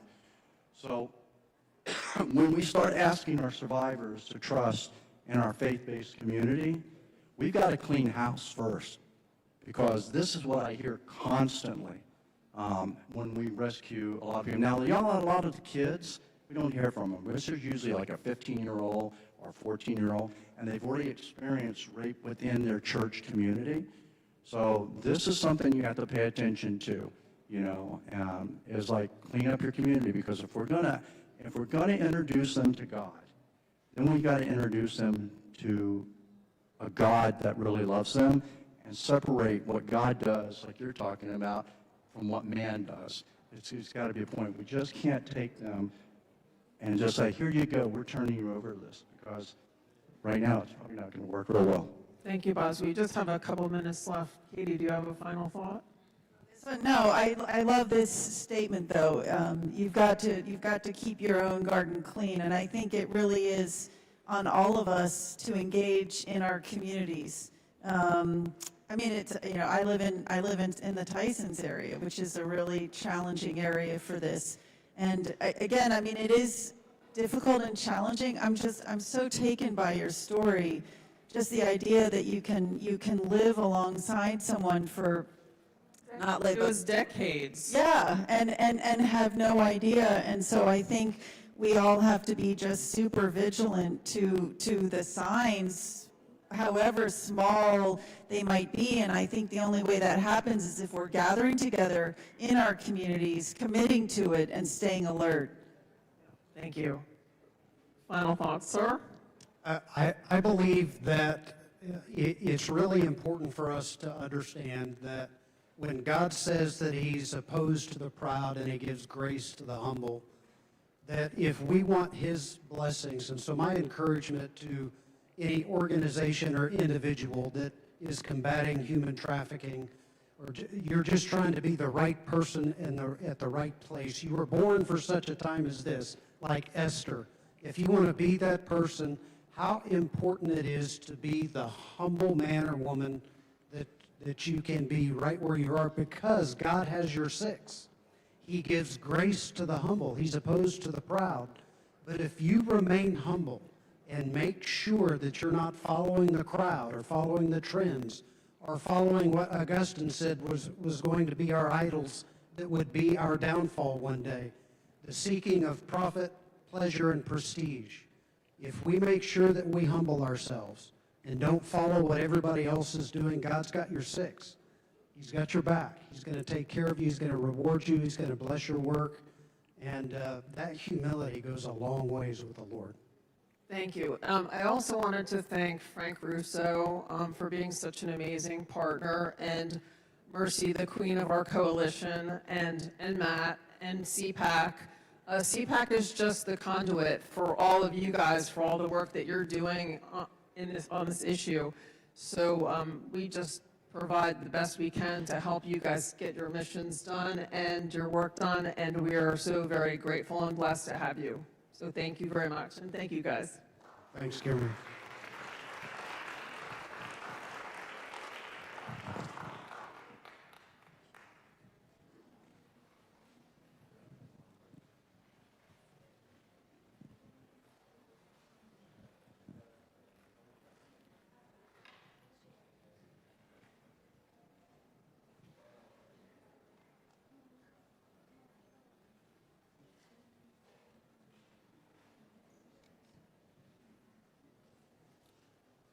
Please welcome Congressman Chris Smith of New Jersey.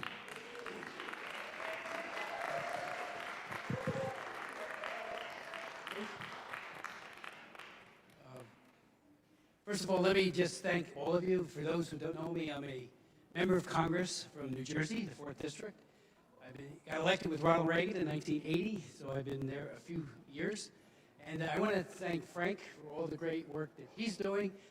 You know, it does take leadership, and he is an extraordinary leader. And Frank, thank you, because you are making a huge difference. Matt and Mercedes as well. I mean, it's a leadership that is absolutely needed, because there are problems not just with the issue, but also with getting legislation passed, as I think many of you know. Just by way of background, I began working on human trafficking in 1995. We saw that with the breakup of the Soviet Union a few years earlier than that many of the people that used to be the apparatchiks, the KGB, and the very nefarious actors in the Soviet Union, East Bloc countries, all of a sudden were not just selling drugs and weapons, they were selling women. They commodified women, and we at first thought it was a problem over there, and then very quickly found out it's a problem everywhere, including in the United States. So I introduced a bill. It failed in the Senate. Introduced a second bill called the Trafficking Victims Protection Act. And that legislation took 3 years to get enacted. It was on life support several times. Sam Brownback in the Senate was our great friend and ally over there. And together we got it across the goal line and then into law. That legislation is everything that's in our trafficking federal response, both domestically and international. We have added to it with some reauthorizations. For example, in the year 2000, we couldn't get an ambassador at large. We got that in the 2003 reauthorization. We found out that peacekeepers all over the world, especially a few years later in DR Congo, I actually went over there and found out that the peacekeepers in DR Congo were raping little children. These are UN peacekeepers. Had 4 hearings on it. We added language that said that when you look at the TIP report and who do we study as to how well or poorly that country is doing, now the military and peacekeeping efforts will be part of the analysis as to whether or not a country gets designated as either a Tier 1, which means you're good, Tier 2, you're okay, but you're trying, Tier 3, you're an egregious violator, and you can be and should be sanctioned by the U.S. government until you get it right. You know, George W. Bush, to his credit, put some of our best allies on the Tier 3 based on their record. South Korea and Israel both had very poor records. He looked at it and said, that's it, put them on. Within 6 months, they were already taking serious efforts to end their complicity government-wide with trafficking. And by the next year, they were back to Tier 1. So it shows that it works when you have a penalty phase affixed to all of this. We also, as you know, the TVPA was both a domestic and an international response to this heinous crime called human trafficking. And I say that because a lot of people thought it was all foreign. It equally applies to the domestic. And one of the things we did in the bill, now law, TVPA, was to put 20 years to up to life imprisonment for the trafficker. We put in the law that anyone who has not attained the age of 14, that trafficker could go to jail for the rest of his or her life. For those who have not attained the age of 18, it is likely they'll get a very serious sanction, like up to 20 years. And after 20, where there's an element of force, fraud, or coercion, then they too could get a very significant jail sentence.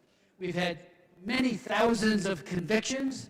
One estimate, and that's a few years late, and we don't have a more up-to-date one, 5,200 of the worst are behind bars for between 20 years to 50 life because of their terrible engagement in human trafficking. We also put in a provision that was at first controversial, that we never treat a trafficked person as a criminal. And teenagers, there's no such thing as teenage trafficking. That's a total oxymoron. It doesn't exist. In my mind, in the minds as we got this passed, they too cannot be prosecuted And then around all of that, we built a whole array of protections. And that's the work that continues to this day, trying to figure out best practices. How do we make sure that the victims are not re-victimized? We have a new bill, H.R. 1144. It's not so new. It got passed twice in the House, last Congress, the Congress before. I was the author of it. I couldn't believe it. It died in the Senate because of opposition in the Foreign Relations Committee by Bob Menendez, who was then the chairman. I appealed to him over and over again. Just pass it. You can do it by unanimous consent. Who's going to object to it? And he wouldn't do it. So we lost 4 years there.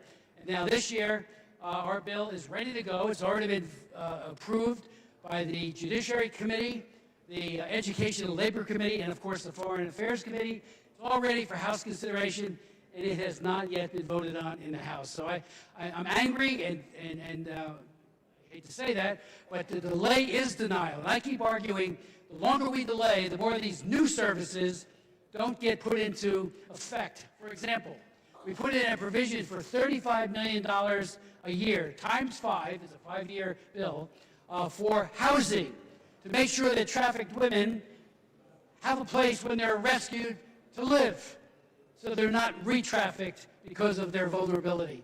We also have wraparound services across the board, mental health and the like, to make sure, again, the woman, as best as possible, or man, but they're mostly women, are reintegrated, loved, and cared for, so that they can get back into it with education and then maybe employment if that's what they want. Gina Kovala, who's sitting over here to my right, she's testified at several of our hearings.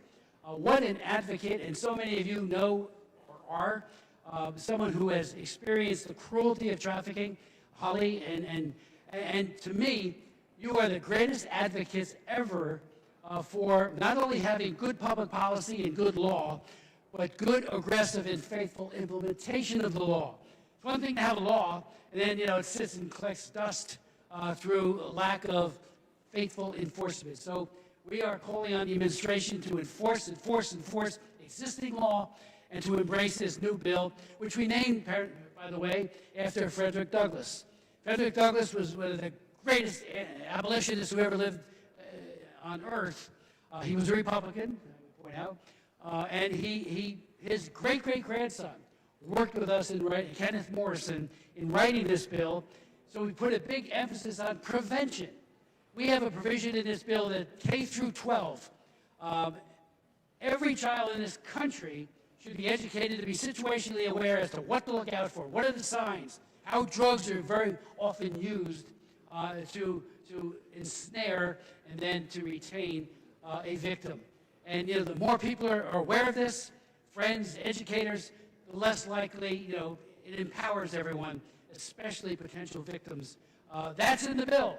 And we have a big rollout that we want to do with the Department of Education and HHS, and the bill is still sitting over waiting to be considered on the House floor.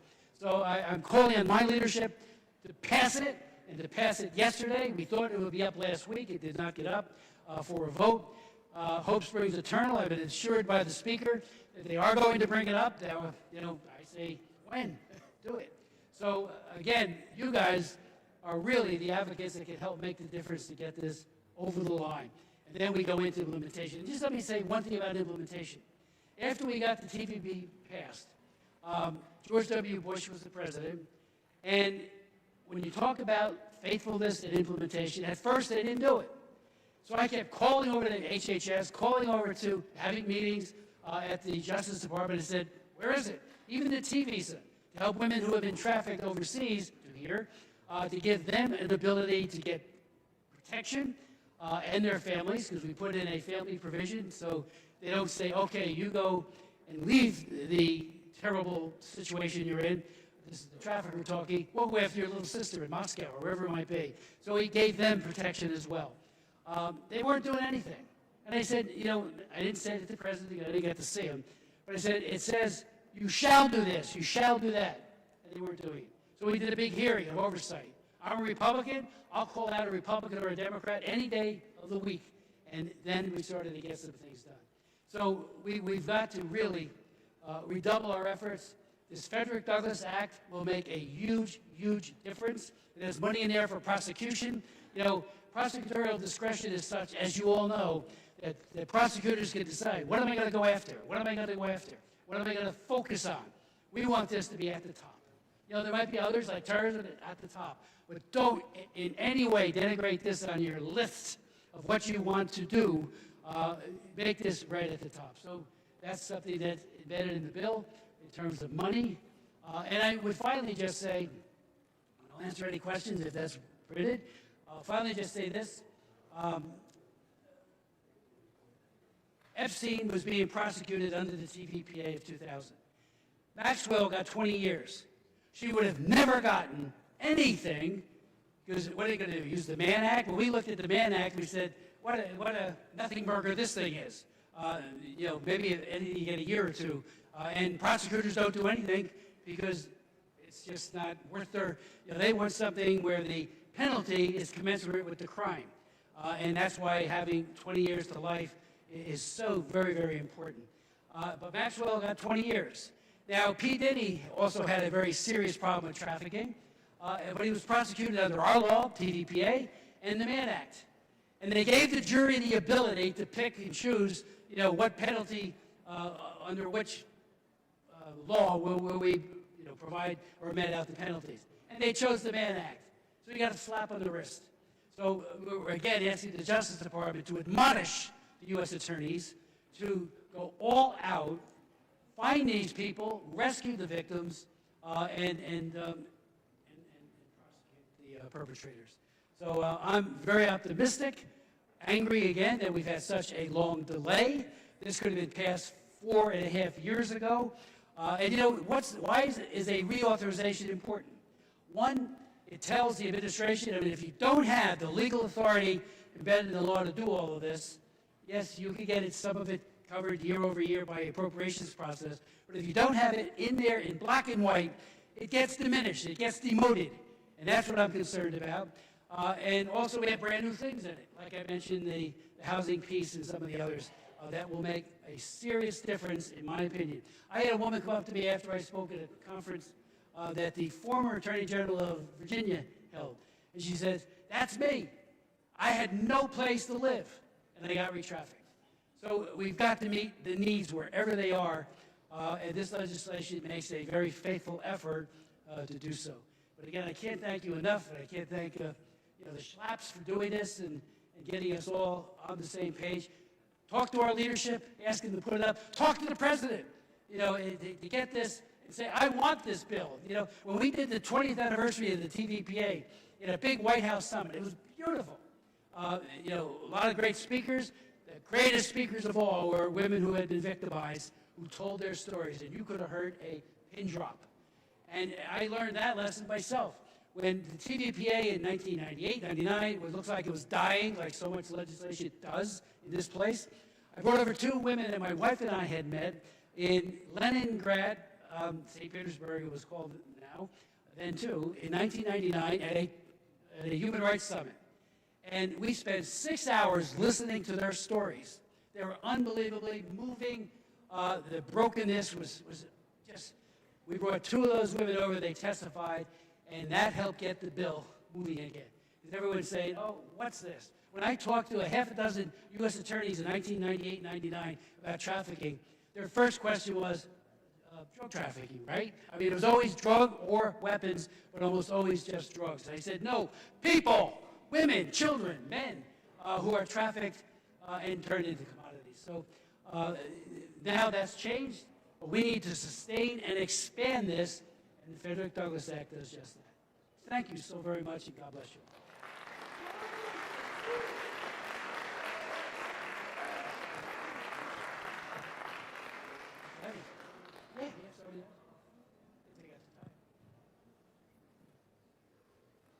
Does anyone have any questions they would like to ask?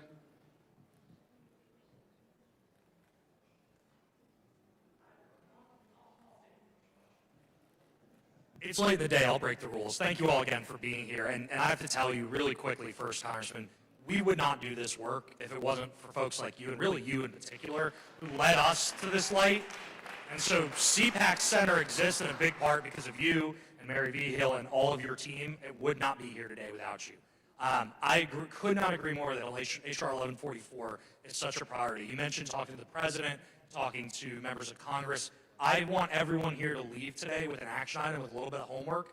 What does that look like? What do they specifically need to do to make sure that there is pressure and momentum to get that bill over the line? First and foremost, that I have talked to him, almost like Willie Loman, wearing out my here he is again talking. But it asks the speaker, and I think this speaker is tremendous. Ask Scalise, I love him too, he's a great guy. But this has to be put on the floor. And again, if you have any contact with the president, it would be great for him to say, I want the bill. You know, he's for it. I've been told that it gets to his desk, it'll be signed. But there's something to be said about pulling it in, putting some pressure on. He does it on a lot of other important issues, and it makes this House and Senate stand up and take notice. So, but and again, he signed our Frederick Douglass Act in 2019, with great flourish, White House ceremony, and then did that 20th anniversary of the TVPA itself, and he was out with his all get out. So we just need that push. And again, what did this Frederick Douglass pass by last Congress and the Congress before? We had 400 votes. I mean, that's a bipartisan, that's a groundswell of support, and it will pass. It'll pass with a huge number if we get it on the floor. Thank you. One question left. I got time for one more question. Go ahead, Katie. I'm going to actually just make a comment. Congressman Smith, I just want to thank you for being such a champion for children, especially the unborn children. You've been a champion of that for decades now, and we appreciate you so much. Thank you so much. All children are precious, including the unborn. And you're going to hear from Jan in a moment. We do have another bill, a trafficking bill dealing with organ parts. Twice now, two Congresses. I have a bill called Stop Forced Organ Harvesting Act, and it's mostly Falun Gong and the Uyghurs who are having their average age 28, 50 to 60,000 people killed in China every year. Falun Gong, they take their organs. I mean, it's something that Joseph Mengele of Nazi Germany would love. Our bill would criminalize it. We parallel the language for the TVPA up to 20 years imprisonment. Goes after people that we can't reach in China with all kinds of sanctions, and it puts more robust reporting on the part of the State Department. And that passed 406 to 1 more than a year ago, sitting over in the Senate. So that's it. Thank you. And you got to read Jan's book.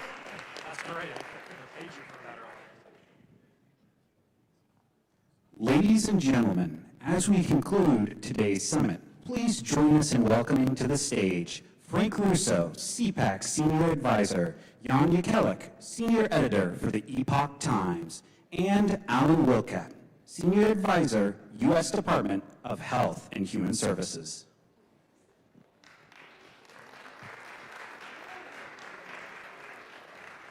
Thank you all, and especially those of you who have stuck with us throughout the day. It is an important sign that we are continuing this fight and that we're willing to put up with, I don't know, an extra panel or two. It's important because we want to make sure that you're hearing from all voices within this movement and all sides of this movement. And so I could not have, Congressman Smith, I'm only joking for ethical reasons, the check is in the mail. We could not have had a better transition because, Jan, I want to talk about an issue in trafficking that is unfortunately becoming more and more prevalent and really has been prevalent for years. But until you were able to bring it to light, folks in our community and certainly folks in government were not paying close enough attention, and that's organ harvesting. Can you give us a little bit of what it really is and how we got to this moment where we're finally treating it like the serious crime that we all know it is?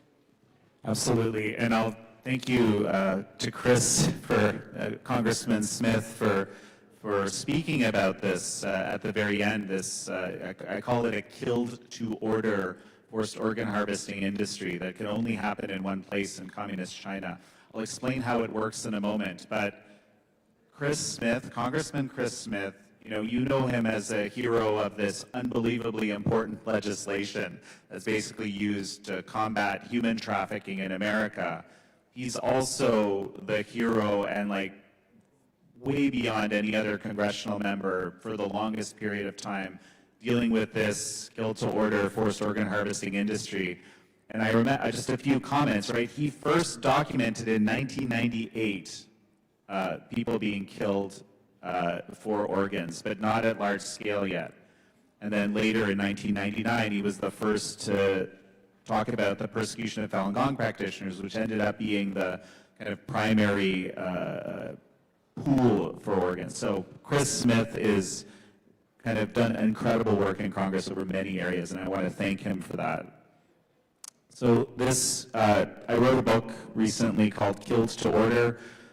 Miraculously, it ended up on the New York Times bestseller list. This issue was something that I would talk to. I've been covering it for 20 years, okay? When I would talk to people about it, they would mentally leave the conversation. That happened a lot, and I'll explain why. So, in an ethical transplantation situation, the way it works is, like let's say in the United States, if I need a new heart, someone has to have a catastrophic accident, usually a car accident or a motorcycle accident. And it has to be a very special kind of accident. There still has to be circulation in the body, okay? Because you can't transplant organs that, when there's no more circulation, they degrade. And also, because our bodies reject foreign objects, we have to match for blood and tissue, right? And then, so all of these factors have to play in. And it's very rare. So in a normal situation, suddenly you get this organ donor that appears because they had this catastrophic accident. And there's this field of people waiting to receive that organ. And there's an algorithm that's used to decide who gets it. In communist China, it's the exact reverse, okay? So, and a little bit of background, okay? In communist China, they have a history of creating class enemies. Okay, a class enemy is a group they decide they're going to struggle against. Okay, first group was landowners. They wanted to take people's land, so they pushed mass dehumanizing propaganda through the system to convince the rest of the society, to condition the rest of society to treat these people as dangerous, less than human, contemptible, right? And the only way out, you could confess that landowning was evil and you were glad that the Communist Party took your land. If you did that, you might live, okay? And they've done this to many, many groups over the years. In 1999, they did it to a popular spiritual discipline called Falun Gong, which had grown in numbers. It was very grassroots, very bottom up. It had grown in numbers to be bigger than the Communist Party. 70 to 100 million people were doing it. You know, no money collection, no hierarchy, no worship. It was a very truthfulness, compassion, and tolerance. These were the kind of core principles. The regime decided to crush it. Eradicate it was the kind of official line. So they black-classed these people. They pushed mass dehumanizing propaganda into the system against them. But this group, for whatever reason, became the first group to actually actively resist being made a class enemy. They publicly said, no, we're not evil people, we're good people. Sometimes you'll see in the Capitol here, for example, people with these yellow shirts that say Falun Dafa is good or Falun Gong is good. That was the response, is kind of the slogan. No, we're not evil, we're good. And so what they did, they incarcerated a massive group of these people. And this is what set up the situation for this kill to order enterprise, because they started blood typing, tissue typing, and organ scanning people right there in the prison system, and they created a database. And now if I, as a wealthy transplant tourist, today I can go to China and I can pay 100 or 200 grand, it varies, okay? And I can get my new heart in 2 weeks.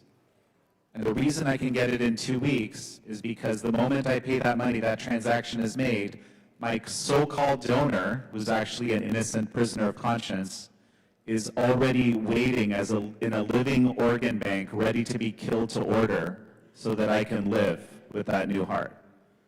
It's been going on like that basically for the last 25 years, to the best of our knowledge. It's only increased, and one of the biggest challenges is just having people accept that it's real in the first place. And I might add that Chris Smith authored the first congressional resolution that was passed around this issue that validated it, at least at that level. And he has the legislation he mentioned. There's another piece of legislation in the Senate, S4009, Falun Gong and Victims of Forced Organ Harvesting Protection Act. All it needs to do is get to the floor. It's actually been marked up. So progress is being made, but there's still a lot going on. There's still a lot of problems. Well, and I was going to say, if there's one thing you can leave us with, it is, yes, I remember when you presented to me for the first time, and now we've taken this show on the road to the Office of National Drug Control Policy. We were able to present to the Drug Czar and their staff, to the White House and elsewhere. The good news is that the minute that folks grasp this issue, they begin to want to do something about it. So you mentioned those bills. What is the next step here to make sure that we fight this head on, expose that Chinese Communist challenge, and then win in the end, which is to bring an end to that practice? So there's a few areas where we can make progress. And one of them, even for people who, sometimes people say to me, hey, don't we have enough of our own problems here, right? And we do have a lot of problems here. But the very least we can do is stop our own complicity in this. And I write a lot about this in here. For example, we train some of those transplant surgeons that do this here, right? We shouldn't do that. We provide funding. We provide grants from HHS, even in some cases. I'm writing a report right now as we speak. When I testified in Congress about this, Congresswoman Stefanik requested a whole bunch of information. We're putting that together for her. There's a whole bunch of things that agencies can do. We have university partnerships, okay, hospital partnerships. We offer technologies. It's the whole gamut, okay? We can stop doing all of that. This whole industry is tainted, unfortunately, the transplant industry, because you can imagine what the incentive structures are like, right? You have no reason to develop a proper industry if you have a whole living organ bank of people that you consider subhuman already. By the way, they added the Uyghur Muslims in the northwest of China when they realized they could get away with it. So a whole second group got added. This stuff spreads when you don't do anything, right? And there is this legislation, right? HR 1503, which is the bill Congressman Smith was just talking about. S4009, that's in the Senate. These are both really valuable pieces of legislation with teeth. I won't go into the details of how they work. There's 6 state-level bills that have passed. There's 6 laws now in states that prevent insurance, Medicare, Medicaid, for paying for China transplants. 44 states to go, and I don't see any reason why this legislation shouldn't be passed. And then someone earlier in the day mentioned Rotary, right? Rotary Club. Rotary Club has a dedicated satellite club now that's committed entirely to ending this forced organ harvesting atrocity. And people from all over different clubs around the world have joined it. It's actually one of their fastest growing clubs from what I've been told. So it's very interesting. There's ways for people to get engaged, even if they're not. I guess everyone here is, into changing legislation and so forth. But if you're just into raising awareness, that's been one of the biggest issues, is just helping people understand this is real. And this has been one of their tools. So I've actually become a Rotarian recently because they asked to use this book as one of their educational materials. You can get it at killedtoorder.com, by the way, if you're interested. And I highly suggest you do so. It is one of the most difficult, but also you give us a charge to action in the book that is so valuable. So thank you, Jan. Thank you for what you're doing. Thank you for the willingness to bring this fight forward, especially when it wasn't easy, and we're only going to continue to move in that direction. Alan, I kind of yanked you back up to the stage, and there's a reason for that. I think folks here need to hear a little bit more about what the actual experiences are on the ground. And as someone who worked at a sheriff's office for a majority of your career, you understand what we experience and see on a day-to-day basis. We've heard from survivors, we've heard from the community, we've heard from federal law enforcement, national representatives. But I want to talk a little bit about the community and what this crime and what this work means to the community. I think you've got a good story that illustrates that. So I'd love to hear you share that with our audience to close out our day. Awesome. Thank you, Frank. And I'm in the enviable place of being between you and getting out of here. So that's not a very decent place to be. Thank you, Frank. I appreciate that. So I'm just going to share just a quick story, and I think it will illustrate some of the work that's being done. So I spent over 30 years in law enforcement. The majority of it was at the sheriff's office. So I was a sheriff in Florida, in the Tampa area. And one of the things that we would do every year as part of our National Human Trafficking Awareness Month, which of course is January, we would do something called Light Up the Night. So Light Up the Night was on the second floor of the parking garage of an outdoor mall there in Pasco County called Wiregrass. And right next to it was Macy's. So Macy's was right next to this parking garage. One year we were having this Light Up the Night event, and this is back when I had influence with the sheriff's office, back when I was actually working. We would have survivors that would speak. We would do a helicopter fly over. It would light up the crowd as Light Up the Night, and law enforcement would turn all the lights on. The red and blues would be going on the second floor of this parking garage. And one year we always closed out with a candlelight vigil. The candlelight vigil was about honoring those survivors who had come out of the life, but also recognizing that there was a whole lot more that were still out there in trauma and hurting and broken places. And we wanted them to know that there was hope, that somebody's coming for you. And so we would do that as a candlelight vigil. And I was doing the candlelight vigil one year when a gentleman that was well dressed was right at the edge of the stage, and he walked up to me and he kind of pulled on my pant leg. And I was like, thinking, what are you doing pulling on my pant? I'm a law enforcement. I got all this gear. You're not supposed to be touching me. And so he tapped on my leg and he said, I want to talk to you. And I walked off to the side there and he said, look, I'm the general manager of Macy's. And I heard that this human trafficking is happening in our community. What can I do about that? And he was weeping. I mean, tears flowing. I've got small children. What can I do to stop this in my community? As Macy's, what can we do? And that's where we could train your employees. We got holidays that are coming up. We could train your employees on what to look for. That's done. So they brought in a Sunday before they actually opened at noon. And I stood there, and I'll never forget, in front of the perfume counter. And I talked to all of his employees gathered there about human trafficking and what to look for. And I looked over at him, and he's crying again, just weeping. He said, this isn't enough. We need to do something else. What else can we do? And a thought struck me at that moment. In our county and in our area, we had 2 safe homes for minors who had been victims of human trafficking. We had a home for girls that had about 8 girls that were there, and these 8 girls had the most traumatic stories you would ever imagine. The things that had happened to them would make you sick at your stomach. And yet here they are in that safe home. While we're enjoying life, they're trying to recover their childhood. We also had a home for boys. That home was actually founded by Kevin Malone, my good friend. That's actually where we first met. He came to our county, sat down at the sheriff's office and said, we want to put a home for boys in your county. And a lot of counties have said, we don't want a home for boys. They use up resources, but we're asking if Pasco County, and I said, absolutely, Pasco County will support your efforts for this home for boys. This home for boys was called Heroes House. And so we had a home for boys, we had a home for girls, safe homes for these minor victims of human trafficking. What can we do for them? I said, let's put a shopping trip together for them at Macy's. Give them a $200 gift card and let them just go splurge.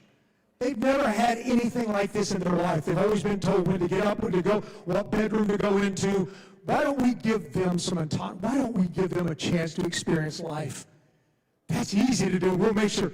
They opened up on a Sunday morning, about 9 o'clock in the morning, turned all the cash registers on, the lights were all on. The only thing that didn't work was the escalator between the first floor because it's on a timer, so they had to walk up and down the escalator.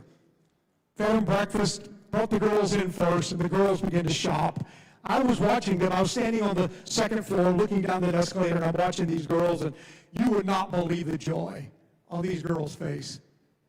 They were picking out jeans and leggings and shirts and shoes and jewelry. They were walking up into the break room, and I sit in the break room and watched them come back in, and they would share it. Look what I got. I got this T-shirt. Oh, you're not going to believe what I got. And this one girl, I'll never forget, walked in, and she's carrying this huge box. She comes walking in with this box, and almost bigger than she could carry, and she slams it down on the table in front of me at the breakfast area, and I looked at it, it's a box of pots and pans. I thought, out of all the things you could get, pots and pans? She began to cry. Tears streaked down her cheek and dripped off her chin. She said, I've always wanted to be a chef. And today I get to start my dream. The brokenness, the hope, the dream that came from her. The boys came after that. One of the boys, I'll never forget, stood on the escalator, tears coming down his cheeks. And I looked at him and I said, hey man, what's going on? He goes, this is the happiest day of my life. I said, Macy's, the happiest day of his life. 2 days later or so, I get a ring I get an alarm on my Ring, a door cam. I turned it on my phone and I said, I wonder who this is. It was a lady there and she's standing there with this manila envelope and I didn't recognize her. I was on duty and I didn't recognize her, so I just let her ring again and I still didn't respond. And eventually she just put down the manila envelope and she left. And later that night when I got home, I opened up the front door and pulled out that manila envelope and looked at it. There was a letter and a note, and it was from the boys' home. It was from the hero's house. But when I looked deeper inside that manila envelope, it was this. This goes with me all around the nation. It was this shirt. I pulled this shirt out and began to unfold it. First thing I noticed was on the front of it, there's the sheriff's star. It's a 6-point star. I've always wore a 5-point, but I forgave them. It says AW for my name. But it was when I saw the back of it.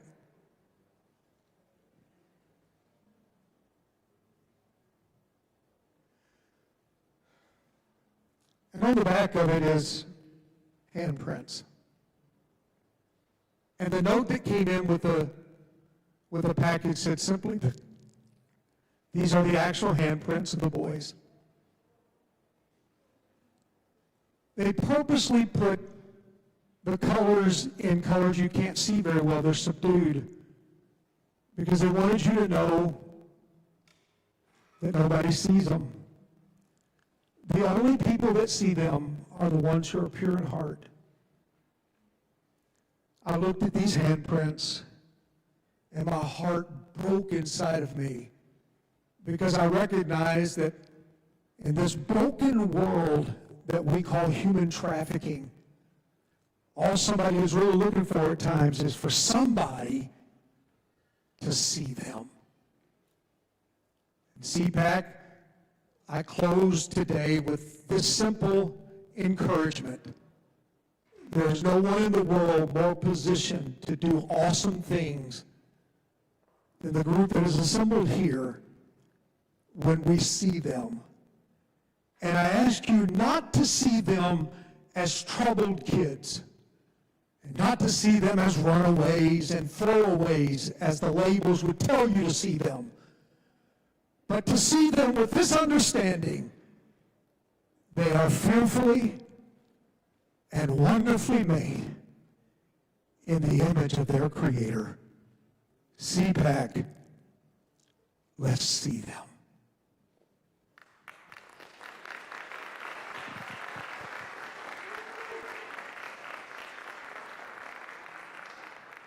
Well, you returned the favor because that's impossible to follow, so thank you, Alan. I want to take just a quick minute here to say thank you for being here. Thank you to everyone who was here earlier. Thank you to everyone who's here now. Thank you for every one of you who I hope will continue to be here for the long future. This conference happens every year, but the work does not stop here. The one thing I like to say in Washington, there's no such thing as a free lunch. You all got to come here for free today. Here's what I ask in return: that you come back next year and throughout the year, and you tell us how we can help you. What can CPAC do to better position you? Whether it's move your legislation, help you meet the right partners, ensure that you're working with your communities in the ways that they need to work with you, working across the aisle, beyond and beyond our borders. We are here because this is not an American problem, but I promise you we can come up with an American solution. So please stay with us, please work with us, and please know the work stops when the trafficking stops. And we are not done today. We are only just getting started. Thank you again for your time. Thank you again for your commitment. And remember that God has put us on this journey, and I'm confident He's going to lead us to success. He wouldn't have started us if He didn't want that. Thank you again, and we appreciate all of your time, and we look forward to working with each and every one of you.